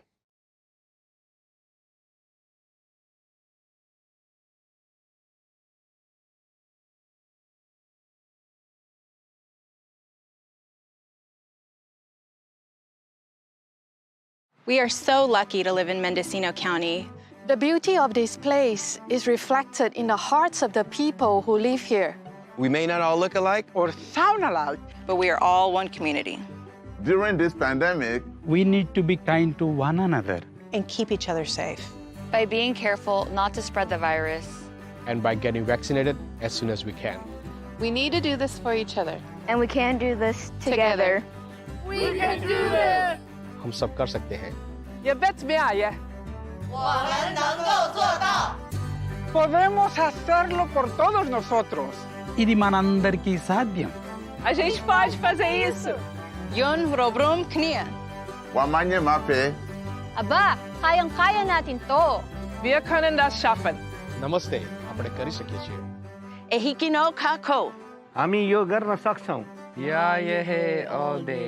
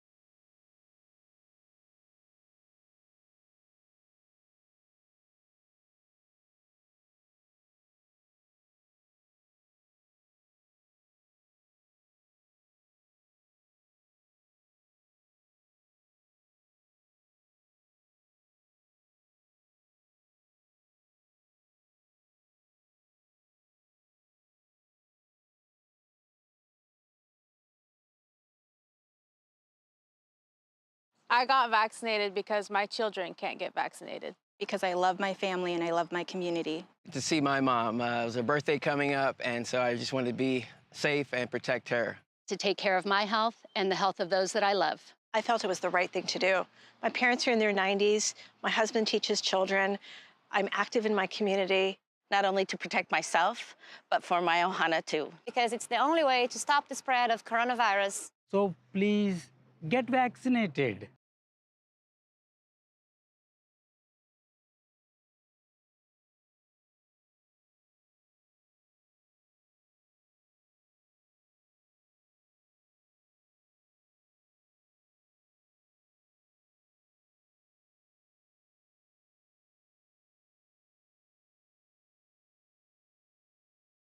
We are in the race of our lives.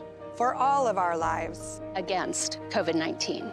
The virus keeps changing into new variants. Which is what viruses tend to do when they spread. Some variants are more contagious, while others cause more disease and death. If we do not stop the spread of COVID-19 soon, some variants may develop that we do not have antiviral therapies for. Some could make our vaccines less effective or not effective at all. This would set us back to where we were last year. When we were worried that our hospitals would be overwhelmed. When schools closed and children had to shelter in place. And when we could not see friends and family for fear of spreading COVID-19. So it's so important that we take all necessary precautions to protect everyone. Especially the most vulnerable among us. We need to vaccinate as many people as quickly as possible. To save as many lives as we can. Together, we can win this race. For our patients. For our elders. For ourselves. For you. For us.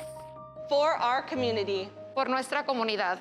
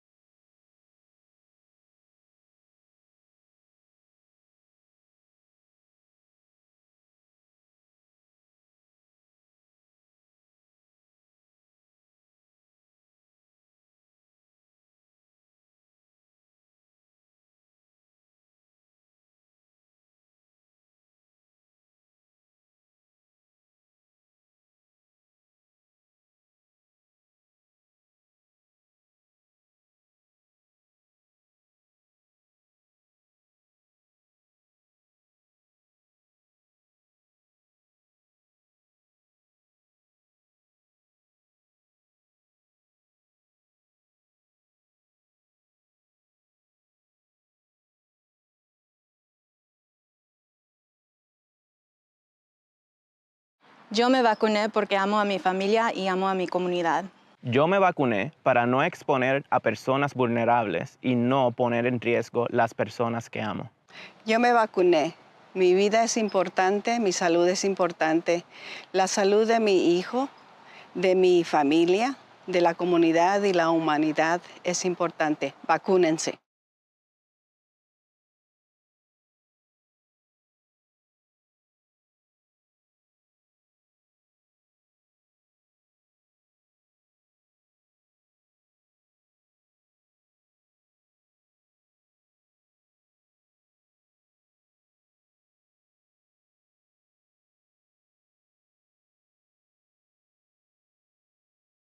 When I got vaccinated for a different reason than I'm telling you to get vaccinated for. I got vaccinated in December because I was terrified I would get sick and I would get my father or my wife or one of my patients sick.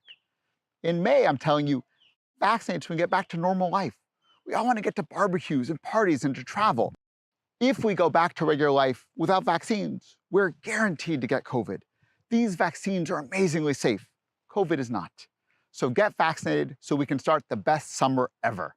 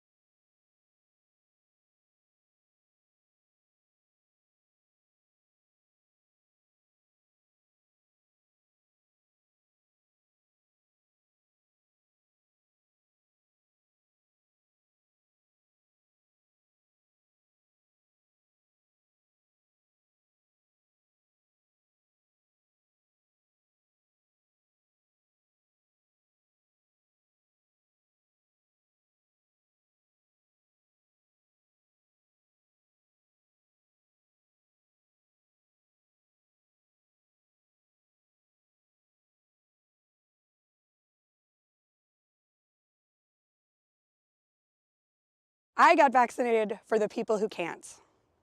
I got vaccinated because I want to be part of the solution. I love Mendocino County, and I want us to be able to live our lives again and build stronger communities. I got vaccinated because I believe in science. I want to protect my community, my patients, and my family. I want to do my part for others, for children who should be in school, for frontline workers who we so depend on, and for the millions of people worldwide who lost their lives to COVID this last year.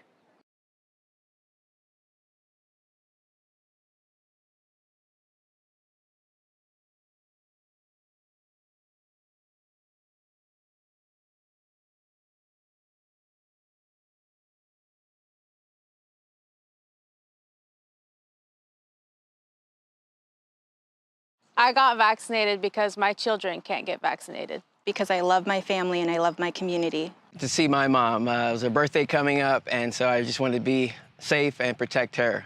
To take care of my health and the health of those that I love. I felt it was the right thing to do. My parents are in their 90s. My husband teaches children. I'm active in my community. Not only to protect myself, but for my ohana too. Because it's the only way to stop the spread of coronavirus. So please get vaccinated.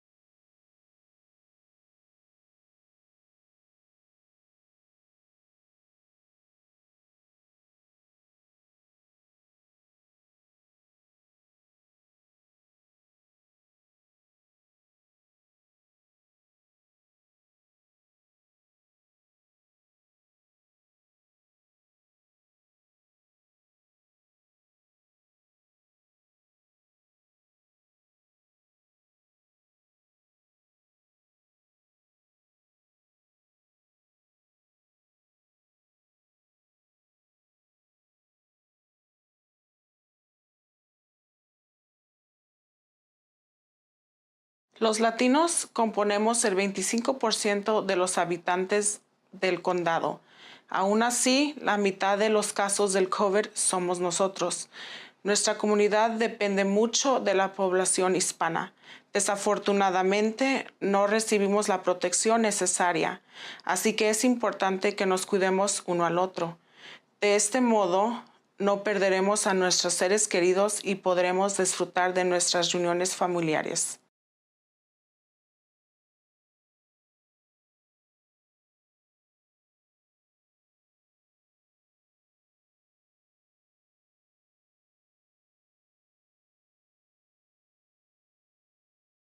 We are our ancestors' children, and we carry their intergenerational traumas attached to trusting the government and vaccinations. I can say I lived through a pandemic by choosing to get vaccinated. I chose to get vaccinated because I had to be a good leader and example for my people. I also got vaccinated to protect my daughter, who has a compromised immune system. I urge you to get vaccinated to become a protector of our elders and Native community.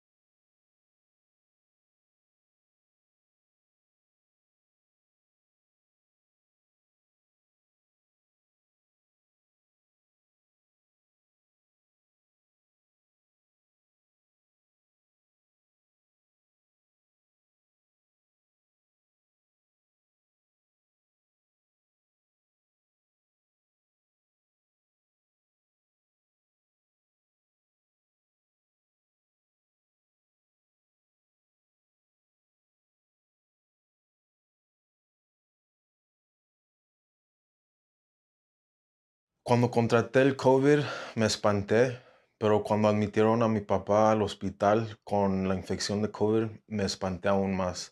Por eso me vacuné, para protegerme a mí y a mi familia.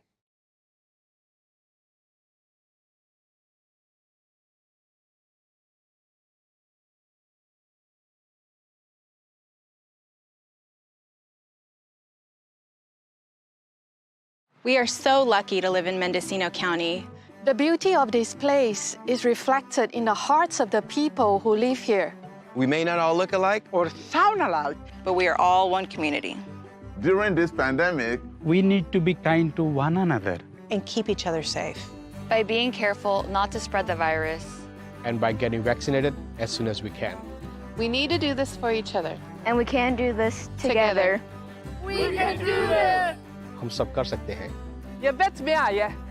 我们能够做到. Podemos hacerlo por todos nosotros. ఇది మనందరికీ సాధ్యం. A gente pode fazer isso. Yun robrum knia. Wamanye mape. Aba, kayang-kaya natin to. Wir können das schaffen. Namaste, આપણે કરી શકીએ છીએ. Ehikino kako. हामी यो गर्न सक्छौं. Yeah, yeah, all day.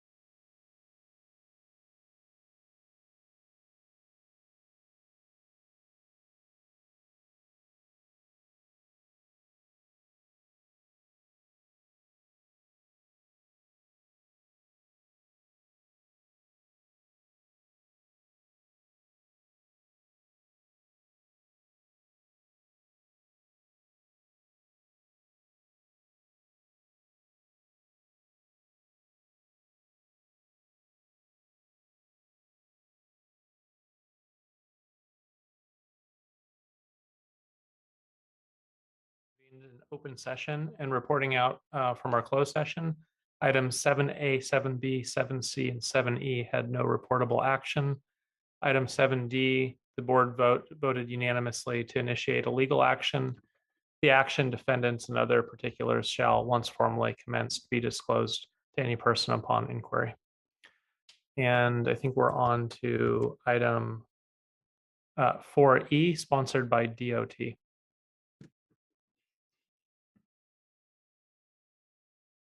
Chair Williams? Yes. Yeah, I'm going to recuse myself from this item with the advice of the County Council because I have two developed parcels in this zone of benefit, one at 2325 Buckeye Road and the other at 1496 Padula Drive. We've sent a letter to the FPPC to get a ultimate ruling. But until then, I'm recusing myself. Understood. So you're going to drop off Zoom and the clerk will let you know when it's time to rejoin. Very good.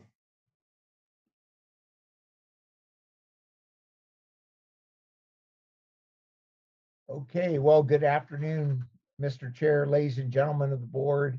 Howard DeShield, your Director of Transportation. I'm going to try to share screen and hopefully you'll see a map here pretty soon. Do you see a map? No. Uh-oh. I may have to have some of my smarter staff come help me. We can see your desktop now. Now we see the map. All right, good. Sorry about that. So this item 4E is discussion possible action, including policy consideration that the defined benefit of an improved emergency escape on existing public roads by providing private roads for the purpose of an alternate dry weather access for emergency equipment and alternate routes to reduce the need for two-way traffic on the public roads and provide a benefit for evacuation traffic such that an assessment for maintenance cost is to the benefit to be borne by improved parcels within the residential or business associated occupancy. So in plain language, we're looking at this map. The idea is that all these parcels that are within the red boundary that are colored are occupied. And I'm going to zoom in a little. And I think this is zooming in as I do that, I hope. We can see it. Okay. If I could scroll down, let me figure out how to do that. Ah, there we go. So the crux of this is out here is the road they call the Fur Coat Road, the yellow line. Can you see my cursor moving along? And it would come and intersect with Poppy Drive here on Sherwood Road, which would give us 3.5 miles before you get into the town of Willits, 3.5 miles of the public Sherwood Road for unimpeded two lanes of traffic to try to get evacuees out, while emergency equipment could come in over this yellow line or private road. And there's another one down here that they call Willits Creek. It's also a yellow line, gives them alternate access.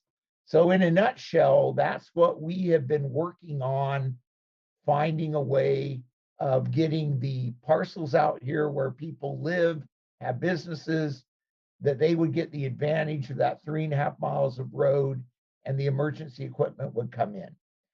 And in your agenda item, I have under the summary of the request, 5 points. And I want to go through those briefly and I want to try to get the board's input.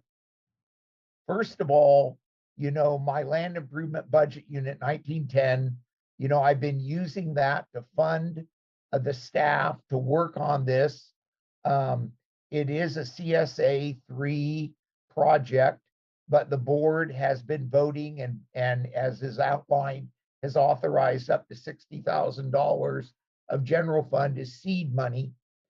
But recently we have discovered that we probably need to do, or we do need to do, some additional boundary recording work. We need to do some work associated with recording something more official for our easements.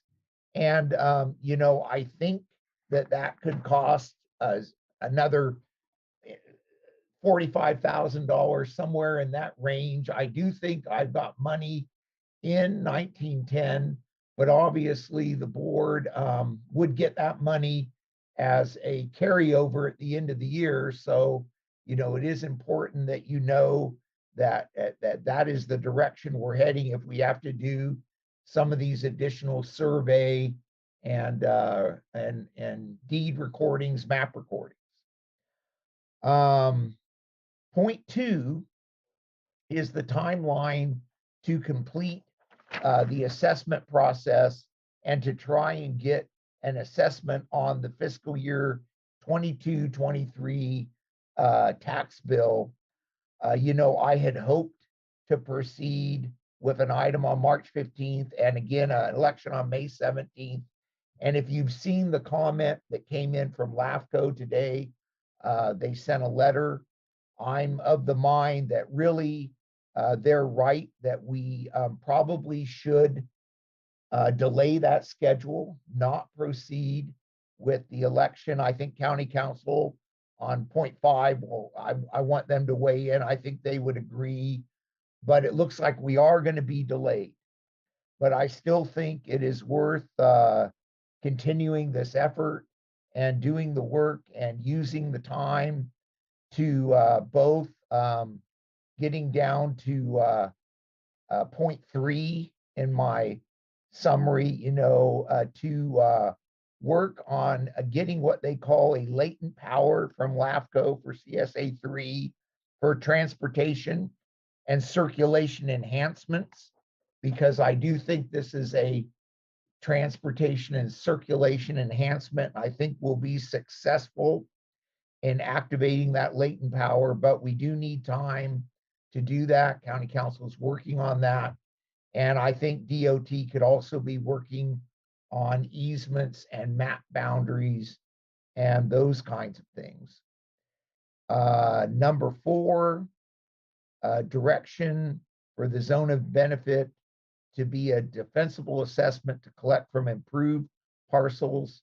And I guess this is something I'll break it down. What I'm asking for here is board concurrence or direction that if this is truly a transportation function, that it's appropriate to assess occupied lots and not try to assess unoccupied lots. Because obviously the unbuilt on unoccupied lots don't have a transportation benefit or need. So that's one of the things I'm looking for your comment or concurrence. And then the other thing that I'm looking at is we need to firm up the yellow lines into a more dedicated and written easement. Rather, right now we have licenses. Brook Trails Fire District has licenses.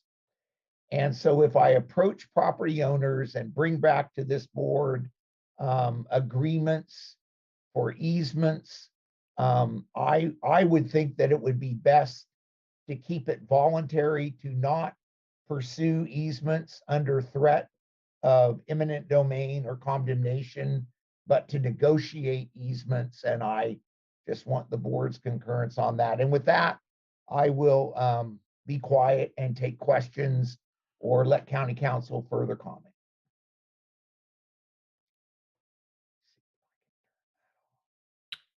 Stop share. Okay. Dan? Thank you, Howard, for continuing to work on this. I do see it looks like we've got the Fireways Council from Sherwood here.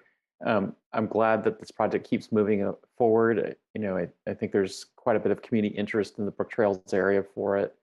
And I'm hoping it can be successful with the process that you talked about through LAFCO in the near future, even if it's delayed a little bit.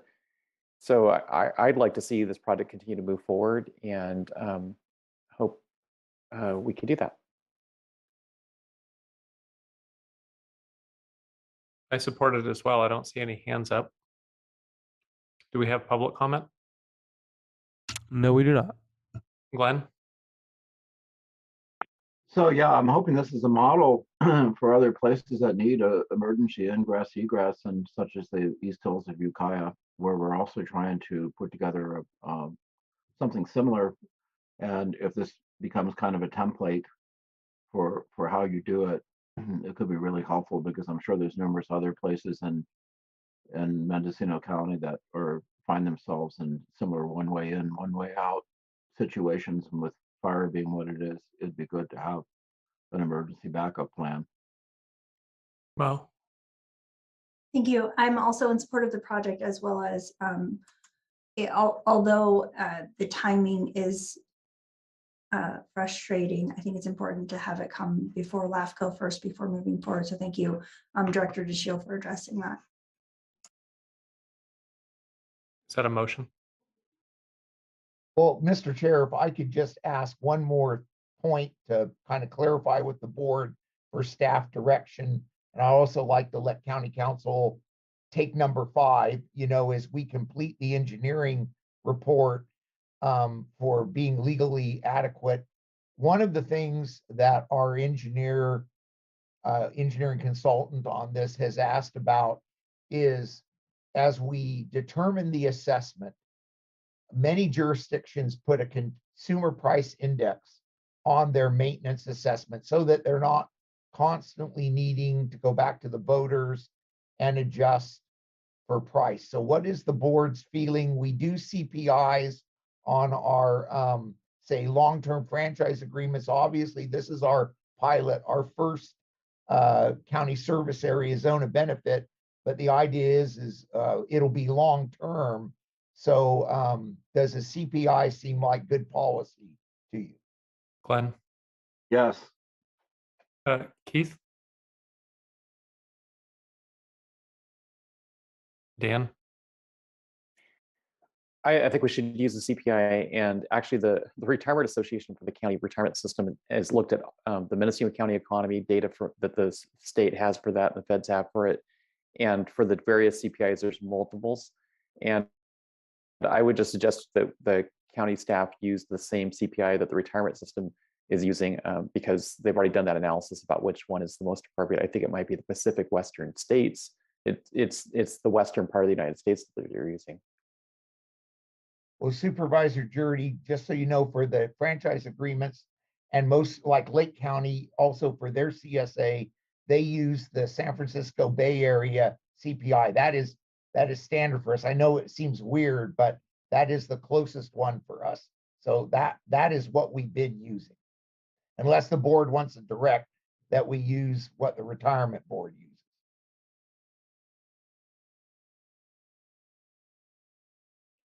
Well, and like I said, we've actually done a pretty extensive analysis, I think 3 different times, and they picked the one that was most accurate to the Mendocino County economy. I think the Bay Area CPI might grow a little bit faster. And anyway, so that I would go with the one the Retirement Association thinks most synchronizes with County of Mendocino. If that's the direction of the board, I'll do it. I have a question. Does it most closely align with the County of Mendocino as a whole across all sectors, where Howard's San Francisco metric might more closely match roads? There's a number of components that make up the CPI each year. And so, transportation would be one component of it. So the retirement staff, it was Dr. James Wilbanks that was looking at it. He was looking at everything, not, he wasn't looking just at fuel prices or rent prices. He was looking at the whole mix. Oh, I'm fine with using a CPI and either directing staff to look at the most appropriate use for this function, or going with what the retirement board uses, the Pacific Western or whatever Supervisor Jurdy said. I support that as well. Maybe whoever makes the motion can wrap that up. There's a hand up from Keith at Sherwood Firewise. Is this public comment, or is this? Yes. Okay. Yeah, this is well, the public comment. I wanted to make sure I did submit a written public comment. So somebody asked earlier if there were written comments, and I see it on the website, so I know that I know it's there. But and that's sufficient. I just thank you guys so much for moving it forward. It is frustrating it's delayed. The only thing I would ask, and I asked it in the comment, is we need some kind of an official statement about why this is being delayed, because we just let 1,500 plus people know, even more than that, know that we're going to do this and on a time frame. So public notice has gone out. We're talking to people. So if it's going to be delayed up to a year, we'd like to have some kind of a statement that the county can put out that we can rely upon about why and what's to be expected, so that we have something rather than just people saying whatever they're going to say. Thank you. Thank you. Glenn?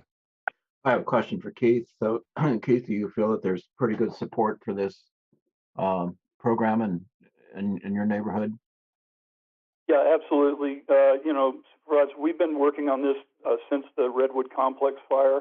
And, again, whether you may or may not know that one of the routes, the Furco route, was used in the Oak fire incident. I mean, it was just the most perfect timing of having something that was completely closed in 2018. We were told we'll never get it.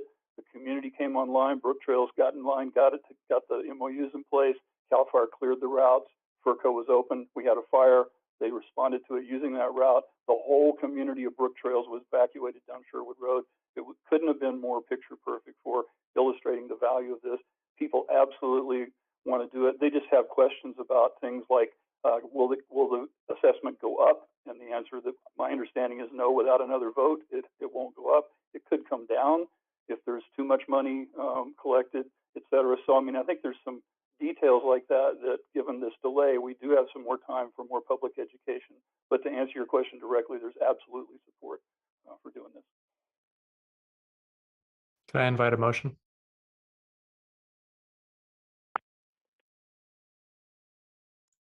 Chair, I'll move approval of the recommended action and direct staff to review the most appropriate CPI index to use for this project. I'll second that. Not seeing any further discussion. Clerk, we're ready to vote. Supervisor McGorty, Yes. Supervisor Mulhern, Yes. Supervisor Hashak. Oh, my mistake. Supervisor Jurdy Yes. and Chair Williams. Yes. Motion carries. And let's invite Supervisor Haschek back.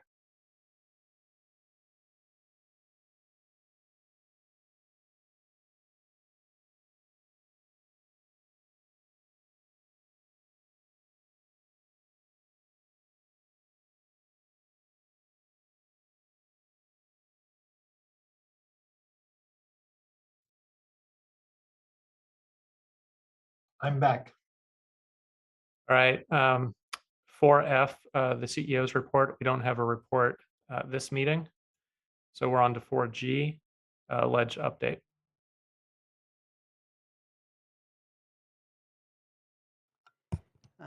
Chair Williams, we're getting Deputy CEO Judy Morris on.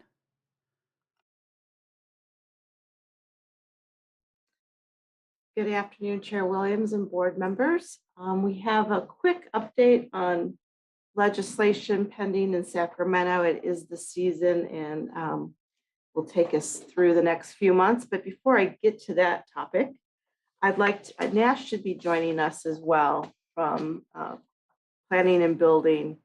Attached, you'll see a letter that we needed your review and approval regarding the Division of Mine Reclamation rulemaking action that will amend the Surface Mining and Reclamation Act. Director Gonzalez has brought this to my attention and he has really stayed on top of this. And is he available to answer? Oh, there he is. Great. I will turn this part of the item over to Nash to go in further detail and answer questions.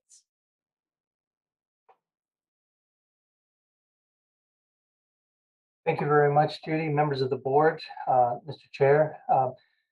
What's going on here is that the Division of Mine Reclamation sent out an email several weeks ago to lead agencies, and it basically is a link to various documents, and it's not really stating here's what we're going to do, but in essence, what is being proposed is that all documents that come out of a county or a city to the Division of Mine Reclamation be translated into ADA conformance documents. And so what that does is basically create a financial burden to lead agencies.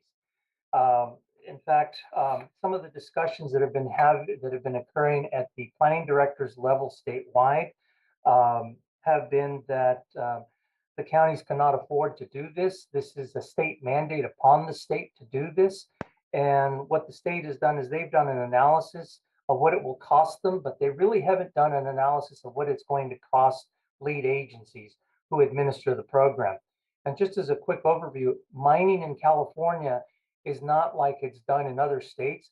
It is done at the local level through lead agencies, counties, and cities, who then submit the documents to the state of California, and then the state basically works with the lead agencies to make sure that mines are in compliance. What this is going to do is ultimately require that counties buy special software, hire specifically trained individuals to do the ADA conformance documents, and or hire consultants to do this type of work. Unfortunately, the consultant pool is very limited, and it's really going to result in a high cost to lead agencies. And I know this is something that has been discussed by various counties in California. In fact, many of the counties were scheduled to take such letters to their board of supervisors at today's board meetings throughout the state. And for smaller counties like us, we do not have large operators who can afford to do this. on their end. When the state did their analysis, they basically assumed that the lead agency would pass the cost on to the local operators. Our local operators can be best described as mom and pop operators. They are small businesses. To put such a burden on them is really asking that these operators go out of business. A lot of them already struggle in trying to get their paperwork in on time and supply the department with whatever reports are necessary. In the analysis that the Division of Mine Reclamations did, a lot of the documents that are part of the mine compliance process involve tables, graphs, scientific data, and even DMR made the comment in their analysis that many of these documents are moderately difficult to impossible to convert. And so the question is, why is that being put on us and not the state? If the state is really talking about being flush with cash and having a budget surplus, they should really be augmenting their Division of Mine Reclamation and not putting this cost on the counties. So I've stayed on top of this. So have a lot of the other planning directors around the state. And at last week's County Planning Directors Conference, we talked about this in great detail. And this is something that deserves at least a public hearing so that counties and cities have an opportunity to speak before the Mining and Geology Board on this, because this doesn't even go through a public hearing. This would go to the Office of Administrative Law after they receive their comments, and it becomes law in 90 days. Here again, we're requesting that at least a public hearing be held. I'd be happy to answer any additional questions that the board may have. John? I'm supportive of this letter, and I think that the board should send it out right away. Dan? I agree. I mean, I just did a quick search on making PDFs ADA accessible. It looks like there is some software, but I guess maybe that may not contemplate converting charts to be large enough. I don't know. It just seems like there's some documents that can be enlarged on a computer, but maybe it goes beyond visual. Maybe it goes to converting it to audio files. But if that's the case, I guess I'm wondering why we couldn't have a universal document like a PDF, and the state would invest in software that would convert it into an ADA accessible document. And that seems like the simpler method rather than putting that software burden on each individual applicant.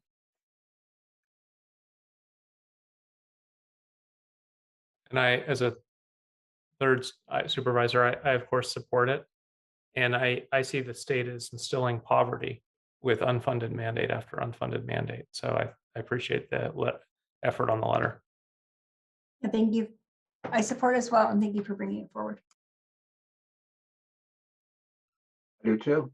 So I think it's really makes sense that the state should handle this in-house if they really think it's important and necessary, and they're in a much better position to come up with some kind of a solution to make it ADA compliant.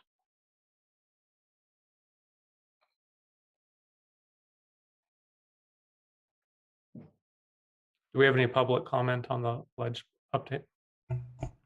We do. On the line is Michael Katz.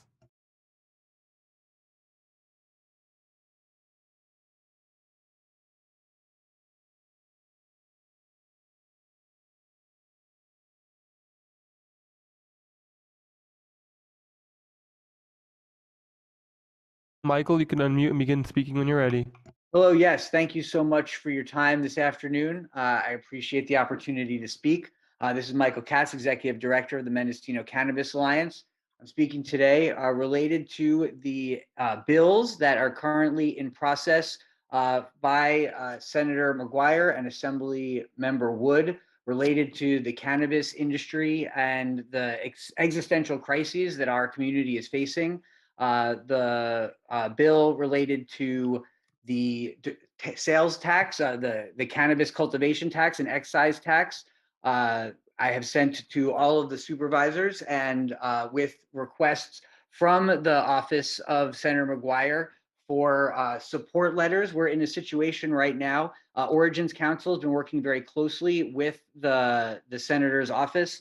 And because there are so many various bills that are being brought to the floor at this time from different parts of the state with different agendas in mind, we want to make sure that our representatives have the support of our community. And so they are requesting letters in support for these bills. We have both 1074, which, as I mentioned, is the tax bill. And then there is also the direct sales at events bill that is coming from Assemblymember Wood. And that is a huge lifeline to our community. And so it would be incredible if the Board of Supervisors would make sure to agendize these items and to provide letters in support from the board in support of these legislative efforts. Specifically, the tax effort aligns directly with the unanimously passed resolution that the board did pass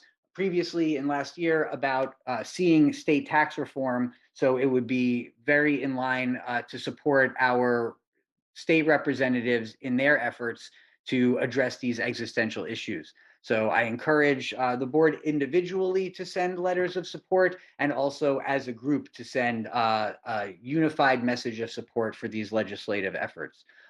Thank you so much for the opportunity to comment, and I'm available to answer any questions if you would like.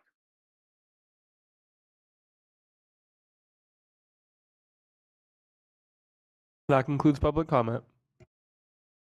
Thank you. And I will share that staff is working on getting cannabis tax relief letters on the March 15th agenda. John? Well, that was my question about, do we need to have it on the agenda, or because it's part of the ledge platform, both of these issues are, can we just direct staff to write a letter and have the chair sign them for both SB 1074 and AB 2691? Maybe we could have Kristen from the cannabis program come on in a moment. She has written letters I haven't reviewed. If the board is content with her submitting those, we could save the consent item on March 15th. Dan? I just have a question about the direct sales legislation, which I have not read. How does this in any way conflict with the lawsuit that the county just settled basically with our provision for direct sales on our facilities ordinance? I just want to make sure that we're not somehow supporting a bill that would basically put back in place what we were just sued over. So I just want to, and probably doesn't, I just want to confirm that's not the case.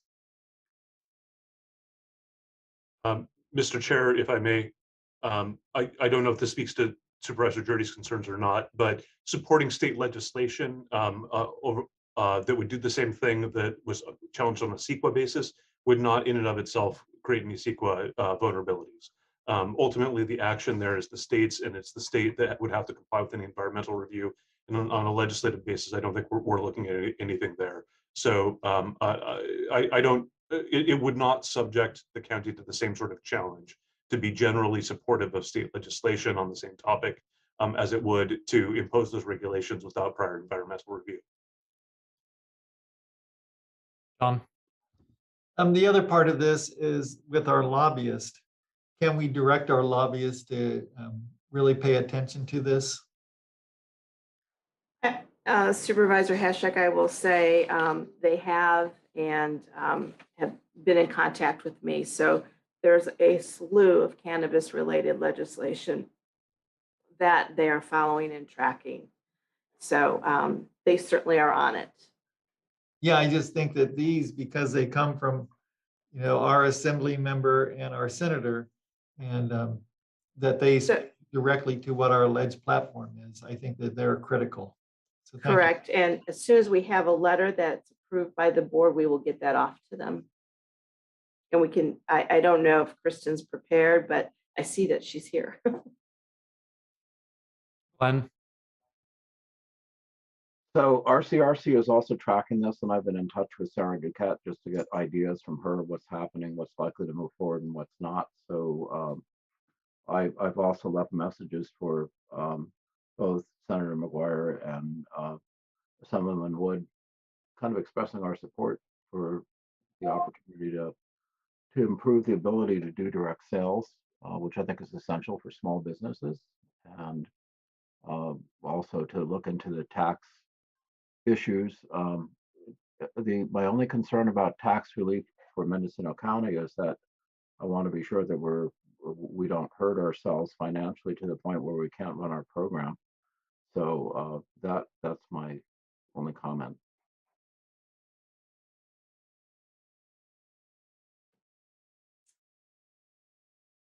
And if I might add, from an RCRC meeting recently I attended, Sarah certainly is tracking these bills, and there is some speculation, and I don't want to say speculation, but some thought process that, this is early in the legislative season, that there's going to be horse trading on a lot of this legislation, and will not ultimately, but a good chance this will end up in a trailer bill. So we do have some time to be thoughtful in our approach on what we'd like to see for the county.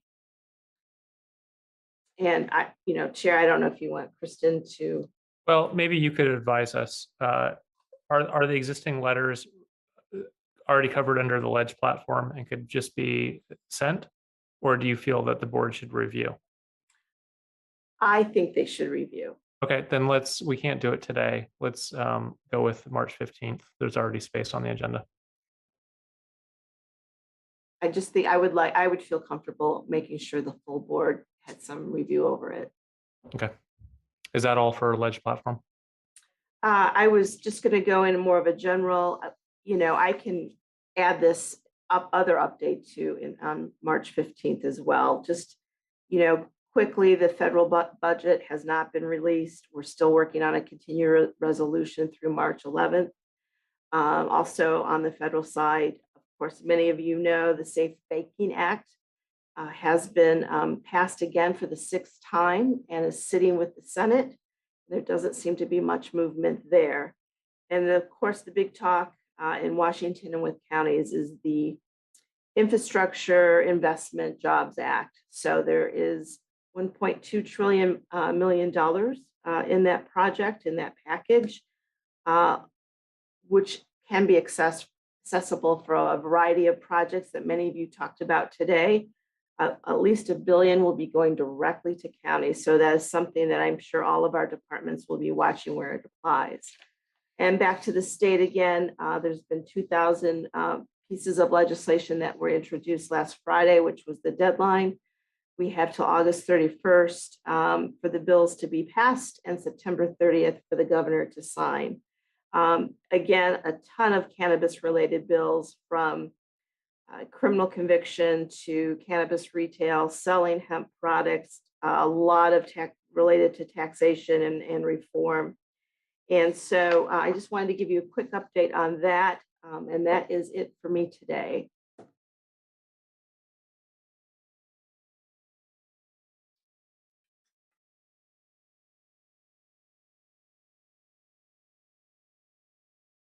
I will just end with, we will get that letter out for Director Gonzalez with all of your direction. Thank you. Thank you. Okay, yep. Mr. Chair, if I may, my apologies. I think we may just want to clarify in terms of the board approving the letter and sending it off. It may be appropriate to have a vote there. It's a little ambiguous to me as to whether or not that would really be within the scope of the item as titled. If this is time sensitive, you could also make a vote to simply make the appropriate findings that it came to the attention of the board after publication of the agenda, and that it requires immediate action, in which case you could add it as a separate item and then approve the signature of the letter and send it off. Are any supervisors willing to move? I don't know that we can really say it came to our attention after the agenda was published. We've had emails on this for several days.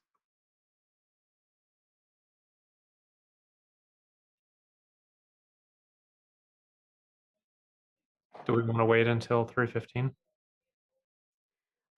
If I may add, and Director Gonzalez may have some additional thoughts here, but I do believe there's a deadline of March 7th to turn this letter in. And that is why we rushed it to the platform. I was referring to the cannabis emails we've received about the cannabis Oh, legislation. I'm so sorry. I thought Christian, I was, okay. Sorry, I thought, so I think we're talking the ADA requirement, Nash's letter. That was the letter I was referring to, Mr. Chair. Yeah. If I may, So, board, Nash, before you go, Dan, can you withdraw your concern about receiving letters over weeks? Because I think that was about cannabis and not the ADA. Yeah. Okay. So I guess the question is, can the board make the findings that this came to our attention late? I'm happy to move that we send the letter and that it came to our attention. So I think the procedure is we first have to get it on the agenda. We first have to make the finding that it came to us late and that we want to add it to the agenda. And Mr. Chair, if I may clarify, the finding is that it came to the board's attention late and requires immediate action. In this case, I believe that would be based on the March 7th deadline to have the letter submitted. So moved. Is there a second? Second. Okay. Is there any public comment? We already did public comment on this item. Okay. Okay, let's vote. Supervisor McGorty, Yes. Supervisor Jurdy, Yes. Chair Williams, Yes. Supervisor Mulhern, Yes. and Supervisor Hashak. Yes. Motion Okay. carries unanimously. Now we can entertain a motion to approve the letter for submission. So moved. Second. Roll call vote.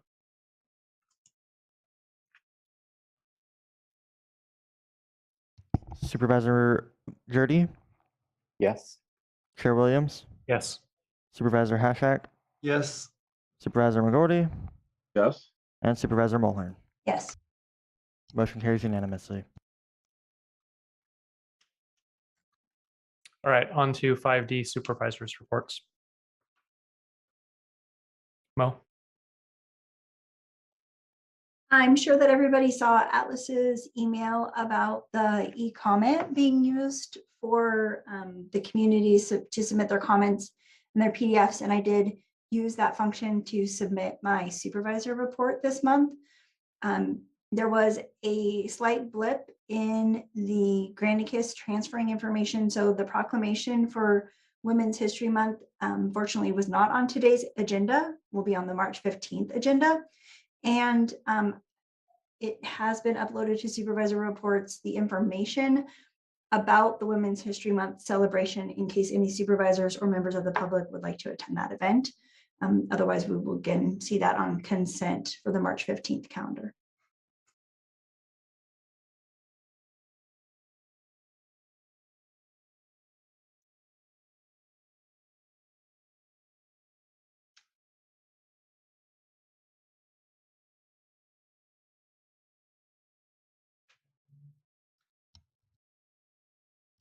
Chair Williams, you're muted.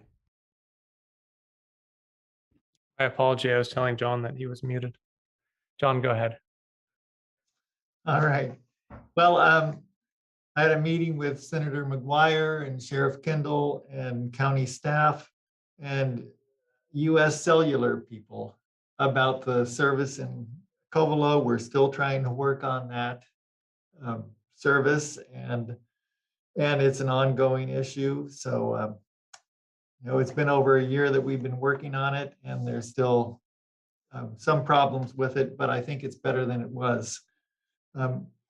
Supervisor Mulhern and I met with Representative Huffman, and we talked about the infrastructure bill that Deputy CEO Morris talked about earlier. And we really emphasized our need for roads and water and how that infrastructure money could help us. And I just wanted to say that tomorrow evening at 6:30, that Senator McGuire is hosting a Northern Mendocino County Town Hall that's open to the public. And Sheriff Kendall and Supervisor Jurdy and I will be on it. And, 6:30. So if you have any questions about linking up to it, send me an email. If you don't have that, it's readily available. So that's it. Glenn? So I'm thinking about my relatives in the Ukraine. My grandmother left there over 100 years ago because of political instability and craziness. And it's hard to believe that we're cycling through this again. And I realize we don't generally talk about national or international issues, but certainly my thoughts and prayers are with them.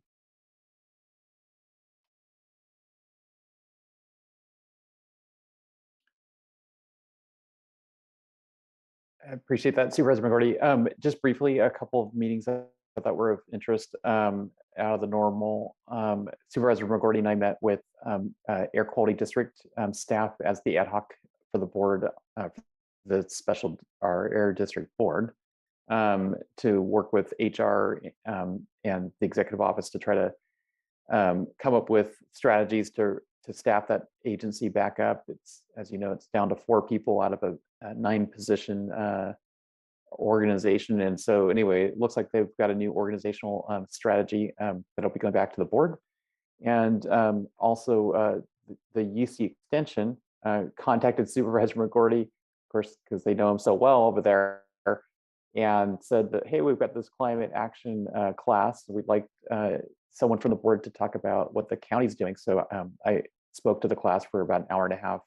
And I thought that was really rewarding to hear from people throughout Mendocino County who are taking that class. And I think they appreciated what the county and the board is working on to reduce the carbon emissions for this county organization. So I think it reflects well on the county. There's just a couple of things I wanted to mention. They asked me to speak, but I said, more. I have an upcoming meeting with Director Mulgard to give more of my input on the strategic plan. I want to try to get us to all 5 in favor, and nothing I'm proposing is against what's already in there. I'm just trying to augment it a bit. Also finding that process to be a bit cumbersome, and I hope it doesn't move so quickly that I don't have a chance to give full input.